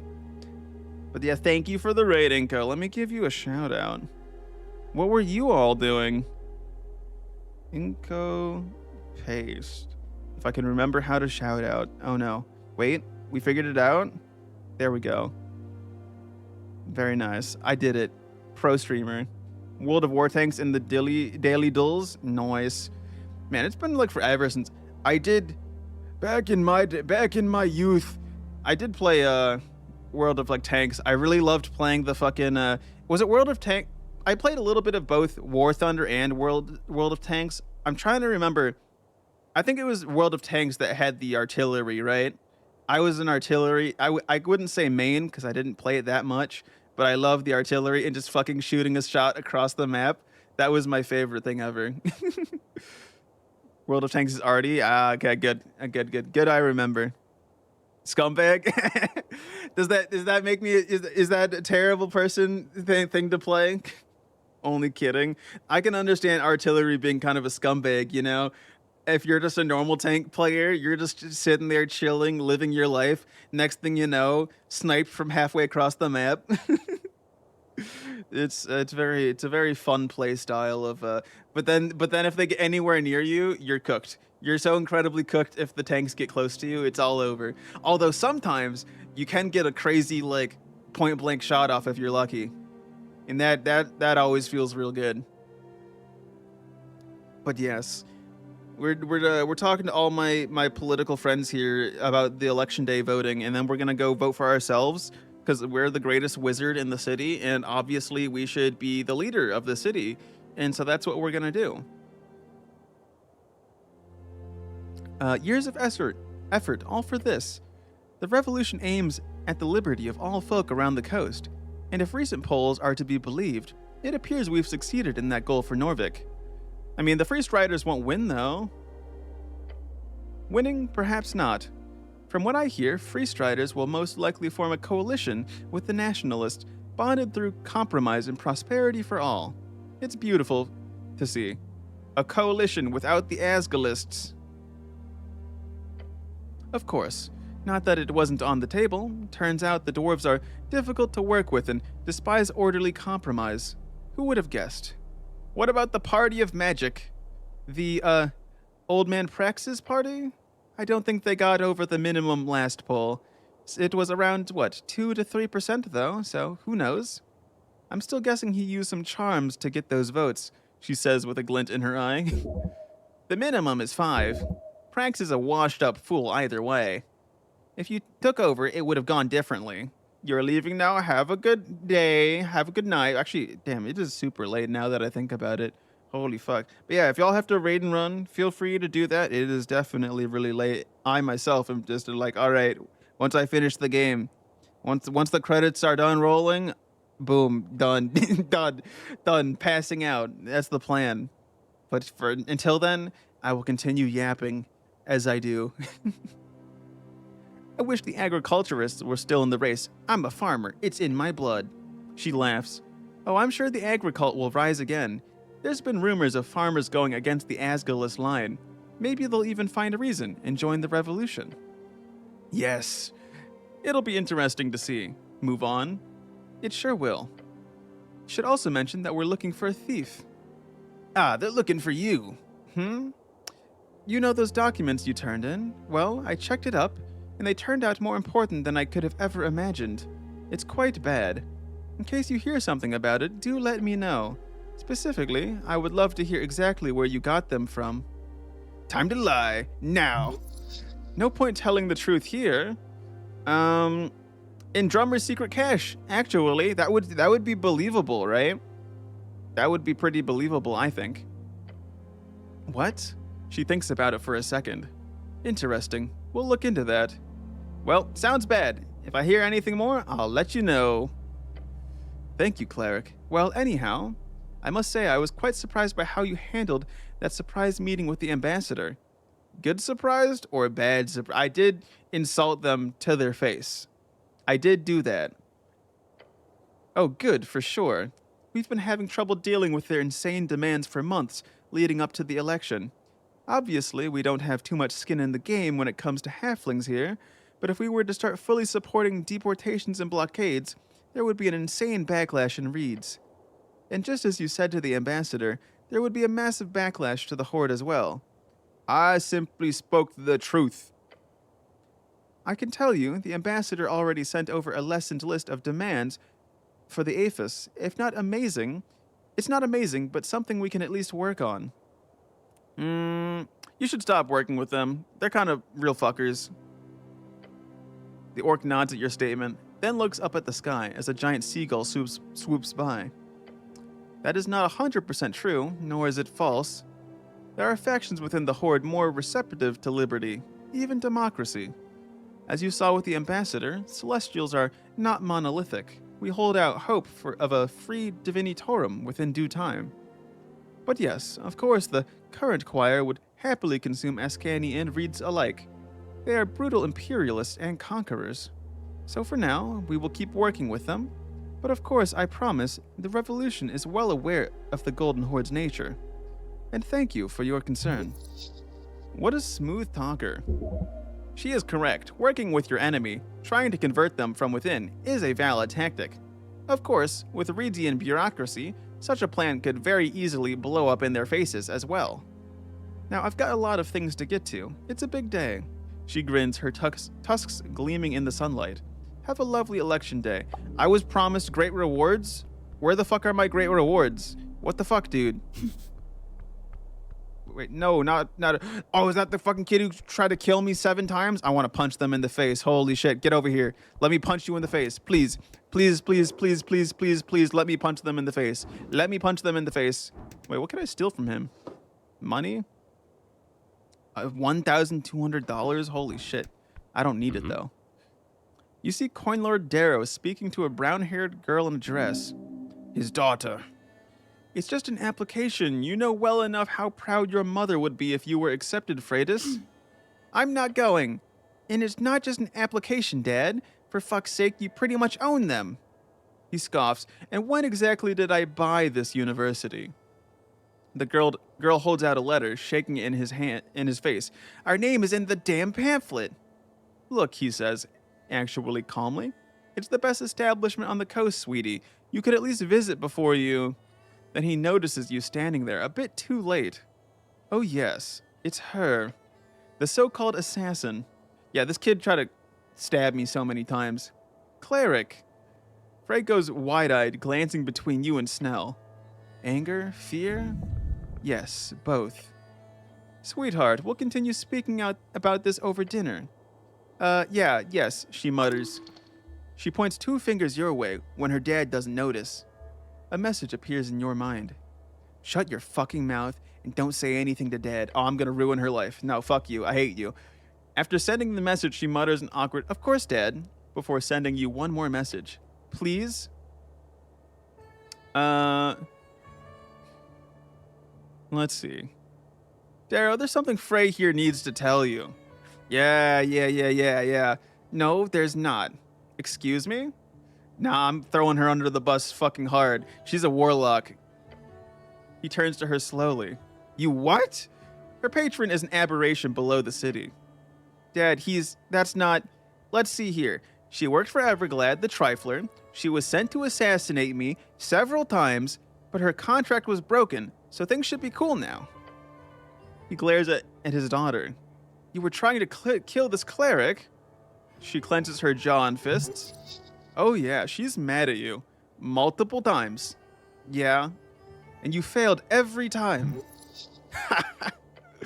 What? The Coin Lord holds up a hand, taking a deep breath. Cleric, if you know what's good for you, I trust that you will not speak of this ever again. And Freitas, we will talk about this later. She groans and starts walking away, muttering a fuck you as she walks past. Well, fuck you too, kid. Fuck you. The Coin Lord cuts in. I hear your investigation went well, despite your insistence on handling it without official support. He gives you a knowing smile. I did not need your help, Magistrate. All right, I can promise you that. I am so good at everything. He waves his hand. Anyway, the Coin Lord adjusts his expensive robe and lifts his head, looking towards the Pillar of Jor. Now, your esoteric excursion. What did you find out there? The root cause was handled, I hope. It was Lord Gorm. He blew up the tea shop. I'll only tell him about Lord Gorm. That's it. Lord Gorm? He's taken aback by your words. So he's not dead in some dungeon below? No, he was planning on blowing up the election with a necklace of fireballs, and it went off prematurely in the tea shop. I'll be damned. Then the Coin Lord nods. Okay, I understand. And he was planning on resurrecting Earth by sacrificing humans in Norvik. That's why he got the NOF. I always knew that bastard was a crazy zealot. Yeah, and so I defeated him in the Beyond in combat. That's totally exactly what happened. It was a super cool battle, and I was like kind of a hero and everything. Don't question this too much. Ah, good. Yes, well, the election is clearly going smoothly, so on behalf of the city, I thank you for your service, cleric. I nod. The Coin Lord sees more people arriving from the hill, his eyes narrowing. This is the end of our talk. As you might imagine, I'm quite busy on a day like this. He starts walking away towards the crowd. Be wise. Be vigilant, cleric. His words come across more as a threat than advice, to be honest. Then he disappears up Tolstad. Snell lets out a groan. I won't comment on that whole Lady Sageleaf talk you two had, but seriously, what an asshole. Oh yeah, he's a massive sneaky asshole. The biggest on Tolstad. Absolutely enormous. Gaping, if you will. Oh boy. Alright, who else we gotta talk to? Who else we yapping at? Etir, my favorite roommate! Before I talk to you, I need to look other things. Servants. Let's see. Oh my god, is this smarter? Two greased up goblins discussing plans. I promise you, dude, it's a classic. Greased up gobos can't go wrong. Why the fuck are they greased up? What's going on here? Oh, the little devil dude. Behold, I am beholding. Let's talk. Here we are. Election day at last. The little devil shows you a fiendish grin. You ready to vote, cleric? Oh, you know it. Figured. He glances at the windows. Yeah, there's time still, though. No need to rush it. So many interesting people coming out here today. Plus, I'm sure you've got a ton of stuff to catch up on. Heard you were Mia for some time there. The devil chuckles. Just clear. Yeah, I went into the beyond. Oh. Yeah. As in actual planeswalking? More or less. Yeah, just for a little bit. Damn. Hope you didn't bring back anything nasty like a virus or a curse. Starts sweating. He laughs. I'm kidding. Planar travel isn't exactly common these days, but the Arcanist used to do it all the time. So I'm sure it's fine. Because the Arcanist never did anything reckless, right? You're fine. The Beyond has many terrible dangers, but you avoided most of them. Now me, I'm getting brushed up on some stuff myself. These post-election months will be big business for me. Even if the nationalists lose? Especially in that case. My professional estimation is this. The nationalists will enter into a union with the Free Striders, then the city will face a massive amount of paperwork. We're talking rewritings of base laws, designing new company structures, trade agreements, citizenship documents. He rubs his little claws together. Whoa, slow down there, Mr. Comic Villain. Don't make it so obvious. It's good business. So much work, I love it. You'll profit from the chaos. Sure, I mean, yeah. Not like this wasn't expected. It's a long time coming. I've obviously got a tight deal with Darrow, so wherever he goes, I tend to follow. What's your deal with Darrow? Tell me. Just an informal thing. He helps me, I help him. Started a while back when he was getting started. I'm pretty good at finding loopholes, and he's the kind of guy who loves to stick a finger in them. Ew. Ew. No, not in a weird way. The devil is lawful evil. Who would have thought? What's the legal status of a guy who dies but exists in a fugue state between worlds? He stares at you for a few seconds. I have no idea. I mean, it's probably just a gray zone connected with general ghost business. Ghost, ghast, shade, spirits, will-o'-wisps, and other spectral undead are obviously treated slightly different from reanimated corpses, but in general it's all the same. They're illegal, even if a dead god would have to get exorcised in that case. But I imagine if Earth spooked up the place, you'd get a slightly different reaction. Weird question though, why'd you ask? I met Earth. Sure you did. No, really, he's stuck in the beyond. Yeah, fine, I'll believe you, in a theoretical sense. He turned around fast. But I suggest not telling too many people. They'd either think you're crazy or trying to cause trouble on election day. Both, probably. I'll just say got it. Hope you have a lovely election day, Braxo. You too, cleric. Think carefully and then vote. You can make all the difference in the world. His eyes gleam with sarcasm. Okay, good day, Braxo. Alright, this is gonna be a big combo, probably. I have a feeling the scholar is gonna yap my fucking head off. Let's find out. Hello. Cleric! He sniffs a few times, then gives a half-enthusiastic wave. Beside him, you see Isk, who has clearly been asking a ton of questions to the halfling scholar. Can I ask you something about alignment? Of course, when would I ever shut up about it? If a man were to murder innocents in order to cast a spell that resurrects a really good god, that would help hundreds more than he ever killed. Would that be good or evil? Okay, you set up this hypothetical for me, but I think your thesis needs to be rethought. The good or evil in that action would be solely dependent on his intent, right? If the man hates himself for doing this, thinking, oh no, oh how terrible I am for doing this to innocent people, and he is doing all this killing, while in a sense sacrificing his own spirit in the process, then it would be considered more good. And if he did it for his own gain, then it would be evil. And if he destroys himself in the process, depends on if his inner workings, but if he truly believes the world to be 100 times better after his killing spree, his alignment would be good, but this is where you need to rethink it.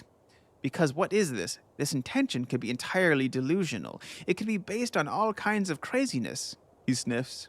In practice, outcome is all that matters in the long run, too. Don't think of it as good or evil. Think instead of what kind of world you wish to live in. A world where life is a consumable of great men? Sounds kind of shitty, doesn't it? So am I a bad person for thinking bad things? He lets out a snorting laugh. If so, then every pubescent kid would have their name carved on a wall at the bottom of the ninth hell. The halfling shakes his head. Though if you're asking a pervert like me about morality, you're bound to get shitty advice. Okay, I won't worry then. Good. Live life. Follow your stomach, as the hedonists say. You're a pervert?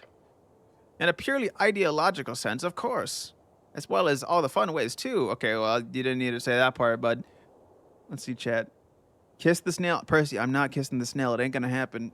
Can't end the game. We're never gonna kiss the snail, Percy. I'm sorry to tell you. So what's your thought on devils? Eh. Careful, you know I bite. You hear him call out. Oh. As anyone who studies alignment knows, intent matters, but not so often in practice. I prefer the devil I know from the evil aligned human I'm forced to deal with. There's something liberating about knowing fully what kind of selfish piece of shit your buddy will be, you know? No surprises. You know what? I understand that. Unlike Celestials, you mean? Oh yes, very much so. So you've met Iskurum. I have. Heard you have a hand in letting him out of that stasis. Ow. Extremely fucking interesting. Thank you for the kind description, my good halfling. You are fucking interesting as well. My two favorite local wise men. As well as your favorite devil, you hear Braxo calling out from the other side of the tea shop ceiling. Of course, my favorite little red guy. I'm coming around on that nickname. His cackle echoes up the city slope. Then he returns to his newspaper. I'm not kissing this nail jet. It's not going to happen. What are you guys talking about? Look at Snur and then Isk. Appledent here is catching me up on your civilization's current level of research. It is fascinating to hear about the various branches you have gone in. In some ways, you are not that far away from our level, though you have gone in wildly different directions when it comes to examining sentience. I'm writing all of this down just so you know. And I'll gladly get as much research content from you as possible if you have anything with you mentally or physically. Yes, that can be gladly arranged once I get my laboratory in order. Birds of a feather. Idiom. Don't call him that. Ow. Silly wisdom. Hit him back. Peas in a pod. The goblin gives you a look. He's ready. Two sides of the same coin. Great minds think alike. Turns around, looks at Snell. Marching to the same drum, thick as thieves, tossed from the same clay, cut from, his eyes widen, the same cloth. He raises his hands. You win. Thank you. Bows. Snur and Isk appear to have stopped paying any attention to you and have returned to debating something esoteric. Well, I'll leave you to it. I'm not going to tell him to stop speaking like that because I think it's really funny. It's really funny. How about now? I won't be intimidated by you two, okay? Etir, my favorite roommate. As you approach the angel, she turns to face you in the air, her glorious radiant aura enveloping your soul. Snell gives her a nod. I'll be over there if you need me. Then he scurries away. Whoa. Etir turns her face, facing your general direction. The crowds are filling the streets. Voices cast for the future. Among all mortal behavior, it is this I treasure the most. Your incessant need to be heard. Her many eyes spin slowly around her head. No wonder she's so pondering. She just had one hell of a conversation with her old boss. Was he the same as he used to be? Are you okay? She lowers her altitude, descending a bit closer to you. No, cleric. In mind and spirit, I am shaken. Her halo slowly comes to a stop. I mean, you should be your own woman and be your own person, you know? Do you speak as the follower as his divinity or as a man? A man. I am inclined to believe you. She nods. I will take his words as what they are, a suggestion. In the coming days, I must spend time on meditation, What my future brings will be my own choice. But it matters. Thank you. I appreciate your input on this matter, cleric. Oh. Now's your chance. Go for it. A danger. You must beware. Meek saying strange feeling. Is heart danger, yes? Meek not understand, but master, be careful. Did it hurt? Hit her with a classic. Wait, is this really the best time? Do not attempt. No, we'll flirt. This is the only person in the game I'll attempt it on. I have something I'd like your input on as well. Yes, I understand. You wish to discuss copopulation. Copopulation. Your heart skips. Ow! 12 points of damage. Imagine if we just died right here at the very end of the game. That would be so funny. Your heart skips a beat. What? No, Etir. Gentle flirting does not equal intercourse. She's going for it. An interesting turn of events. Oh, yes. Ignore the sharp pain in your chest. Any manhood carrying male with Jesus Christ charisma. Chill. DC 6. Final attempt flirt with the angel. Just don't. I need to roll anything above a 1. That's a 17. There we go. Your eyes widen, nostrils flare, as you see the truth before your insignificant body and soul. The angel simply wants you to speak, not because she needs you or even desires you, but because there is a glimpse of interest in her mind. An interest you've been building through many interactions. So speak. Speak? Yes, now. You've been quiet for like 40 seconds. Etir? Yes, cleric? Let me take you out on a date. Her eyes begin to spin faster. On this day, I have chosen to act human. Perhaps that may continue in the coming weeks as well. That sounds so... The angel stares at you with many spinning eyes. We shall meet for some time after this. For a date, as you put it. Okay, alright, yeah. Alright. It is done. The lady has been wooed. Once this is over, that is. The angel floats gently before you, a faint smile appearing on her porcelain face. The angel lowers herself all the way to the ground, her armored boots hitting the ground with a thud. Now, the sun is setting. I mean, in a while. Literally. Later on, at least. You have finished your job. I am considering my path. What will be yours? Wait, what do you mean? What will you do once the city changes? Oh, gods, I haven't thought of that. Her halo floats closely to your helmet. You've got options. You could be a freelancer. Want to study more, become a greater wizard? I kind of want to be like a freelance, though. That does sound fun, you know? I think be a freelancer could be fun. Get into random little shenanigans. See, it would be nice to become a greater wizard, but I don't want to study all the time, so I'll do freelance. That seems wise. There are surely many opportunities for you in our post-election Norvik. I will watch your path with interest, and I'll watch yours. Her many eyes observe you in silence as the roaring city around seems to fade away. You've been unsure which gaze to meet all this time. Those alien eyeballs rotating around, detached from her porcelain skin. But for the first time, you feel certain. You see all of her all at once. I stare. Snell takes a few careful steps up to you. Hope I'm not interrupting anything, but, Not at all, Snell. We are finished here. Good job to you as well, Snell. You have performed a great service. I do not speak on behalf of the city, but I am certain everyone in Norvik is grateful to you. He lets out an awkward chuckle. Something about compliments from a literal angel just makes you giddy. Sure, thanks. One more thing, Etir. What are you voting for? Her telepathic voice is silent for a bit. Then she answers, I do not know. Last second, eh? Yes. She holds out a hand in front of her face. I have decided to be a bit more human. For this day only. Her many eyes look to the sky. We will see what fate brings. Chaos. How interesting. Won't you look at that? Maybe she'll even go yellow. She's probably just playing you, right? Okay, I bow my head and leave. Alright, I think that's everyone that you can talk to. I'm surprised unless there's people in here. Election day. Q starts. How does one vote? Oh, I had to click on this part. Whoops. I clicked on the wrong. Wait, did I observe Etir again? I think I forgot to. Behold. Beholding. Oh, nat 20, baby. Lawful neutral. Sadness. I already read that one. When an angel falls, she ceases to exist. She is transformed.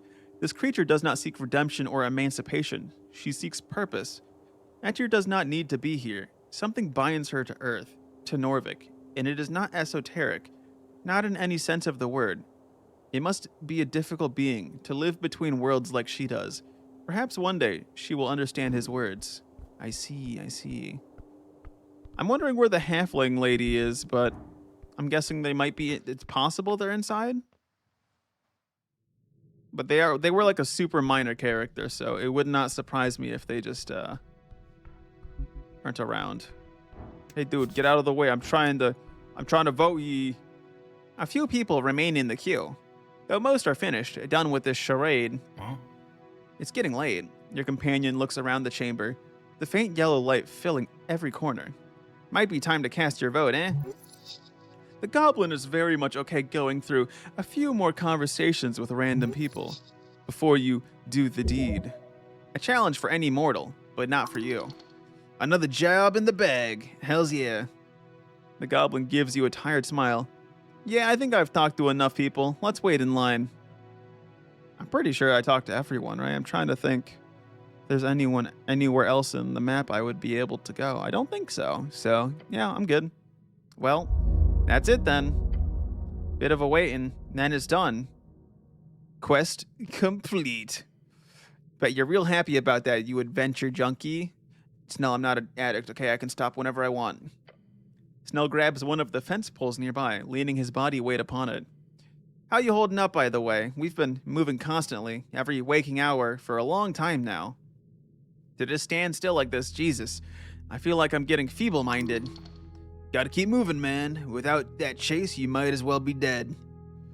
I'm still in a bit of shock, I think. Snell rubs his bloodshot eyes. You could always talk to the press. The press? Yeah, like, get this all down on print. Great idea. People will love you. I got a friend at the Post who'd love to write about all this. Lumir Kolachov. She's this crazy lizard woman. I think you'd like her. Lumir Kolachov, big name reporter for the Post. She writes articles about all kinds of esoteric bullshit and is able to turn anything into a compelling story. Hey, you've read her work. You have indeed. She is a hack fraud. Not sure how much you'd be able to say without getting in trouble with your bosses, of course. You've got friends everywhere, it seems, Snell. In this line of work, I never seem to make acquaintances. Only enemies or friends. He shakes his head. Could be fun, maybe. Something to think about, but that's for tomorrow, or next week, or next month. Who knows how the city will look by then? Finally, we'll get some golden glory going around here. Will you be all right? I'll be fine. A nonchalant shrug. I've helped build one hell of an institution here. I'll make it through, no matter who's running the show. The Whibbit will survive. I'm sure of that. Whatever you do, do not equate them to cockroaches. Unless you hit the timing just right, in which case, go for it. Like cockroaches. On a DC 18, I have to say it like that. Ha! Yeah, like a bunch of fucking cockroaches. We get stomped on, chewed on, spit out again, murdered en masse by some human god. The goblin pauses for a moment in his rant, as if tasting the words. Building some good shit despite the odds. Yeah, fuck the odds. Odds be fucked. Fuck 'em. The goblin grins. Now you, on the other hand, what about me? What? Well, what are your plans? You will serve, bend over, pray for mercy. You'll make a fortune, just gotta keep working. You will be the most powerful spellcaster on the coast, in time, of course. Everything will be fine. The world is calm and lovely. Oh, wisdom. You'll be everyone's favorite person.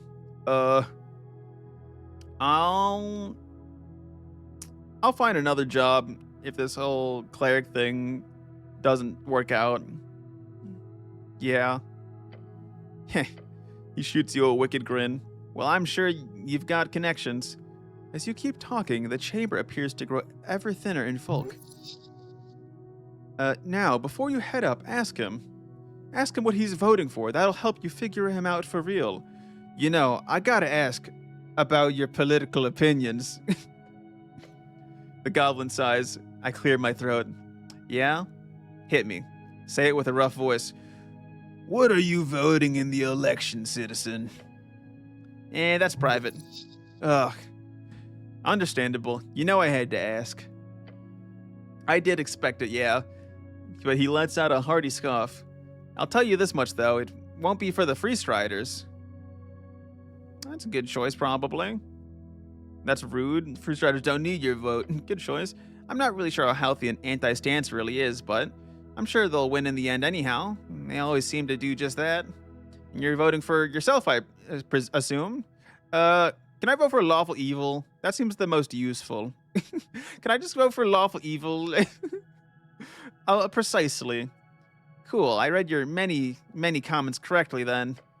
He brings out a yellow notepad. I'm not the type to write stuff down, I swear. But at some point I realized I should note down how often you make all these political comments. It got pretty ridiculous at some point. Then he flips through it. Here. Snell shows you a page full of scribbled lines. It's like 30 times, cleric. I'm not saying you shouldn't be politically engaged, but you're clearly a bit too fixated. Politics is important. It's more important than all of us combined. I breathe politics. It's in my veins, Snell. It's in my veins. I suppose so. The goblin shakes his head, placing the yellow notepad back into his jacket. As he looks away, silence takes over between the two of you. There is something. Something is left unspoken. Something you can't quite put a finger on. He takes a deep breath. Just a bit longer, then it's all done. But what is it? I must understand, Snell. Oh, this is gonna be so bad. We fucked it. Oh, wait, no, he didn't fuck it. Easy. Snell is a good person. You can trust him and you understand him. What's he thinking about then? What is he thinking? He is thinking of Earth. Ah, yeah. There's a lot unspoken about your encounter in the void. Let him ask it. You're thinking about something, Snell. I can see it by the look on your face. I am? Yes, I can tell. Let's talk about Earth. The goblin slowly closes his eyes, relaxing his posture. He is carrying it no longer. Yeah, I have to ask. I just had a brisk conversation with a man who personally slaughtered my entire race. Let me ask, what the fuck am I supposed to feel about that? I don't know, Snell. That is something you will only learn in time. That's the wise thing to say, right? I think you made your opinions very clear to his face, which is impressive, by the way. Yeah, I figured I'm the only goblin alive who's actually gonna get a chance to rage on the guy and be ashamed to let that chance slip away. But, he rubs his eyes. His brow furrows into a scrunched mess as he adjusts his jacket. The tick. I don't know, part of me hates that he got to me at all. He just seems like a regretful old man. Exactly. Something about that look in his eyes. I wouldn't expect that look in the eyes of someone with that kind of power, who had that kind of power. That he just knew from the start that it was all just a gamble? I don't know how to even process that, and that's how all those gods went about it, following divine visions of whatever die roll had the greatest chance of success. Looks at screen. It's insane. I'll let him speak.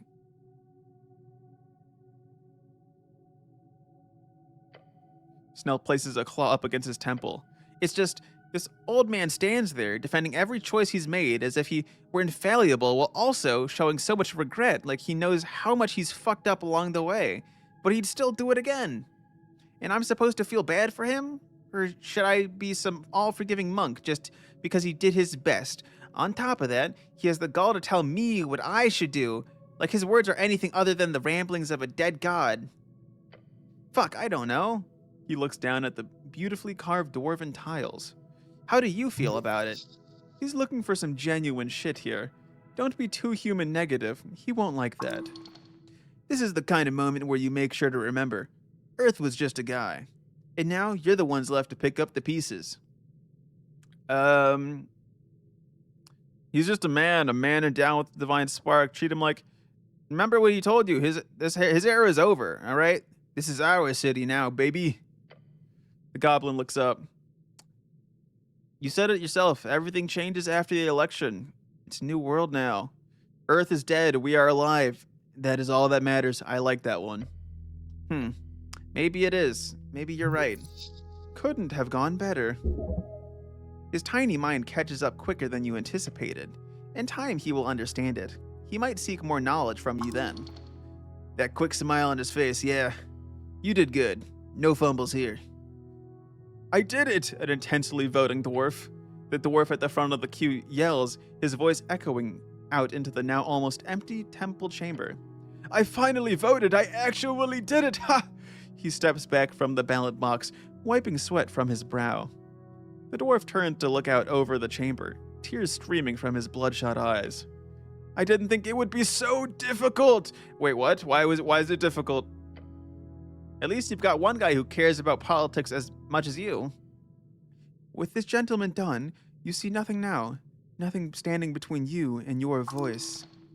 Here we go. Time to modernize this fucking place. Such a waste of time. It is time. It is time, chat. I must vote. Anything else I can say to Snell? Huh? Don't worry, Cleric. You got this. Okay. Okay, Snell. Snell believes in me. I can do it. You approach the ballot box. Time to cast this damn vote. The guy next to you drops in his own voting card. As he too leaves the chamber, only you and Snell remain. Speaking of which, here. From his breast pocket, the goblin shows you a freshly printed voting card, without any of the boxes filled in. You rummage in your pouch for a moment until you find it. Your old voting card. It's so damn crinkled, and all the boxes are filled in for some reason. I already have one. Yeah, but they won't accept that. The rules clearly state only one box can be filled in. Well, I'll use yours then. Yeah, do that. So what does filled in mean in this case? I'm not entirely sure, actually. But my guess is it means some type of ink, graphite, or really any type of clear pencil marking. So I'm only allowed to fill in one choice. That's how it works, yeah. I heard some cities do it with some type of weird ranking system, but I'm assuming it never caught on simply because it's way too complicated for the average voter, even more so for the below average voter. I'm above average, obviously. Obviously. Obviously. Obviously. Obviously. Look at the new card. The perch. It is official. The printing on is a bit different from the card you received in the mail last week. Seems like the goblins must have ordered a new batch. You always think of everything, don't you? Oh yeah, I got an eye for detail. He holds up another card looking just as fresh. I just snagged an extra when I took one for myself. Unceremoniously, Snell then drops his own voting card into the box. Huh? Done. Oh shit. This goblin quick and democratic. What a combo. He did it just like that? What? Just like that? What do you want? A fucking ritual? Song and dance? It's in the box. That's what matters. I guess it's not that hard to vote after all. It depends on the person, I assume. Anyhow, Snell steps aside. Your turn, Cleric. The ballot box looms. Turning to leave, he instead looks back with a scrunched expression. Just gotta ask one more thing. The prayer. What? The prayer the old man mentioned you would pray every night for one thing.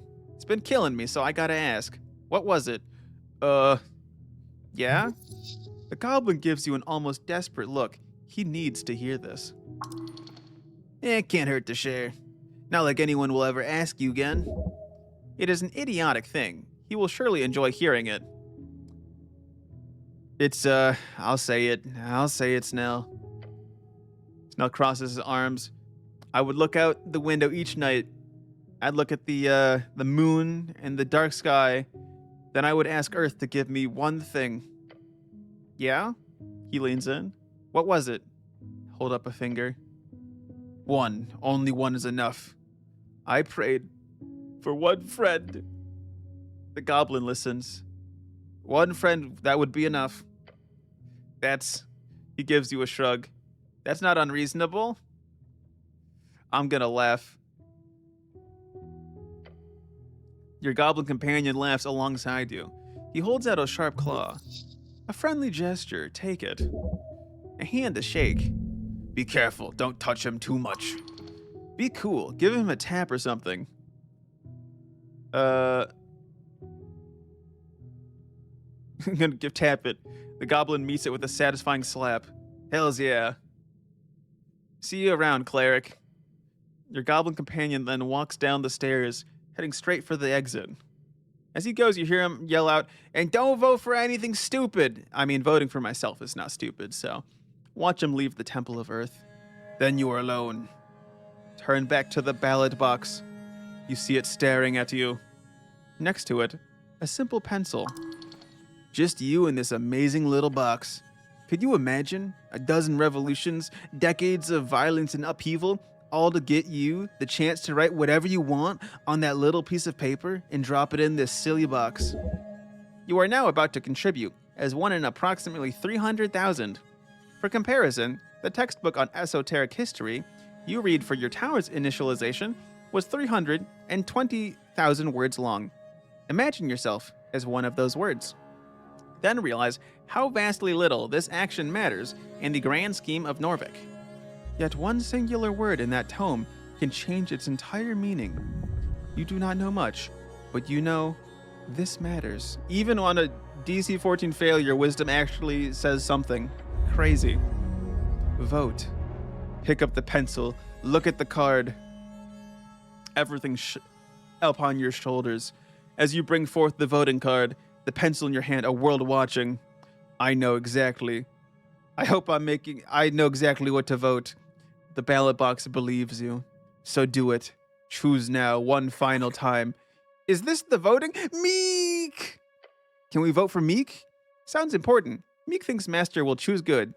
You want to help me choose Meek? Oh. Is there Mimic to vote for? There should be, but no. Oh. Then Meek will skip. Your talking scarf morphs back into a not talking scarf. Talking scarf. Oh god, words. The ballot box calls to you. You can delay it no longer. Think about the orange ledger. Remember how you gave it back to Vera? Good insurance for the future. And really, what other outcome would have been preferable? Now you'll easily be able to worm your way into the revolutionary ranks. You're one hell of a sneaky worm after all. No matter what, you know the truth from Earth himself. The city was betrayed. You were betrayed. Your body quakes at the slight chance, the smallest possibility of retribution against those responsible. Time will tell. Now get this over with before you collect as much moss as this foul temple. All right, I'm gonna vote for. You grasp the thin card. I vote for not the wizard. I can't vote for the wizard. Fuck. I vote for Regan Hemlin. Actually, I could vote for Snell. Wait, that would be fun. Let's vote for fucking Snell. Yeah, we vote for Snell for mayor. Your goblin companion, a true leader in the making, a truly unambiguously wise choice. I hold up the voting card. You hold the card in your hand, the ballot box below, a symbol for everything you are, everything you can be. Once you put this voting card inside that box, you have already made your choice. Now follow the string. 50% chance? Don't know. Oh, the credits! Yippee! Wow. Wow, chat. We finally made it. All of the yapping. We finally made it to the end. Ads are actually going to happen in about 2 minutes, so we'll see if the credits finish up by then, because I would like to sit and chill for at least a little bit of the credits, you know? But it was pretty fun and enjoyable. How long was I playing this for? I feel like it was pretty long overall. Like, probably got to 41 hours. God damn, that's long. That is quite long. Ooh, the song's pretty fun. But, yeah, chat.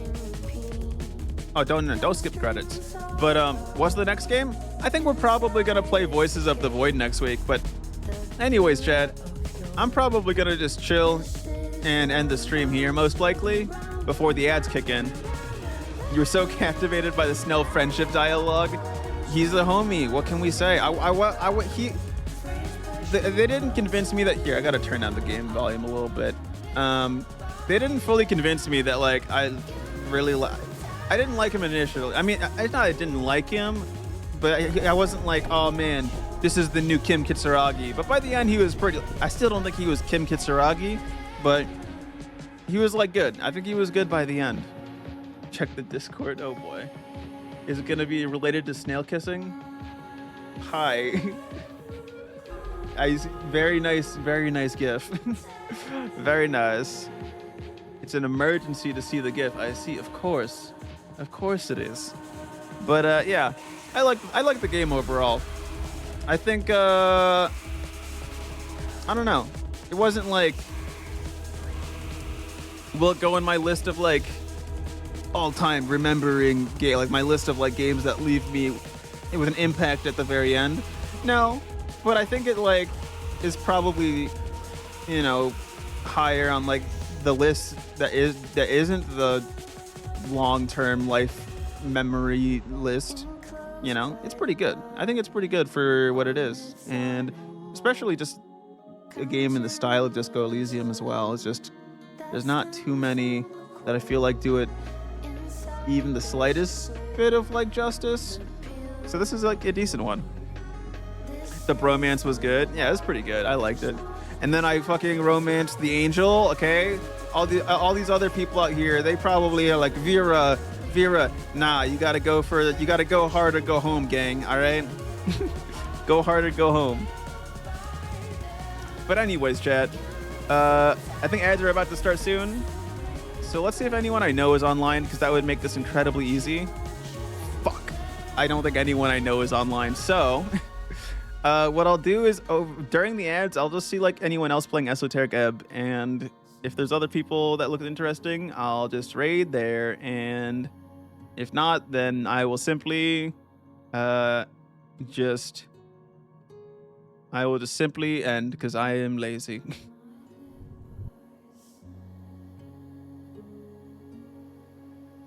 Ba, ba, ba. Ba, ba, ba, ba, ba. All right, Chad. Good night, Percy. Here. It's bad timing. Ba, ba, ba. Let's see. What do we got after the who's online? Who we got here?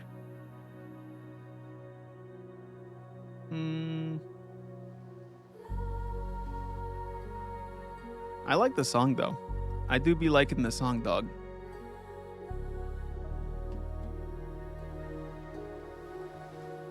It's pretty chill. I'm turning back up a little bit. But yeah, I don't know. I liked it. What's the Wong? I don't know. What's the Wong. I wish I knew. I'll have to like look up Esoteric ending credit song, and then that's how you kind of figure it all out. That's always my favorite, is like having to have to really track down a song. I don't know. It's kind of like, I don't want to say retro because that's not the same thing, but like it brings me back to an era, you know? I don't know. Who's to say? Good, send it to you. If I manage to find it, sure, I'll send you a link. Special thanks to the developers of D&D, Secret of Monkey Island, Playscape Torment, and Disco Elysium. I'm guessing those are like all the games that they were inspired by. Wow. Wowee, chat. Wowee. Ain't that crazy? It's a strange work of fiction, blah, blah, blah. Author's imagination or used fictionally. Huge heartfelt who's ever bought and played legally or otherwise. This silly game of mine. Well, I've had the privilege to work with so many wonderful people the last few years. Esoteric Ebb has been lonesome journey for me, sometimes exhausting, sometimes joyful, but lonely. 8 years of trial and error, burning savings, of ignoring good advice, and desperately slamming fingers on keyboards until something clicked. I feel that. If you want, I can give you a suggestion for someone named Gilryu. Who's Gilryu?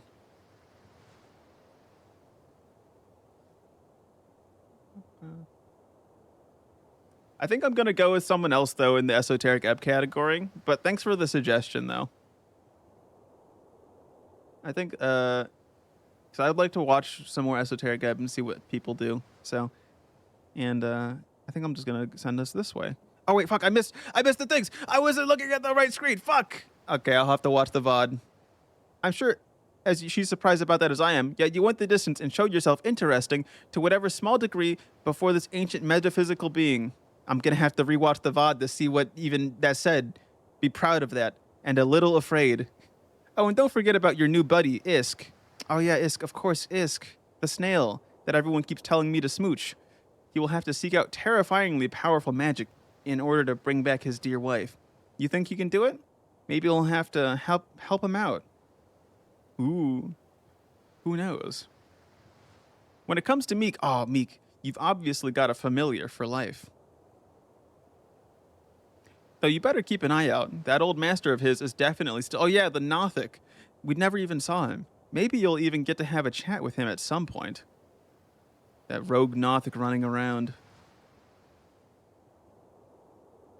Right, and you've got a cranium ant in your pocket. Man, you're really picking up a lot of these friends, aren't you? Yeah, I was hoping the game would acknowledge the ant. Oh, I never talked to the ant on election day. Fuck! Your mom's gonna freak. Then there are questions surrounding those lost mines Azkel was looking for. And that sounds like a higher tier dungeon to me. I'll have to go back and rerun the save just to see what Ant has to say. Maybe that strange key to nowhere has something to do with it. We'll just have to wait and see. Game's out here taunting me with a bunch of shit. No matter what, the Golden Horde will keep a watchful, radiating eye on the city of yours. Did it say who won the election? No. What about the mini? Percy, you missed it. I found all 5 rats. I collected all 5 rats. And I was given the head of a basilisk as a reward for that. And ultimately, though, I am most intrigued by your encounter with Earth. For Snell, it was a meeting with the horrors of the past. I see. For Etir, it was a reminder. The more she stays put, the faster everything around her spins. Yeah, but what about for me? For the cleric, you mean wizard? It must have made a lasting impression. One that will shape his future in the era to come. Hooray, I was right about the reward, because I know, of course, yeah. With the election done, I feel like this campaign needs a time skip. Couple of months? Years? Oh boy. Is this Norvik is heading into tumultuous times, but your cleric will surely rise above it all as God Wizard King. Very true. Very true, that is correct. Can't wait to see what you do next, Christopher Beaudegard. The creator, the man, the myth, the legend. Whee! Weird orb? Orb? Orb? Is that it? Is that orb the end? Are we finally... Is it officially the end for real? It's officially the end for realsies, chat. In that case, I'm gonna raid us into more Esoteric Ebb. All right. Don't be weird, chat. Okay, don't be weird. Unironically, don't be weird. I don't really have a raid message because I never bothered to come up with one. So just be like, fortune raid or something if you really want to. I don't really say anything myself. I just kind of just show up and be like, hello, because it's way easier. But anyways, chat, thanks for stopping by. I'll be back Monday around 6 or 7 p.m. Central Time. Likely playing Voices of the Void on Monday. Not sure if I'm gonna do that or not, but I'll figure something out. But anyways, thanks for stopping by. I hope you enjoyed the game here and the many hours I've spent playing it. But yeah, I will see you all later. I'm gonna hit the raid now button. I'm sending you all into oblivion right now. Goodbye. Off to oblivion with the...